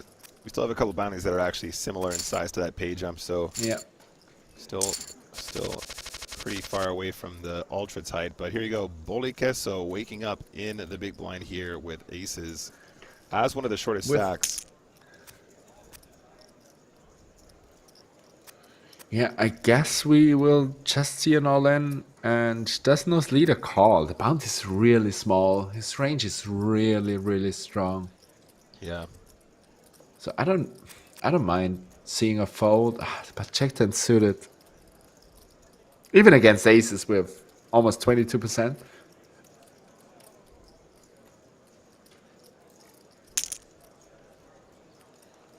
Yeah, just shoves. Now I'm interested. I don't know.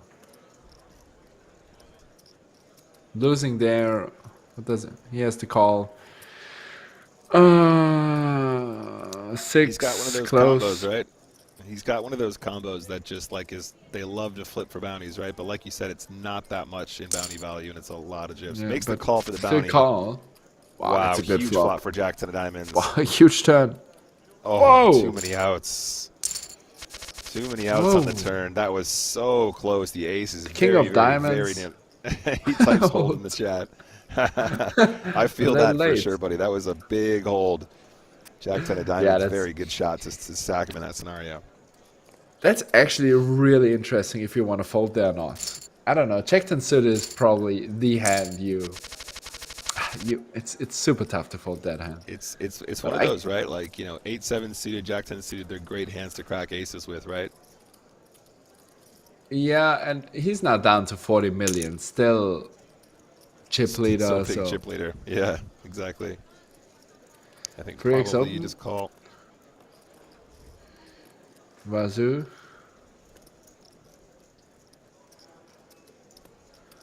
Yeah, against a 3x, you don't want to fold too many 10-9 suited there, especially if you cover the bounty daddy and you know you probably have an edge, although you're out of position.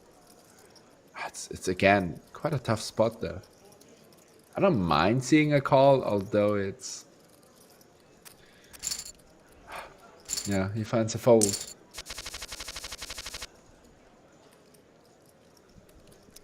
Just your classic too many outs scenario. Is it off open raise? Oh, Mazu finds a fold with checked and suited. I really don't mind that. And Ben 1 just calls the jacks. Yeah, final table. Everything is a little bit different.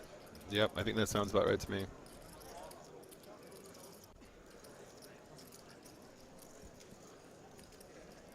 But still, a couple of small bounces as well here. Okay, ace 10. Jacks.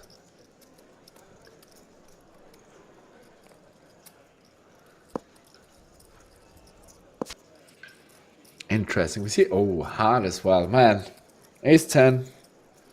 I think if Gami would have stepped flop, that's the turn to fire it off. Gami could still rep ace 5. Yep. He can still rep the flush as well, of course. Yeah, but I guess he has to shove if he wants. Yeah, here's the nut flush block. It's always the question if you think the opponent will fold. Yeah, I was going to say, I think if Gami has Ben 1 covered, the shove would make more sense because he would always go for the bounty, right? Yeah. As the one that is covered, I think probably just going for a big size would make more sense because he's just trying to get paid for the chips and doesn't have the bounty consideration, I suppose. Yeah, I think that makes sense. But you So can appreciate why he's not going nuts there. Just can you imagine just barreling it off into a flush there, and you're just like, oh, cool. Final table didn't go so great, but there you go. yeah, I had a blocker. Let's go. Yeah, exactly. I had a blocker. Sixes. Yeah. Wazoo just flatting the ace king here pre-flop. Let's Gammy get there. Top pair for Senor Gammy. And he checks again. Yeah, Wazoo might just fire here, as we have seen. And Gammy is definitely capable of just check shoving here, especially. Yep. Still king jack. Yeah, just send it in. And is Wazoo calling? I don't know. Yeah, Wazoo lost a lot of chips, so he might talk himself. Yeah, okay, good that he folds. But yeah. Wazoo down to 14 million now, our day one chip leader. Still in the final, though. Very, very sick run for him. If you just joined us as well, Wazoo did qualify for a $2.20 satellite, so he's here on a very, very cheap ride, and he's final 9 of the Sunday Million. That's some serious spin-up action. We'd love to see it. Man, imagine qualifying for $2.20. Spin it up. Final table. So much opportunity. Man, that's so great.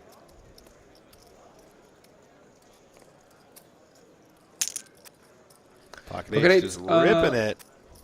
What do we have? Effective 25, 26? Yeah, or is it even something more? like that. What is that? Yeah. Yeah. I don't hate it. I don't know what's best, but why not? I mean, if you think the short stacks are going to shove like 7s and 6s and 5s, then you probably just want to be raising, right? But I don't know if they do that often. So honestly, maybe that is the cool adjustment. I'm not sure. Like, just apply max pressure. Sometimes, I mean, if you're shoving that, probably if you're a Zarku, you're probably going to fold like 9s and 10s even sometimes. So it's pretty powerful. Especially, yeah. Yeah. It's always the question how, and how you approach a PKO final table. Oh, okay, ace 10, just a second, because ace jack off in the small has an amazing spot here. $426 bounty, though. Not the biggest we see at the table. Does make the call. Optimal waffle behind him folds. Samuel at risk. Ace jack currently dominating. Ace on the turn. Deuce of clubs on the river. And Samuel eliminated in 9th place. Very, very, very good game to you, sir. 9th place finish takes home $4,066.58 in prize money and $829.34 in bounty. So GG to you, sir. Samuel just in for the 1 bullet as well. We're down to just 8. The official final table begins now. Nice, yeah, nice score. 9th place always sucks a little bit, but if it's such a big tournament, you're gonna get a lot of dollars back. So, yeah, great score to him, GG. And yeah, let's go. Final 8. The final ocho. Final ocho.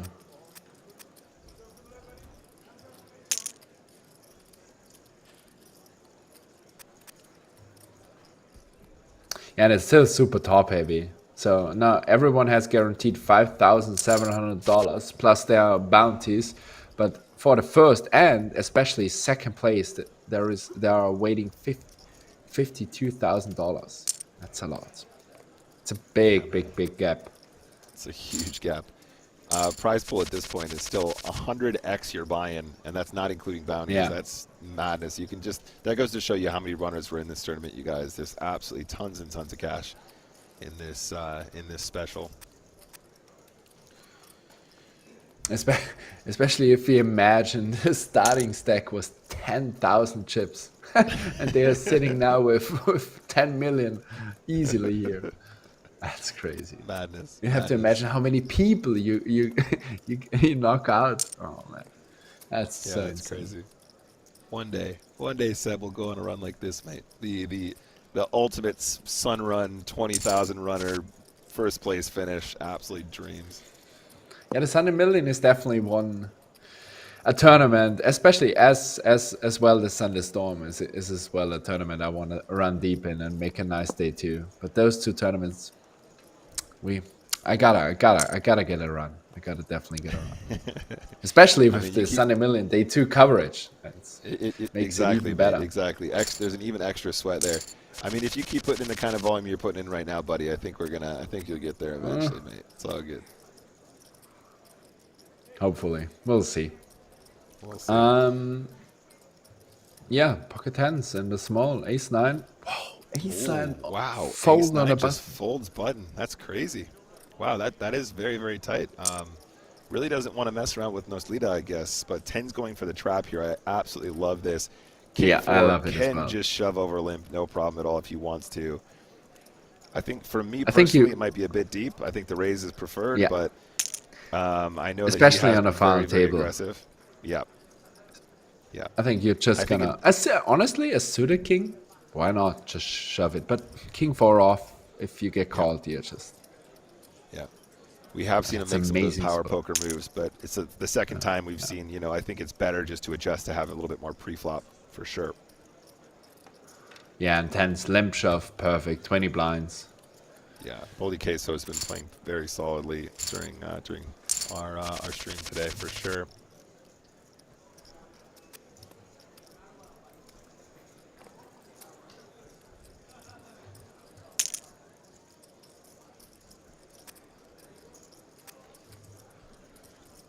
No, ace king and king queen suited, but yeah, Ben one wasn't the guy who's free betting a lot, so totally fine as well to just flat call the king queen suited. Yep. Just play some pots, but allow some of the shorties to bust as well if it gets a little bit more expensive pre-flop. Ace king, very nice flop. 2 over cards, spade draw. King queen still the best of it though, of course. Now 75% on the turn. Oh, Ooh.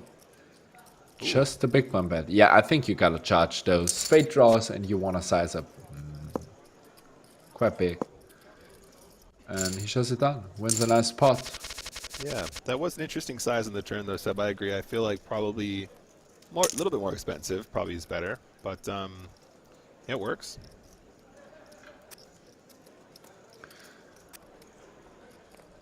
King 10 suited, man. Ben 1 Remy is definitely on the tighter side of life. But it's totally fine on a big final table like that.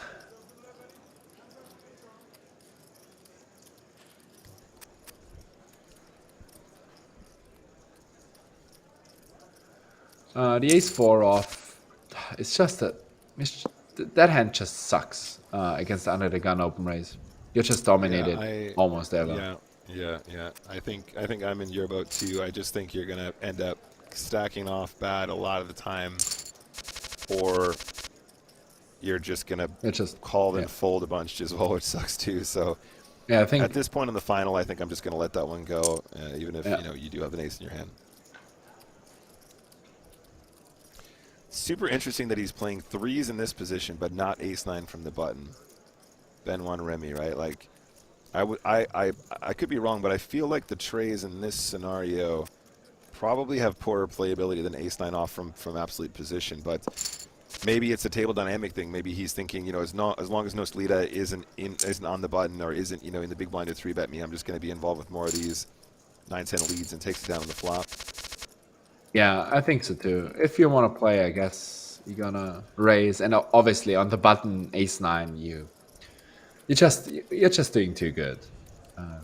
Noslita as well. If you consider chip leader in the big blind, but Noslita as well, he can't just fire it off against the second guy in chips. He has to be careful as well. He could lose a lot there as well. So I agree, Nick.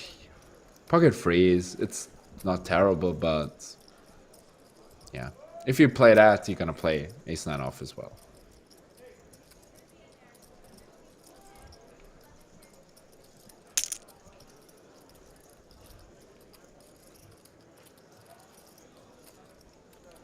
Nine deuce. Oh, we see an open raise. I think Gami just tries to pressure Waffle there with all the shorties. With any two. Seems fine. I guess he has to be a bit careful with his own stack. Because pay jumps are just getting quite big at some point. And what are you doing now? Yeah, just giving up, I guess.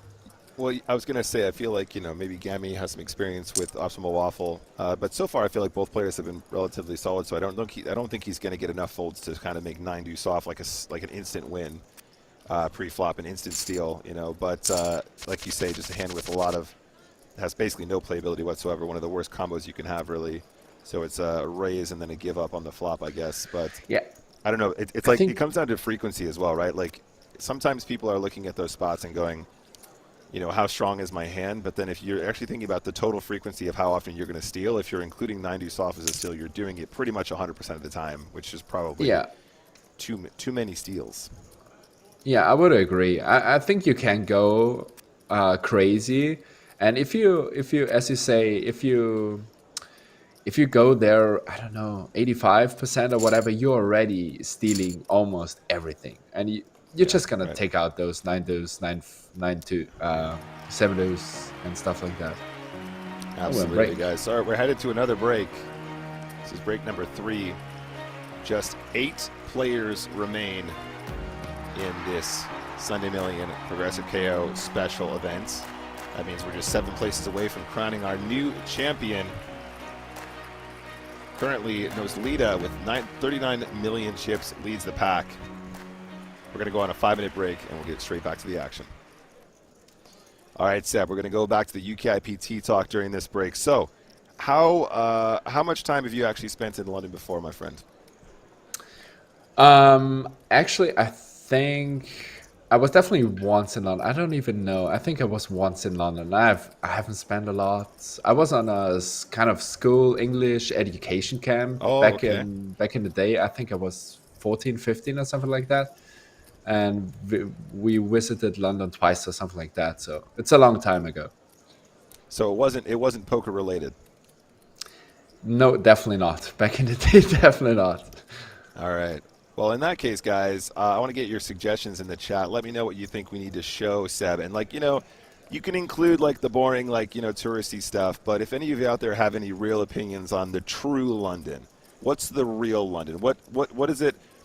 Where do we take him to show him the true essence of what it means to be a Londoner? What's the area? What's the activity? I want as many good and bad answers as possible. Hit me up in the chat. Obviously, we're going to have some activities going on as well during these events. I know, Seb, you said you're going to be there for UKIPT, but not for the EPT. Is that right? Yeah, exactly. I'm Okay. heading back home on the 24th already. Okay, sweet. So yeah, we'll need to check the schedule, but there's a chance you might sneak in there for the players' party. Do you know when that was meant to be? Did you check those dates Yeah, yet? on Saturdays. I think it's on the 21st. No, 22nd. I think is it? Isn't it on the Okay. 22nd? It's on the weekend. Yeah, I'll definitely be there for sure. Okay, sweet. Well, there you go. That's help immediately. I've got my friend Chris in my ear telling me that it is in fact on Friday, so you're definitely going to be Oh, there Friday. for the Okay. players' party. Of course, you can leave it to Chris to know when the players' party is because he's going to be there in full force. Crazy going out in the March. No, I'm just kidding. But yeah, okay. So definitely going to be there for the players' party. Let's check in on the chat and see what they think. IMUV just says the nearest pub. I mean, he's not wrong. That's definitely the essence of London to a certain degree. Daryl Dell says stay in the center, don't go outside, otherwise it's awful. Oh man, controversial opinion there for sure. Excuse me. Don't walk with your iPhone in your hand because it's gone. Damn. Okay, that's a pretty damn one as well. Have you ever spent any time in Camden before? That's a bit of an experience, Seb. Camden No, Town. never. No, All right, never. guys. If we go to Camden, where should we take him? I mean, I know it's not quite the same as it was back when I was young, but Camden used to be a pretty spicy part. Isifo is Pretty suggesting spicy. Edgware Road for Lebanese food. I can actually sign off on that as well. Edgware does have some extremely good Lebanese food too. Daryl Dell's signing off on Camden as well.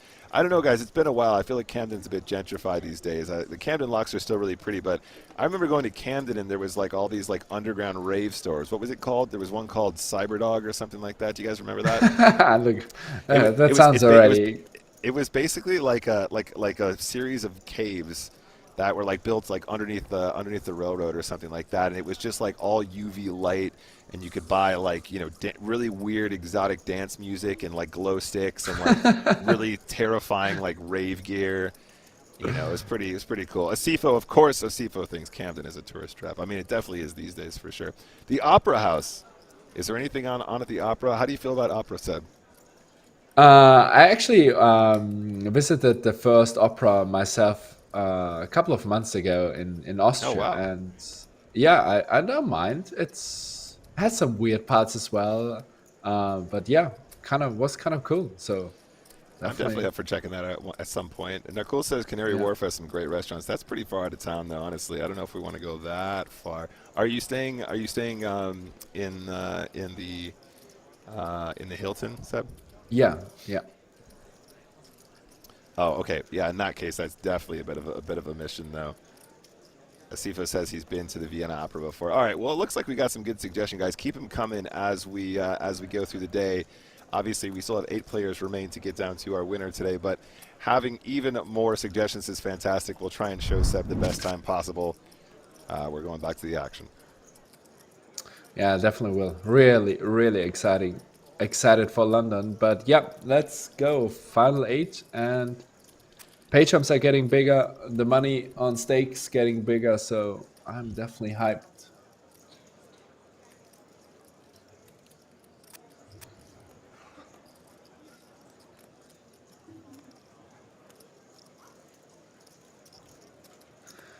Okay, we might see an open shove. What do we have here? Uh, 8 blinds. Yeah, you gotta. I think you gotta send your ace-x into the middle. And Gami. Oh, he even folds. That's actually really interesting because he's a really good regular and he knows what he's up to. Bounty is not significant at all, but I thought we might see at least a call. Okay, feels a bit tight, but he definitely knows what's going on. So easy, easy, easy.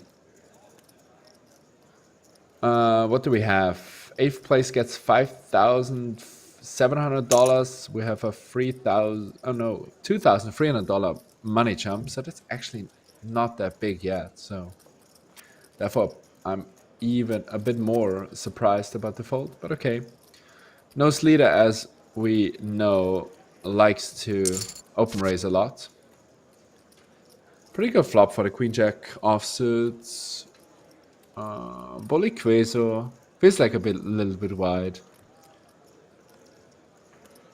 But I guess we just see a c-bet and a fold. If you're into crime, drama, you can visit the British Museum. Guys, actually, I thought about... I'm a big football fan. Not as much as anymore as back in the days, but still. There are plenty of big clubs in London. I'm not sure about visiting some stadium or whatever. I think the Tottenham Stadium, the new Tottenham Stadium, is just insane. Oh, we actually see a c-bet and a call on a 10-8-5 board. The big problem for Boli Kwezo there is he can't continue with a lot anymore. Even if an ace comes, he's a decent amount of the time just behind. The Graven Cottage, best atmosphere. Okay, it just takes it down. Yeah, nice double barrel from Nose Leader.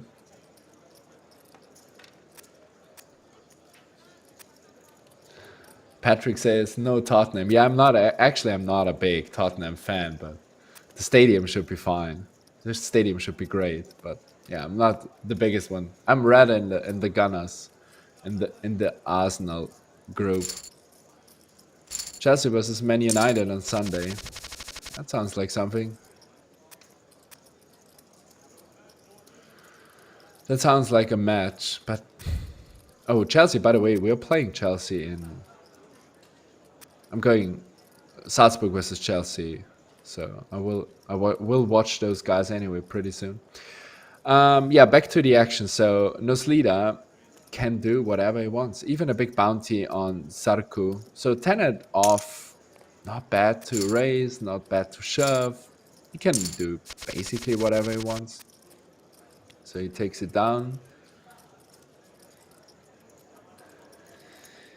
So optimal waffle with a middling stack, ace to suited. I'm in the same boat with him. Suited ace is still an open race, but you gotta be careful. Wednesday. Okay.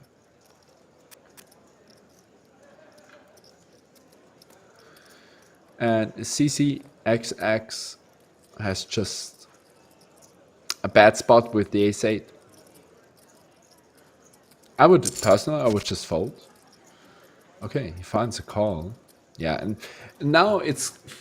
If you know that optimal waffle still open raises any ace-x, any suited ace-x, I think you can call, but I'm not sure about that. And now he has to stack it.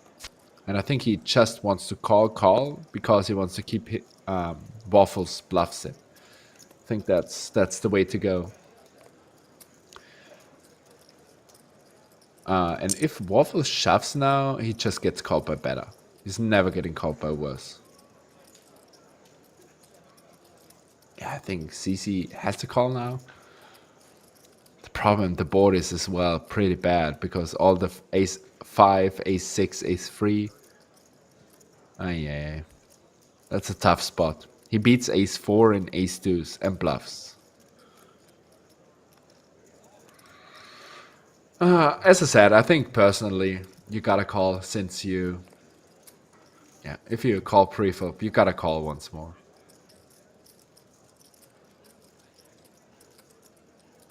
But let's see. A long time bank, still 2 minutes left.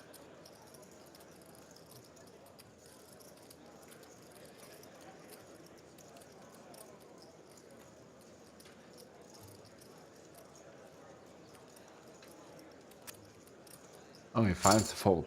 Crazy. I don't like it. I don't know. Obviously, I think it's tough. Let's say it like that. I don't mind, but I think you're on the... I think the best thing is just to fold pre, and you're fine. And then you just, especially in such a big final table.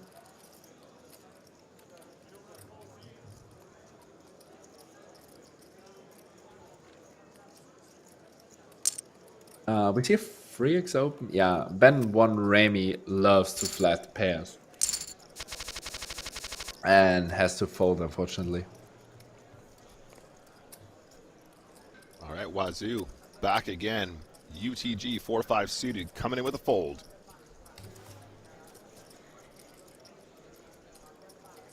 Yeah, Vasu has to do something pretty soon. But with that bounty, I don't think many people are folding. Yep. Ace 2 suited. Obviously, chip leading, getting that raise in seems fantastic.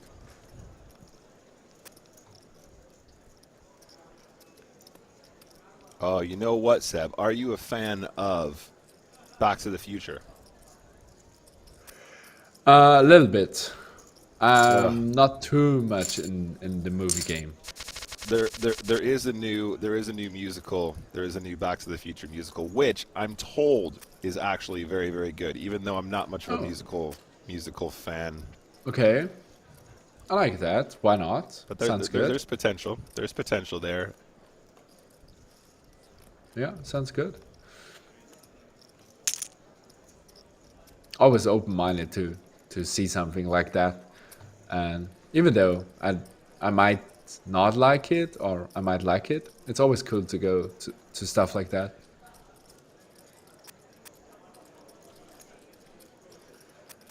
Yeah, Nose Leader is really picking it up now, and he is in a spot where he can go really aggressive and build a big stack.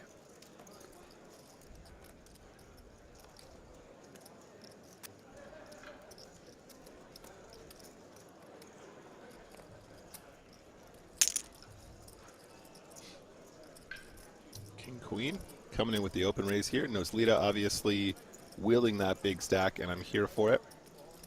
Doesn't look like he's going to get too much pushback here unless we see something really crazy happen here. All these hands behind him just really not particularly playable. And I don't blame Zarku either there for folding the King Queen off. Obviously a very playable hand from that position, but still so many shorties to be eliminated here and so many potential big booties.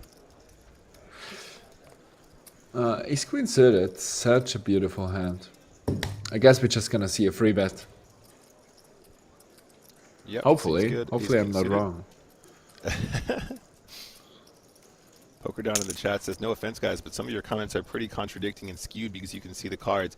I think that's definitely always going to have some effect, but I think Seb and I have played the game long enough that the comments that we make are usually going to be played from the perspective of the individual hands, right? In order to be good at poker, you need to be able to look at situations like this and appreciate what can be seen even if it's not the cards that they actually have, if that makes sense, right? So when you hear us talk about hands, we'll do a breakdown where we'll say something like, you know, that's fine for this situation, but also what if he had a hand like 8-9 suited? What if he had a hand like 8-7 suited? And we'd talk about whether or not those would be within his range. So I think it might seem like that, especially as a first-time chatter here in on the channel, but I think for the most part, the better that you become at poker, the better you are at ignoring what you can see here on the screen and actually analyzing based on your interpretation of their pre-flop action or their post-flop action and how that might skew or change what they kind of might hold in a vacuum as opposed to literally what you can see on the screen, if that makes sense. And we see a wild 4-bet right away. And yeah, I totally agree what Nick said. Obviously, it's easier if you see the cards, but we still try to talk all the strategy with different scenarios as well in the same spot. So, yeah. Let's see a 5-bet shove. Yeah, actually, that's exactly a pretty good hand to take for 4-betting. Ace-9, Ace-10 off and stuff like that. Obviously, it's unlucky to run into Ace-King. And quite aggressive here from Gummy.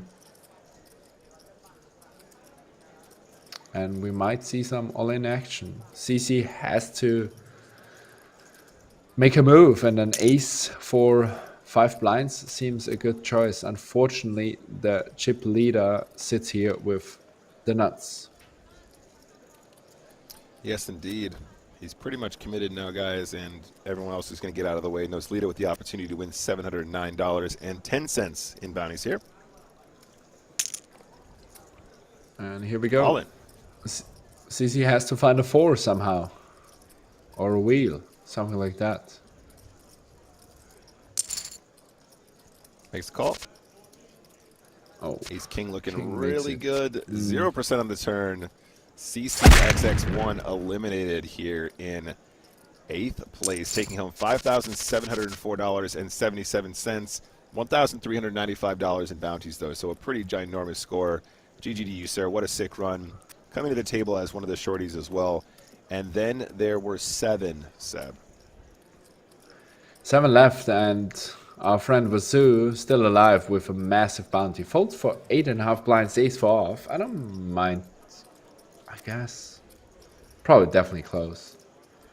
I don't know, probably you want to take those a6 hands. And Noslita, I think, as so far what we have seen, no-brainer shove with all that. And even though you see the king 6 off there, dominating the queen 6 easily, I think it's fine to fold those hands. Because there are still shorter stacks and pay jumps are getting quite significant.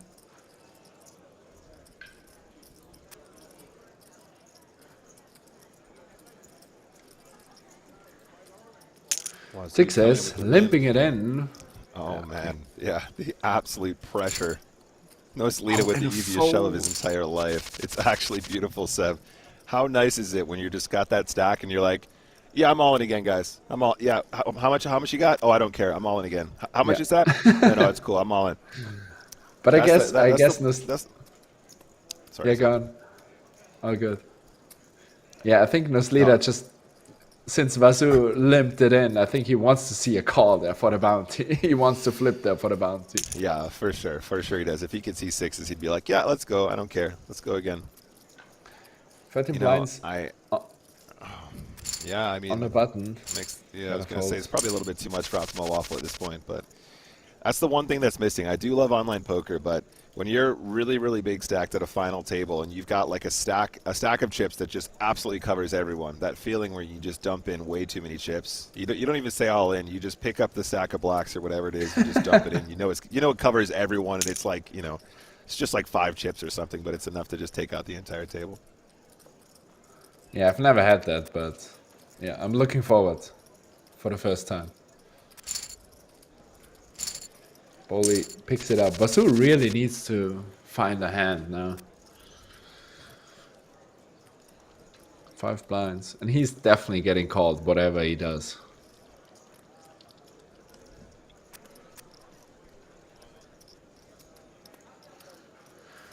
But the blinds are pretty high, so obviously Nose Leader has a huge chip lead, but everyone else is kind of short. And actually, what do you think, Nick? Queen 5 suited in the big blind? Isn't that actually a great hand to rebank? Or is it too wide against the cutoff? It's definitely in there. Oh, for sure. I think stuff like that is totally fine. Is having a high card of any kind is usually justification enough for me to 3-bet, but maybe I do it too frequently. I don't know. Maybe I'm the aggro fish. I don't know. Yeah, I have the same feeling about my plays lately. Absolutely. Queen's down for gambling. Ace and off. Yeah.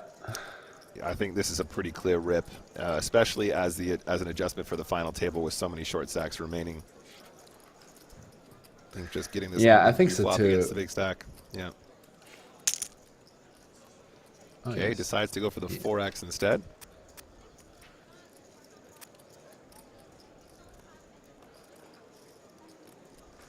Just an easy fold for Nose Leader.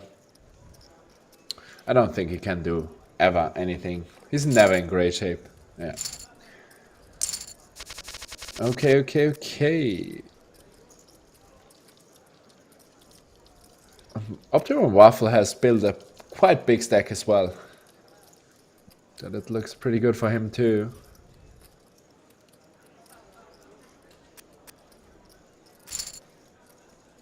Okay, everyone folds. Yeah, Nose Leader just loves his life at the moment. Yeah, great feeling. Beautiful. Especially in a PKO, you can just justify everything with the bounties. You're like, oh yeah, sure, I'm just all in. They're like, oh, it's kind of wide, don't you think? He's like, oh, you're clearly not versed in bounty strategy. You clearly don't know about adjustments for bounties. No. Love it. Gami still picks up some nice hands and stays aggressive. Ooh. That could be really dicey. Ace 10 looks like an all-in.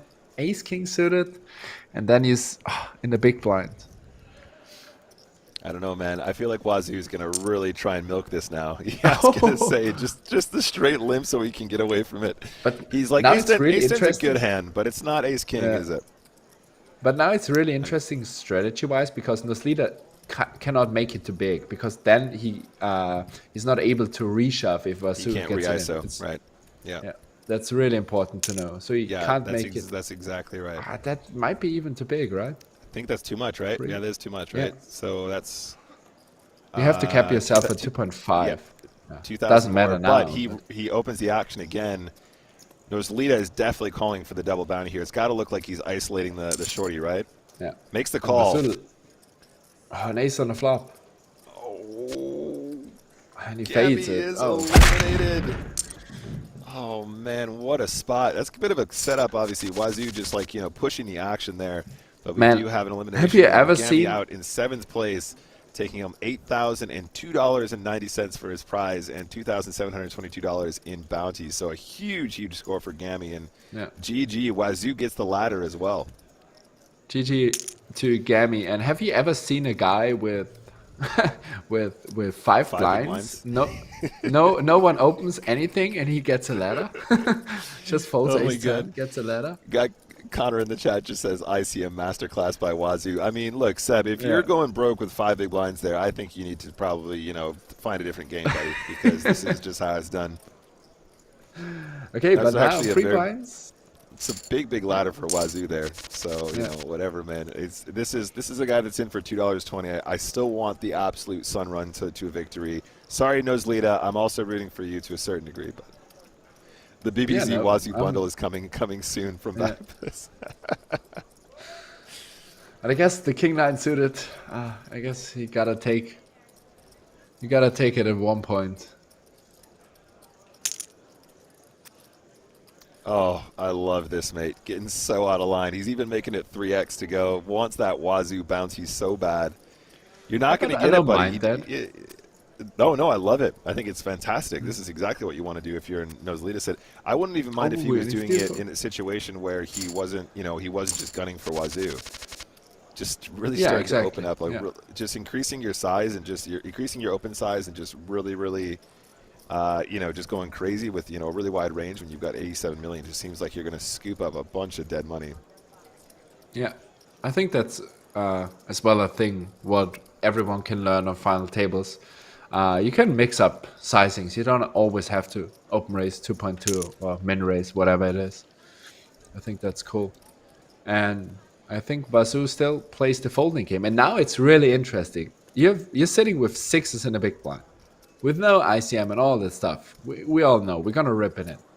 But now, a guy with 2 million, what are you doing with sixes? You don't want to bust before him, right?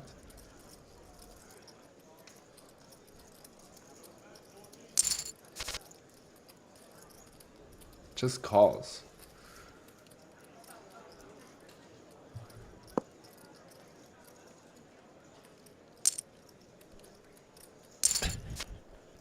Twitch chat, I love you so much.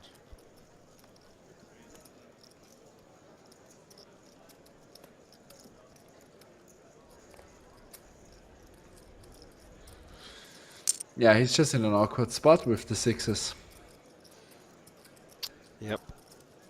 I think it's just either fold or shove pre-flop. Yeah, he lets it go. Yeah, he's just looking at Wazoo's stack and he's like, please, bust, please. Uh-oh. Ben 1 Remy with the deuces that never loses. We know Wazoo loves king 4 off. Oh, okay, decides he's not going to play. My guy's only got 2 big blinds remaining. Everyone's got to be really, really careful because those blinds are going to do their job if he doesn't put those chips in sooner rather than later. Mate, I'm really interested to know how wide Nozlita can go there. Well, you still have to take... Yeah, just rip it in. Because you still have to take in account that Sarku open raise is definitely just a little bit wider because of Wazoo. I think... That's a good point. Why not? Why not shoving? If Sarku calls with a $1,200 bounty with 12 blinds, you have 87 blinds or whatever. You don't care too much. Yeah. Oh my God, Seb just reads it like a book, puts it in with the Jack 6 diamonds. This is how you do it right there. 2 folds, picking up the squeeze, up to 92 million. This guy knows exactly how to play this game. That's absolutely stunning behavior right there. I love that. Absolutely awesome line as well. Beautiful. Because the more I think about it, he's not. If Nozlita loses 10, 12 million there, and plays for $1,200 bounty.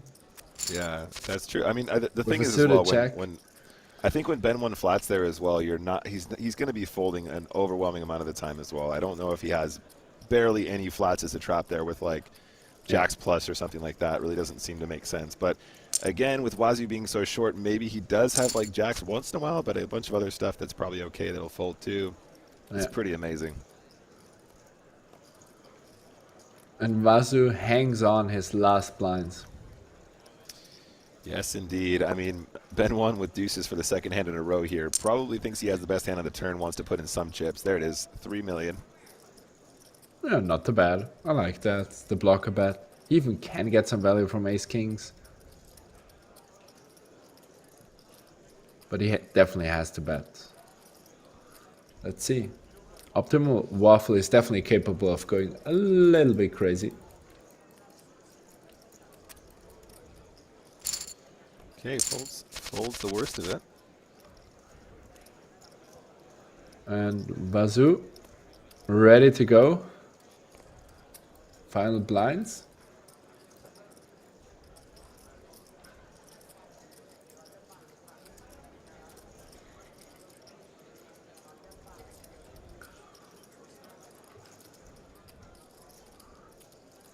Limp in. You could actually, that's another interesting thing. You can limp it in and wait for the action behind if someone collides and goes all in. He's all in, guys. Who wants the bounty? Who wants the bounty? Nozlita could just like raise this to ISO. Just make it like Just make it like 9 million, so you definitely cover Zarku and just go for both. Yeah, but again, yes, mate. yeah, Yes, just like that. That's Just like spot that. on. Just like that. Just like that. That's what I'm talking about. Optimal, get out of the way. He wants the bounty. Get out of the way. Throws the ice at him. All right, A6 is the best hand right now, but he's got live cards. And a double for Wazoo. Back up to 6 million chips. Not too shabby, sir. He's still alive, ladies and gentlemen. Oh, ace-9 suited. That's so beautiful. Yeah, well, he's picking some very, very interesting combos, right, Seb? Like, he'd play threes there, but not ace-9 suited. It's so interesting. But yeah, Wazoo is still going strong. Not false, okay. Yeah, if I'm in those leaders' shoes now, 3-7 suited, let's go. As you said before, Nick, I think we both agree on sizing it up a little bit. But at the same time, we gotta be careful with. At the same time, we want to look like we're still gonna isolate Wazoo, so it's fine. That could be dangerous. Nose leader expects no ace kings, ace queens in there probably. And he might fire it off. Although on a check I feel like I would slow down a little bit more. Yeah. Oh, trap. Remy traps him. What will happen? What is your sizing, Nick? C-bet, check, turn. What are we doing? I don't know. Folding out? I don't know, mate. This is a weird river for me. I don't think you have to go too big to fold out the 4, 5, 6, 7s. I don't think you're gonna fold out any ace-x. But he thinks about it. You definitely gotta bluff. So we all agree on that. Wow, 17 million. That's a huge overbet on this river. Oh my goodness. Don't you think? Oh, makes the call for 53 million. For 17 million. Wow, that's a big one there. Nose Lita gives away a big chunk of their stack, but still the chip daddy at this final. Wazoo still the one at risk. Zarku not far behind. Boldy Queso not far behind. That's crazy. I always wonder. Okay, we might see Wazoo all in. Yeah, you gotta take ace-5 suited. Man, we could see actually a... No, he folds. Okay. Short stack master Wazoo. You never know. The short stack ninja, that is. What would Wazoo do? Pocket fours, man. It's kind of interesting now. Now we have a 5 blind stack and a 3 or 3.5 blind stack. It's probably a fold, yeah. Yeah, I think I think so too. And by the way, Zarku is pretty short as well. Haven't noticed him either. Yeah, so we actually could be pretty soon free-handed. I think it's going to go pretty quick now unless we see some serious spin-ups. Ah, nose leader, just shove your 7-4 suited. I know it sounds crazy, guys. Okay, 4 folds. Yeah, messenger, I think so too. Ace queen, ace deuce, no c-bet. Yeah. The turn makes it pretty easy for Remy.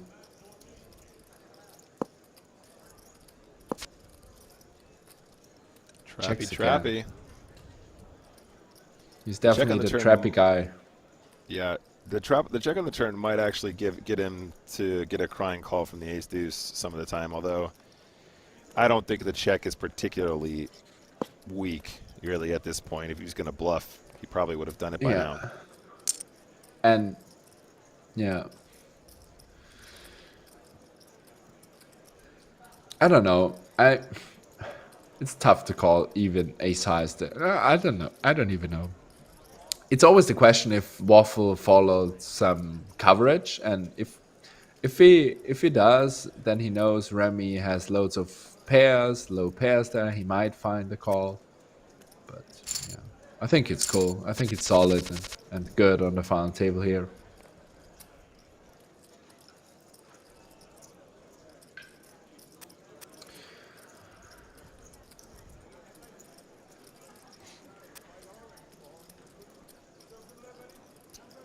Oh man, Blind everyone, blinds. Sarku. Yeah, I was gonna say Sarku is in. if Nozlita folds 9-10 suited, blind v blind, it's such a sad story. You really want to play it, but Yeah. oh, it's so tough with the final table and the bounties in play. Ooh, okay, Zarku might put himself at risk here though, because he can actually but get Wazoo all in. I think Nozlita probably doesn't give him the opportunity though. He's Yeah, I probably think just gonna raise. Nozlita has to open raise here. Yeah, I think he's gonna I would raise make and it try and just put them both in the box. yeah, just make it 4x or 3.5x. Sure. Or just 3x. Sarku has to fold now, right? Yeah, I think he has to, but it's also like he could interpret this as like a wide open to try and ISO Wazoo and just know that he has the best hand and get it in. But the pay jumps probably eliminate that from even mattering really. Queens now obviously going to come in for the trap. Just a flat call. Wow, I mean, yeah, if Nozlita, if they were stacked just differently, Optimal Waffle could flat, Wazoo could shove, and then Nozlita could ISO. But at this point, obviously, there's no more. They're more raising. And a fold. Folds in the big blind, and look at the flop for him as well. An opportunity Oh man. to make the straight there, obviously. But yeah, I mean, there's so much dead money. At some point, you just got to put the money in Wazoo. You're just you're folding away the opportunity to win a lot of chips there for a very small investment. If you, I think, oh man, what are you fast playing now? It's I don't know, mate. I big don't know, problem honestly. is if you bust there against kings, but he's not playing kings and aces like that, right? Is he big betting those? I don't know. What if he's just got sixes here and you're like, why did I not get this in pre-flop? You're gonna fast play it on the flop. I think you just close your eyes. I can see what's going on. Yeah, I think you just close your eyes and move it in and hope not to bust. It's just crazy. Man, those stacks are really, really crazy.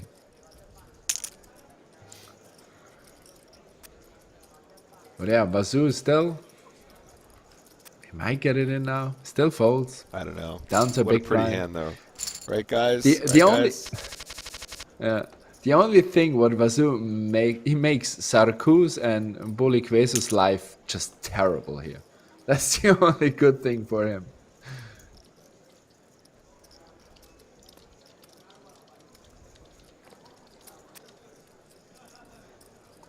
Ace 8 off. Yeah, you gotta get it in, chat. Yeah. I agree. You gotta get it in at one point. If you fold an ace there with one blind, I don't know what hands you're gonna go all in with then. Yeah. And now Bolikwesu definitely gotta call along. And might win the bounty. Yeah, I think Nozlita shoves, Bolikwesu calls and triples. Almost triples up.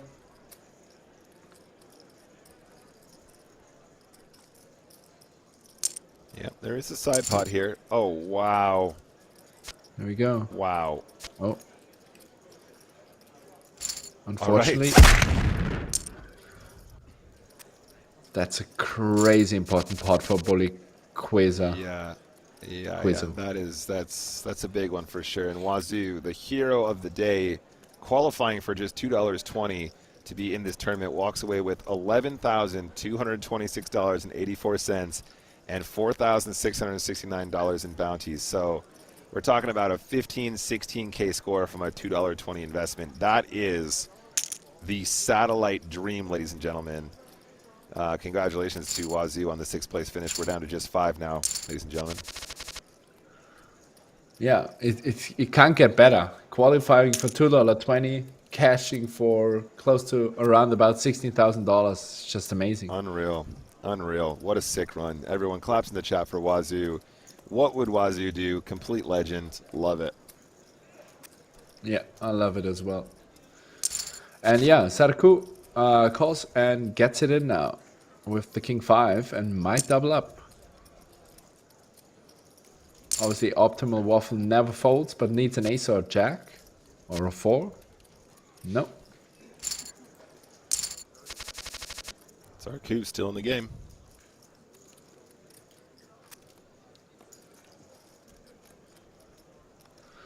Yeah, so far I think just on previous results, Noslida is the strongest player left and is close to the chip leader. But that doesn't mean he will win it anyway, so we'll see how it goes. But with 2 shorties and 3 big stacks. What is the next page up, Nick? We have... About 4,000-ish, something like that. I think we're already down to 5, right? So that's right, yeah. The next page jump will be 6K, 6,300, something like that. Is that correct? Oh, sorry, you mean between 5th and 4th. Sorry, buddy. Yeah, right. Yeah, it's about it's about 6 or 7K. Sorry, I was looking at the page jump between 6th and 5th. Blind v blind, Ben Wan.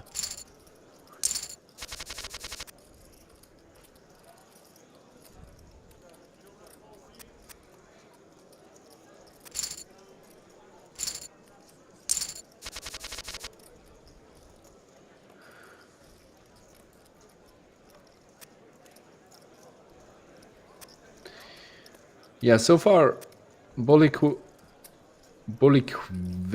played pretty solid, red on the tight side, but that's definitely not a bad thing on the final table. And as we see, 10-3 off, just Noslida plays the complete opposite, just goes for it. Yeah, that is almost definitely going to be an any 2 card shove there, guys, for sure.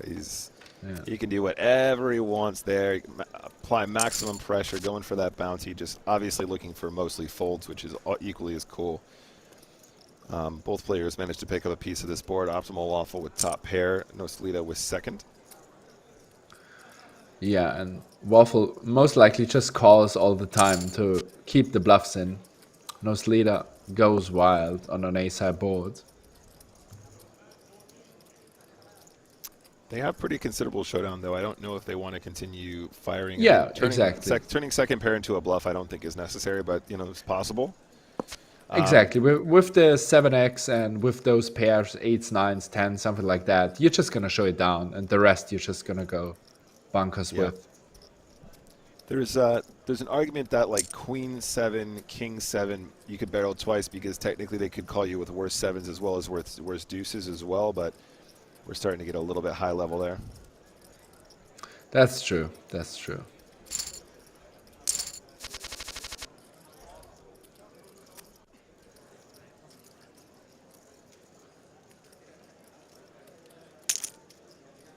But Noslida just keeps going. I like that a lot. He has a really good spot now against those players. I think he has to be a bit careful against optimal Waffle. I think Waffle plays definitely a bit, tries to play a bit back.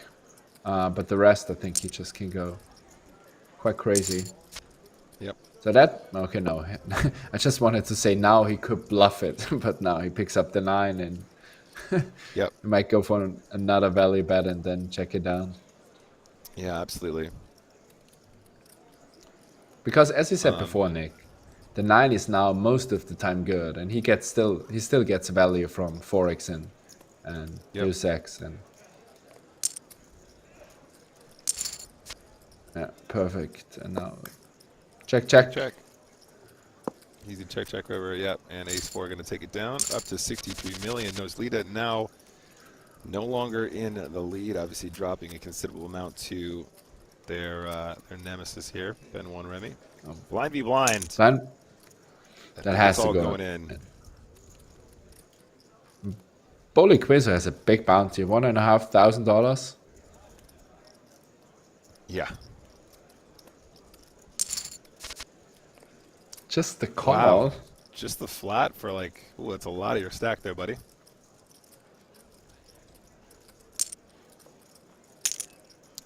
All of it's I going guess in. they're committing. Oh, King, Queen, Oh, Ace on and the turn is the nuts for Bully Queso.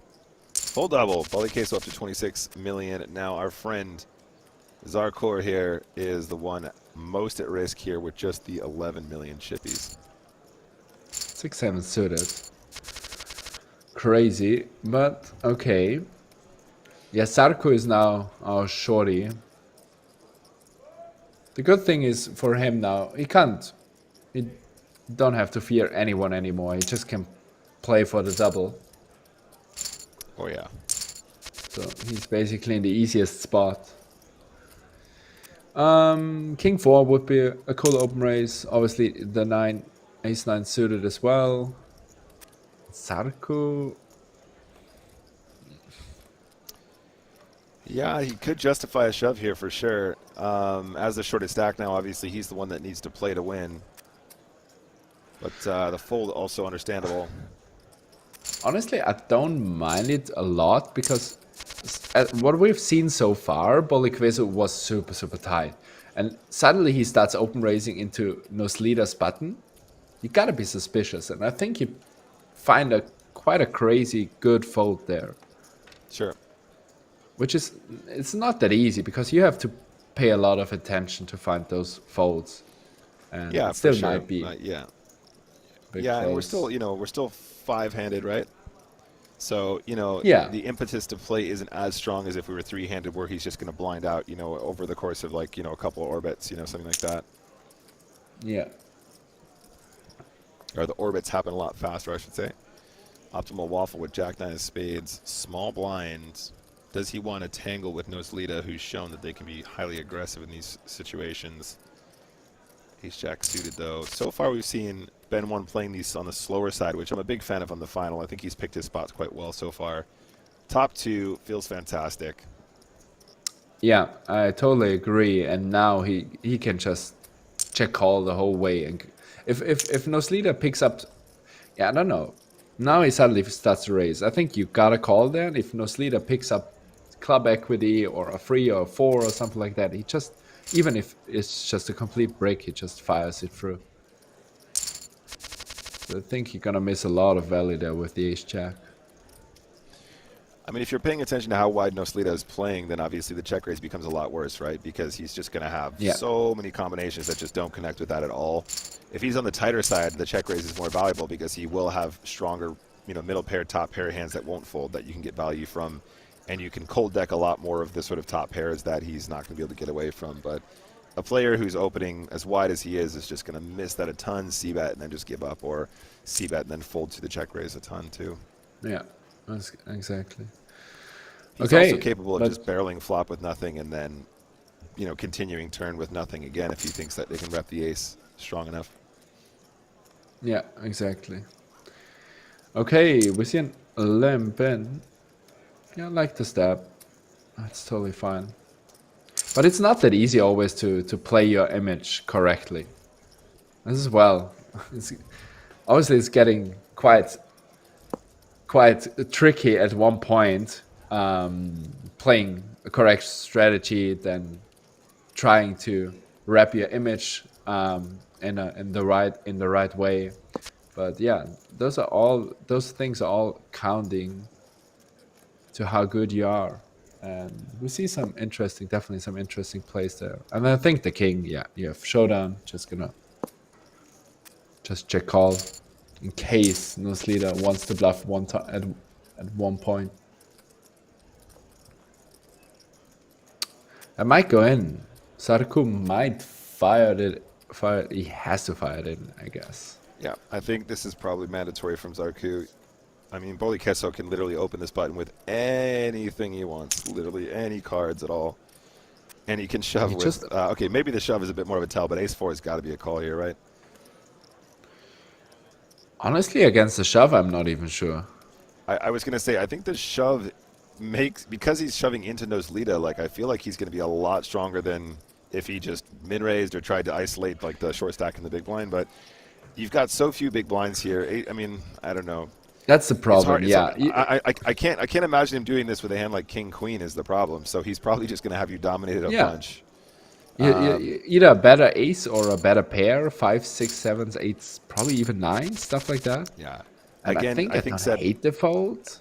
Yeah, Seb. I think you're correct. I think Zarku's picking up on those subtle things that you were mentioning, like Bully Kisso being on the tighter side from the cutoff, but then also that shove being way stronger than you want it to be. Ace Queen going in this time though, much better spot. Yeah, for sure. Makes the call with Jack 9. Ace Queen, Ace high board. No spades, unless he's busting Bully Queso. Loses that pot. Zarku gets the full double up to 15 million. So some of these shorties actually stacking up now, getting it back in this game. I think Zarku play. Obviously, it's easy to say if we just see okay, he still survives and he's still going, but he just needs 2 double ups from his 4 million stack just a second ago, and he's right in the mix again. And the pay jumps are really, really big. So I feel like he's figuring his spots out pretty well. And now Waffle, I guess, just got a shove there with the shorty. Just no way around. And yeah, no Sleater. No Sleater is really not getting into the best spots in the 5-handed play. But yeah, now for him it's pretty important to stay aggressive if he can. Not gonna slow down just because he got unlucky in a couple of spots. Absolutely. And that could be one of them. King's the big blind. Feels fantastic. Optimal Waffle with a very playable hand. Probably too deep to have a flat. I think probably it's got to be a 3-bet. I think flatting is a recipe for disaster. I think you can argue flatting around about. So you have to be beneath 15 blinds. Yeah, I think free betting is just. You could even go a bit smaller with the kings. But yeah, definitely the way to go. And ace-10 suited, not a bad hand to rip it in. But you gotta be sure that Nosleader has some bluffs as well.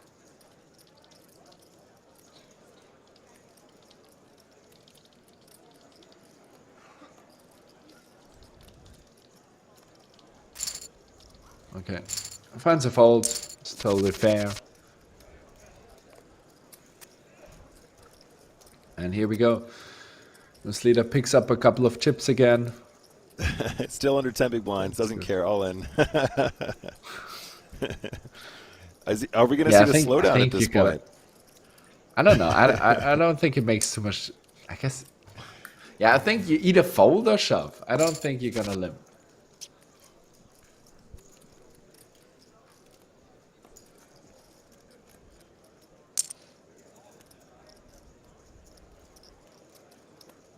Both players with the same straight draw.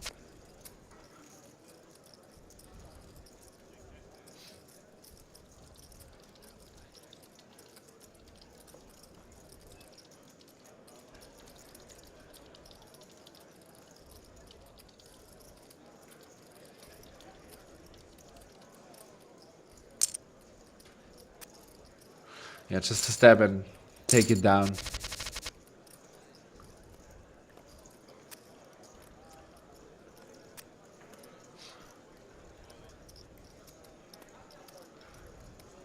I think Nosleader is definitely open raising here and committing.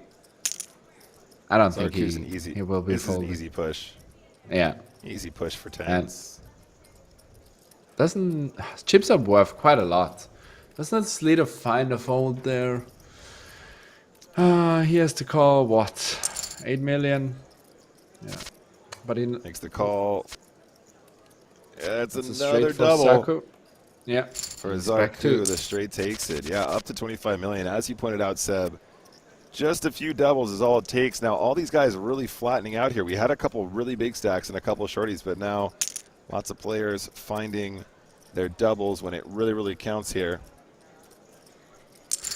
Yeah, I don't know. I don't know if you can risk it there with the Queen 9. Obviously, you're just getting an insane price. Obviously, it depends what the reshoving range from Sarko is. Queen 9 open race, but you can see instantly Sarko tries to play aggressive right away, uses momentum here. Just shows it down and wins another 12 million. Crazy, from 4 million back to 32 million. Not bad.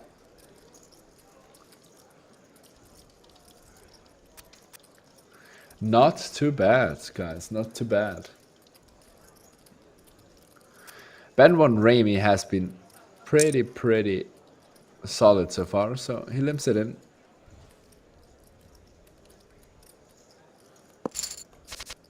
And checks it back.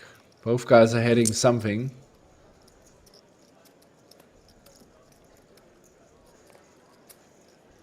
I think we're gonna see a call from Bowley, hopefully. And Ben, he loves the one big blind bet.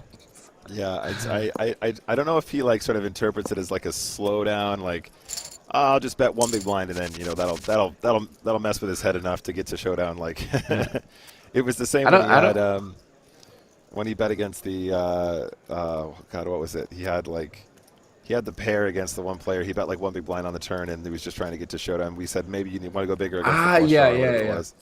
Yeah, right. I can remember that. Yeah, that's wild.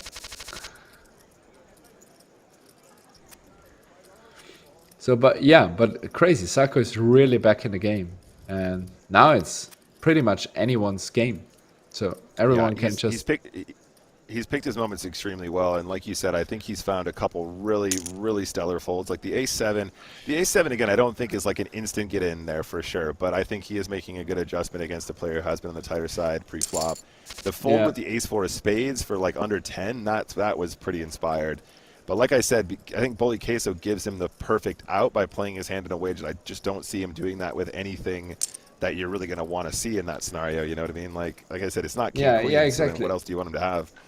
Yeah. Very. If Bully Queso min raises Sarko makes trips. If Bully Queso min raised before the ace queen, Sarko most likely got 5th place and is out. So it's kind of crazy sometimes. He leads their small and gets a fold. Man, chipping up though. Zarku in the mix again, dude. 38 million chips. Playing extremely well here. Yeah, I like it as well a lot. So now it's interesting. You can just limp. Can you limp shove there? I just open ribs. 6s? Yeah. Yeah, I actually think the limp shove is really cool. I think I prefer that. Yeah. But again, on the final table, maybe everything is different. I mean, the final table dynamic definitely changes that a lot. I think the limp shove is probably GTO for playing for chips, but applying maximum pressure to optimal waffle and not giving the opportunity to commit any chips there, I think might be also beneficial too. There's upsides to both. Yeah. Queen 9 does outflop Zarku's 4s. Check. Yeah, and the one big blind again. You got to call the one big blind. For sure, you got to call the one big blind. There's too many draws that you beat still. Do you turn your 4s? Never into bluff, I guess. No, because he can still bet with you can bet one big blind with a straight draw or a flush draw, and you're still good, right? So there's no point, I don't think. That's true. A lot of players actually really like to do that, I think.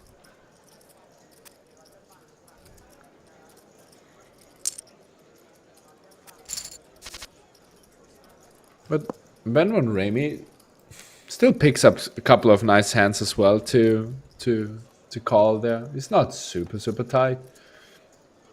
Yeah, I mean, and we know Noslita is quite aggressive here, so 2 overcards and the gut shot might be his ticket to ride here. He might just go for it. Might really lean into this. Big bounty. $2,800. It's definitely not, compared to the pay jumps, it's not that big, but if you're gonna knock him out, plus 30 million, it's worth a little bit more as well, because you can win the tournament and double the bounty, so... Wow, did Queen 9 just snap check this river? It's like such a good board to get value off of ace high, right? Like, Yeah. When he checks the turn, like Queen 9 is just an instant value bet on that river because all the aces still call you. You still get value from all the aces, thinking that you might have missed straight draws and just like random bluffs. I think Ben One probably misses a really big opportunity to make some more chips there for sure on the double pair Yeah, board. I think so too. Whoa! Especially Ace 9 just getting out of the way. 5 handlets. Yeah, it's not. Yep. Seems it's quite tight. Just gonna Ben see a One limp limping in. Ace Jack here. I think with Ace 8. I don't know. I feel like Noslead is the kind of guy that would just shove this though. Yeah, it is kind of an unusual line. I think the flat is probably the way I go though, for sure. Yeah. And especially, I feel like Noslead thinks he has a big edge on, definitely on Remy and Bully Quasar. I think he just wants to play pots and he doesn't want to go broke there with something like that. Sure, sure. Break. All right, guys, we're headed to another break.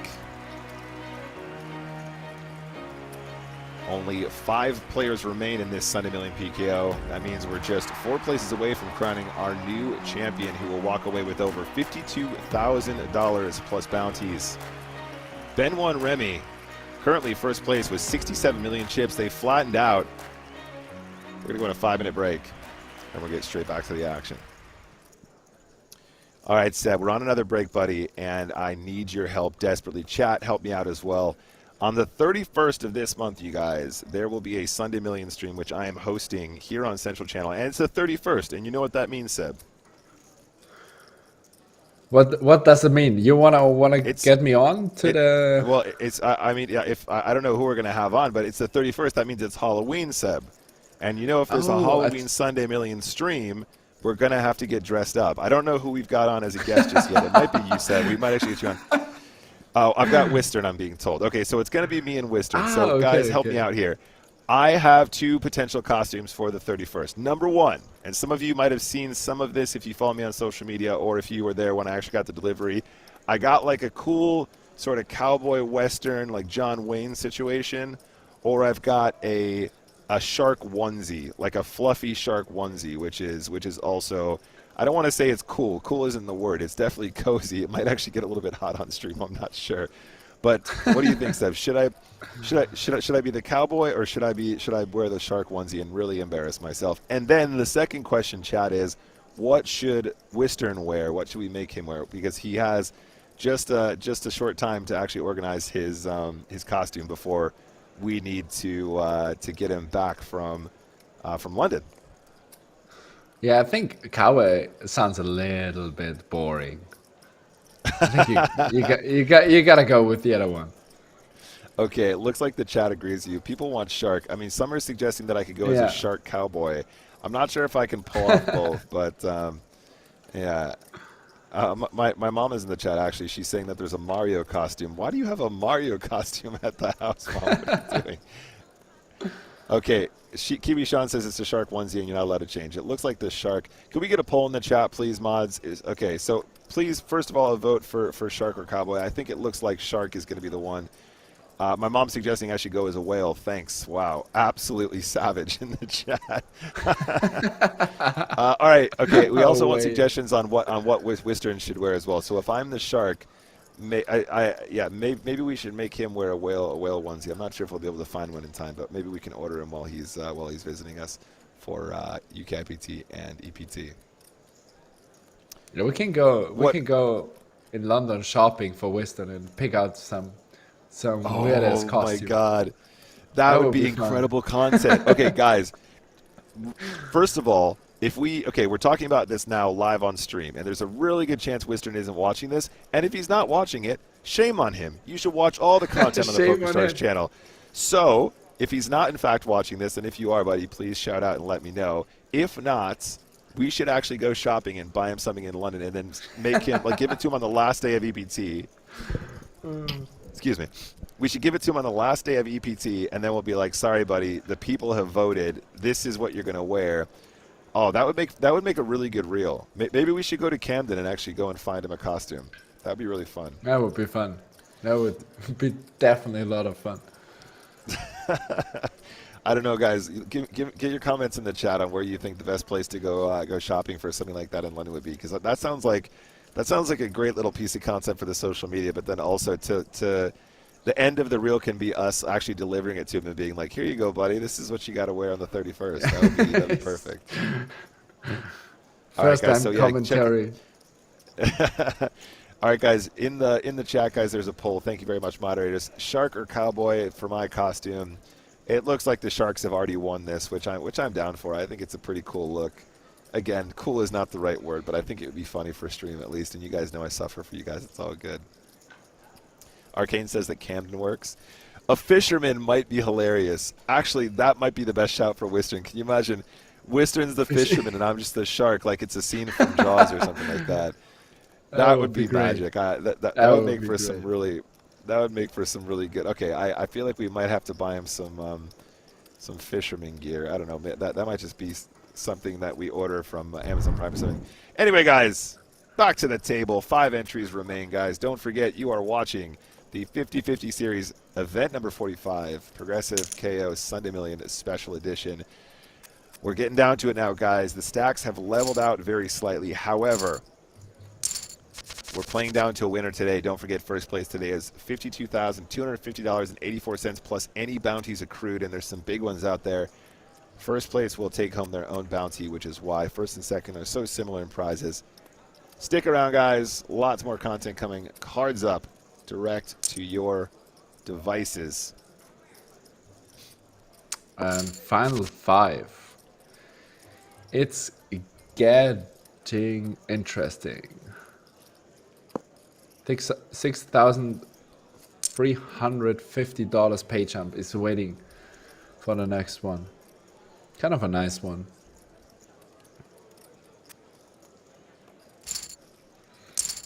But let's see. Yeah, no leader. Unfortunately, he was chip leader pretty much the whole way of this final table.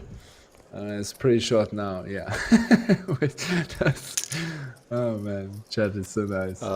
Yeah, sorry, I'm just reading chat. Chat, keep those suggestions coming. I'm absolutely loving this. I think having him dressed up as the guy from Jaws is probably the best shout. Honestly, that would be really, really good for stream. And he has no clue what's happening.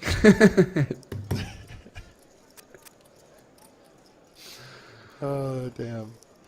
Ace 9 gonna open up here. Zarku playing straight into Ace King, which is gonna probably rip it in. And a fold. That's good.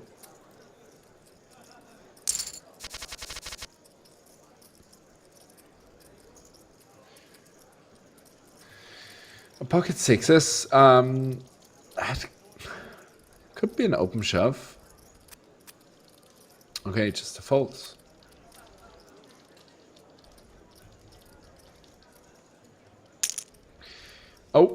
Oh, no leader shoves for 15. Oh, ace 8 1. Zarku calls. That's crazy. Oh, we find an 8. Ocho on the turn. The Ocho on the turn. Zarku eliminates one of the absolute beasts of this game thus far. Noslita is eliminated savagely with the dominating hand in 5th place, taking home $15,749 and $5,700 in bounties. So an absolutely massive score for our boy and the aggressive player there. But GG to you, sir, and very, very unlucky. Not the way you want to exit, but then there were just 4, Seb. Crazy, man. That is unfortunate. I don't know about the ace 8 offsuit call. Obviously, if no ICM and stuff is counting. I don't know. It's obviously super, super unfortunate. I think Noslita pretty much got unlucky from final 7, final 8. He had such a great stack, and yeah, too bad for him, but still a nice score, and yeah, good game. Yeah, all these guys actually really, really getting some binds in during this session, but unlucky, sir. I thought he played fantastic, honestly, like really flexing. Just a couple spots could have gone differently for him. He would have done fine. The Ocho's all in here, applying maximum pressure. Absolutely love to see it. Yeah, Saku literally a half an hour ago he had 4 million left, just a couple of blinds, and now he's chilling there as the chip leader. A big bounty as well. That's crazy. It can turn so quickly. It can. Yep. That's for everyone. Really important. Just pick your spots. It can turn instantly, and you're one of the chip leaders. And Optimal waffle. Lovely. Yeah, I was gonna say, like, yeah, just keep an eye on those blinds, you guys. We're now at 1 million, 2 million. So even though Optimal Waffle sitting there with 30 mil only has 15 big blinds, it's definitely getting right into it now. Yeah, that could go fast. Chip leader has 35 blinds, 36 blinds. It's not a lot.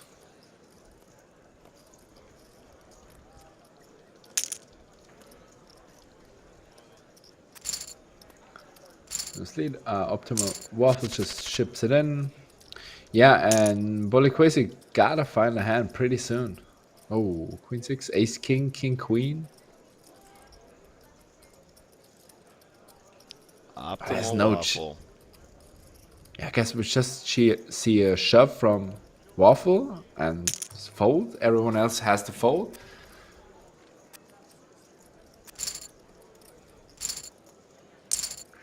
Okay, good.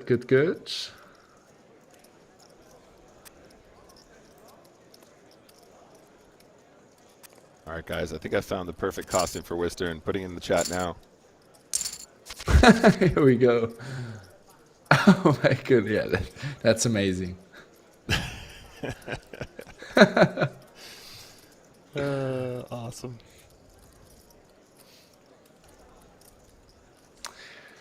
Boliquesi, 3 blinds left, and he puts it in, and he goes against Waffle. Definitely calling anything here. Oh, clubs Waffle alive. With the club draw. Oh, chop, guys. All right, chat. This is going to be a chop pot. You know what they say. Get in the chat now. But now, oh, the 10s just call.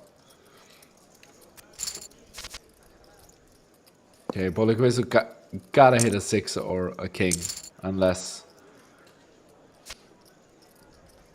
Queen doesn't help and 10 doesn't help either. All right, so GG to Boliquesi there, eliminated by the pocket 10s, and our boy Zarku stacking up again. Boliquesi exits in 4th place. $50 buy-in, guys. Don't forget, $22,094 for prize pool and $3,000 in bounties. So $25,000 score for a $50 buy-in. Absolutely sick run, man. Well done. And GG to you, sir. There were just 3 players remaining. Zarku, now our chip leader from a very shallow stack, managing to spin it up late game here. Yeah, GG to Boliquesi, another great score, another $25,000 score on the Monday evening. Not too bad from a $50 buy-in. That's crazy. And yeah, free-handed.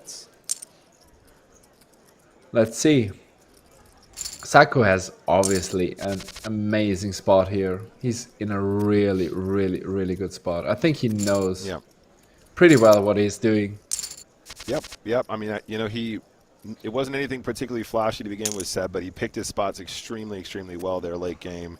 And it seems like he's changing gears nicely now that he's one of the chip leaders as well. So really, really congrats to Zarku on this spin, man. This is where you want to run hot. This is unreal. Yeah, and everyone has now guaranteed $30,000 plus their bounties, which is actually insane. If you imagine you start at a $50 buy-in tournament. That is really crazy. This is a very, very dangerous turn. I mean, the only upside for Optimal, I think, in this situation is that obviously the 8 is the 1-card straight, so he's not going to go as crazy, potentially, depending on his interpretation of what his opponent has. He does put in a chunky size, though, anyway. It kind of... Yeah, it was really chunky on the turn, and now he's kind of...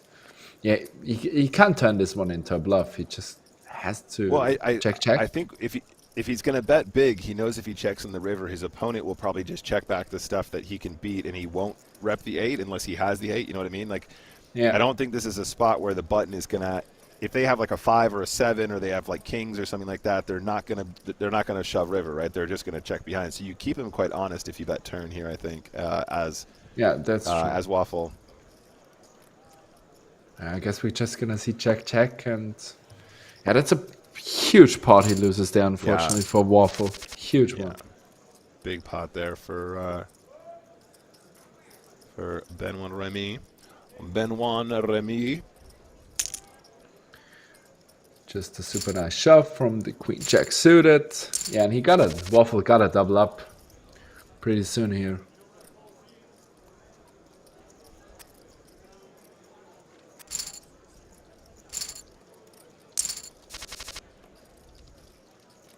That's already a spot that could go in. Sarko definitely is capable of shoving Jack 8 suit, offsuit, and he does. And obviously you gotta call a king here, especially the king 7. I think you just gotta call there for 11 blinds. Yeah, he's going to shove so incredibly wide here, and you're the shortest stack by far. I think this is a mandatory call. It's a chip EV call, even if you're not taking into account the adjustment for bounties. For sure. Jack 8, huge flop for Zarku. Flop. Oh, No wow. And our man Optimal Waffle eliminated in 3rd place. We are now heads up. Optimal Waffle eliminated in 3rd, taking home $30,994 for prize pool and $3,195 in bounty. So $34,000 take home for our 3rd place finisher. GG to you. Claps in the chat, please, for Optimal Waffle. That is a sick run and a huge win for a $50 buy-in. Absolutely massive.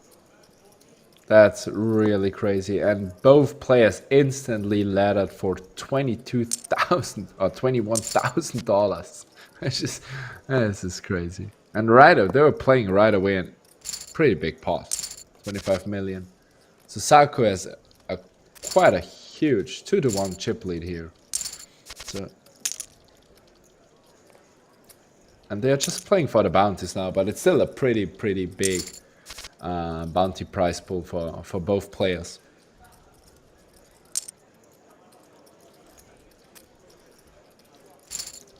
Yeah, Sarko really spun it up from last place. That's crazy. It doesn't happen often.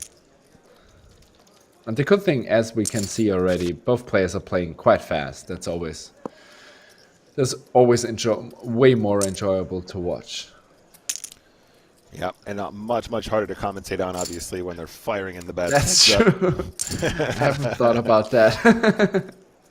That's right, I'm used to it by now. All right, guys, so heads up, it is Zarku with the chip advantage. Pretty significant. Obviously, as we've seen, anything can happen at this point. Yeah, especially because the blinds are super high.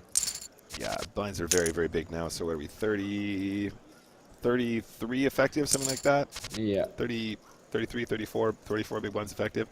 I think at this stage, you should see a lot more min-raising pre-flop, or sorry, rate like 2.25xing pre-flop, heads up. And then once we start to get under 30, there's a lot more limping strategy that comes into play as per the GTO standards.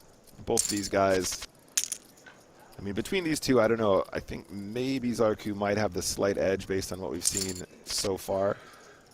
Yeah, I think so too. I think Zarku is just a little bit more experienced, but definitely both players are not well-known regulars, so we definitely might see some interesting plays.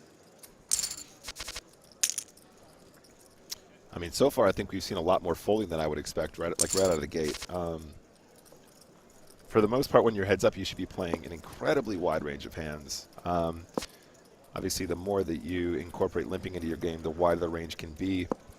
But at these stack depths, we've seen quite a few folds pre-flop, which is already a little bit more unconventional once we get to the stage. Yeah, as you say, Nick, you barely are folding pre-flop any hands.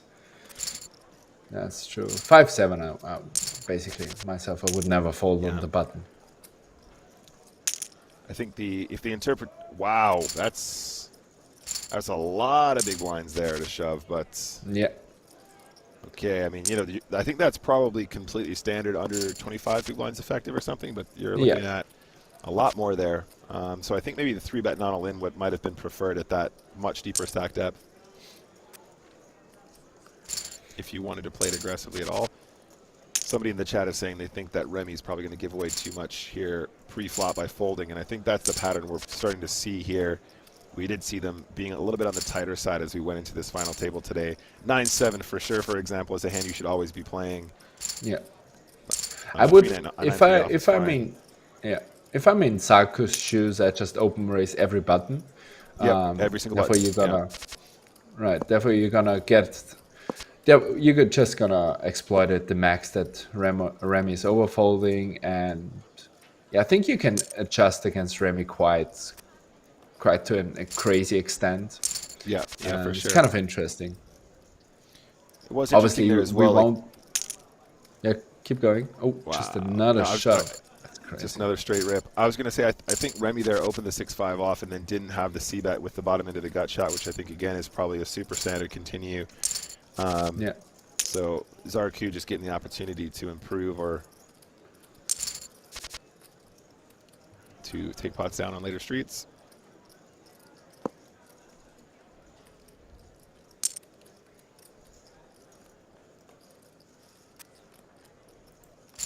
Nice size there from Zarku as well.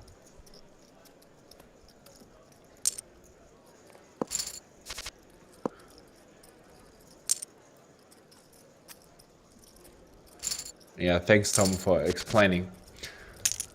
That's exactly what they will win for the bounty. So basically it's quite a lot.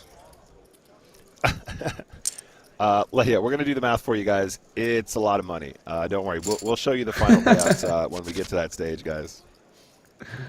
Yeah, I think if Sarko wins, you just double his and double the opponents and add it together, as Tom said.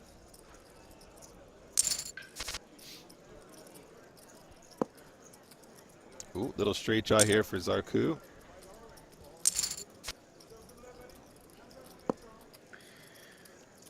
Yeah, a check and an open end. Whoa! Ooh, that's a nice river.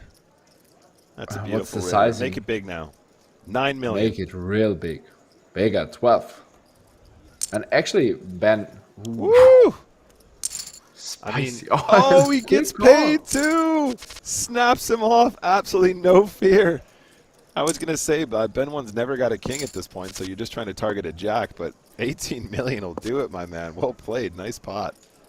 Yeah, that's a really nice sizing. And now he has a massive chip lead as well. Yeah, big chip massive. Lead.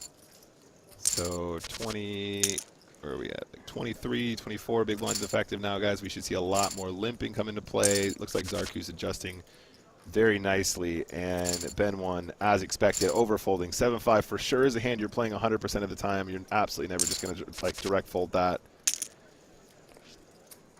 Queen 5 is meant to always be a defend here, at least as a call. Yeah. See, that's already too tight for sure. Yeah. These are all ridiculously important hands that you need to be playing pretty much all the time for sure once you get heads up. And I would now, my counter strategy, if I'm Sarko, I would just straight up fold 7 deuce off, because he just open raises too tight. I think you can overfold that now. It was 7 deuce suited, which I think means it's always a call, but I think, you know, there's other combos that, you know, like I think taking 7 deuce suited out, for example, like you're saying, Seb, I think would be reasonable given the fact that you're getting so many free pots anyway. Another fish in the chat is asking, do you think that because Remy is folding so much, it makes it easy just to fold when he shows aggression? That's kind of what Seb is saying. But you don't want to confuse pre-flop aggression with post-flop aggression, right? He might be somebody who is relatively tight pre-flop, but then has lots of games, so you kind of post-flop, but then you need to learn, you know, what kind of, where the aggression is more meaningful, if that makes sense. Yeah. So pre-flop, perhaps that's true. Post-flop, maybe you need to be a little bit more considerate. Yeah, it looks like Sarko has quite an easy game, but you never want to underestimate how it's never easy to close it out. So you still gotta be. Okay, so Seb, again here we saw King Queen. It played as a limp where he was raising much weaker hands, and then he checks back the flop in a situation where basically you should always have continues because you're going to continue there with pretty much all of your bluffs as well. So not really maximizing when he had a very, very, very strong hand heads up with king, queen suited, and then overfolding. It's just a recipe for disaster, right? Because you're going to be bleeding too quickly to recover because you're not winning enough with big hands because you're not playing them as fast as you play your weak hands, or overfolding when you have extreme weakness. Yeah, that's in a heads up. It costs you quickly so much money. You can never. It's too expensive. In the long run, you can never win. Yeah. And 7 to suited, like you're snap open. It's like you're in a book. It's like you're in a boat with you're in a boat with like tons of holes in it, right? And you're trying to like you're trying to pick your spots or whatever, but you're just sinking way too fast if you're not playing enough hands, right? Like people are like, oh, like let me show you this hand that I played, Nick. I know you play a lot of heads up, and I'll be like, cool, let me talk about this. Right, but what about the other hands that you're folding here? They're like, oh, that doesn't matter. I want to know if I played the kings right. And you're like, I'm sure you played the kings fine.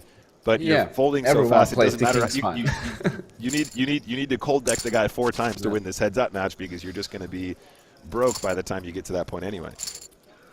Yeah, and it's not that easy to play heads up right. You gotta get a lot of practice to play it right. So let's see, but it's still not over. Even though you're not playing perfect, you might spin it up, so you never know. And 70 million, as you can see, guys, the blinds are already heavy. So if Saku just gets a couple of coolers, he has no chance. Yeah, I mean, that pot just now as well, Remy makes a really strong top pair and just snap check raises. Again, it's not going to be a mistake. He's got a really nice top pair, but he's not giving his opponent the opportunity to bluff in situations where you need to be a little bit more willing to take free cards or give your opponent free cards in order to let them bluff at you and try and stack up in that manner instead. So, Saku checks back top pair. Since he checks back, ace-5 definitely wants a call turn. And, checks it down. That seems good. Yeah, seems good to me. 8-6, 7 off. He just... Yeah, but Saku, 10-3 off. Nice. Let's go. Ooh. Just gonna open race and fold. Yeah, totally fine. Honestly, I know this seems kind of wild, guys, but based on what we've seen from Remy so far, I think you can be ridiculously aggressive from the button, and that's totally fine. You're not so shallow that raising that and then folding to a shove is going to be a huge mistake either, so that seems good for me.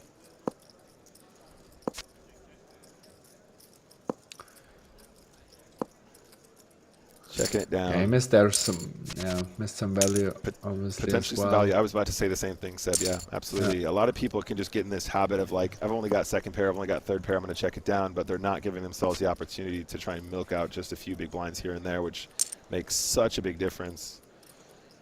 That could be painful for Sarko here. Pretty safe river. Oh, that's surprising that Sarko is not even value betting. Yeah, That's I mean, surprising. he knows that Remy's got so many traps in these spots, right? We've seen it so many times. Like, as soon as he's checking, you're like, oh, probably got like top pair, good kicker. Yeah.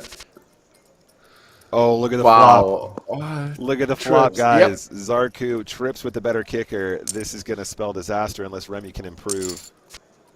Remy just calls 5 on the 10. Okay, they're chopping now. You can prepare already your... Oh. No, not like this. Not like this. No, Zarku, you played too good. Oh, he's going to go big too, right? He's got to punish a 5. Yes, that's the size. Remy shoves. He doesn't know. He's just so savage. No, no, no. Oh, my goodness. So sick. An absolute cold deck for the century here. Final table heads up for the Sunday Million, and such a disgusting run out. Unbelievably unlucky for Zarku here. Down to just 20 big blinds now. But oh, wow, guys. As you can see, guys. Yeah, oh, my goodness. He might get it even. Yeah, Remy doesn't go for value here. I would be really surprised. Definitely. Look at 8. Oh, here we go. Oh, this is it, you guys. Yeah, he needs to find all right, 8s are holding. 8s are holding, and that's it. Benoit Remy is our new Sunday Million champion, you guys. And that's it. It's over, you guys. A new Sunday Million champion has been crowned.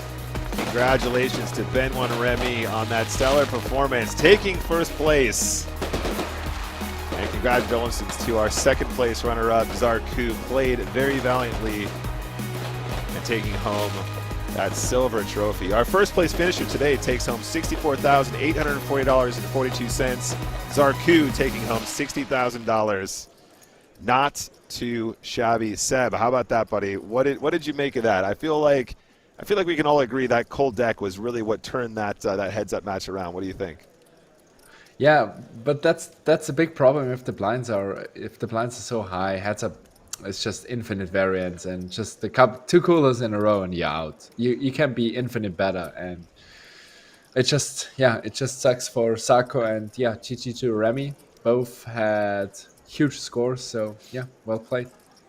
Yeah, absolutely, guys. So thank you so much for joining us today, guys. It's always a pleasure, and actually I really enjoy these Sunday Millions when we have a lot more unusual play that we can discuss. And I like I said to Seb earlier, I just think there's so many things that you can learn, even when we're watching players we know are less experienced, because seeing inside the minds of these players can give us some insight into how to become better and also to discover new plays as well ourselves. It was really, really a lot of fun. Thank you so much for being here, Seb. Don't forget, guys, that there's no Sunday Million next week because loads of us will be in London for UCAPET and EPT.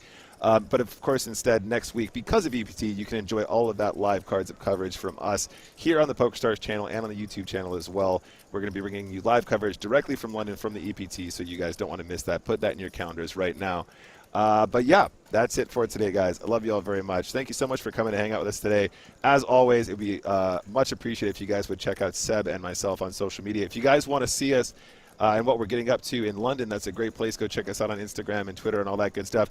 And actually, now that we've discussed it, getting Wistern, his costume in London might end up on there. So if you guys want to see how that goes, we might go hunting for Jaws costumes or something in London, because I guess the people have spoken. I'll be dressed up as a shark when we return.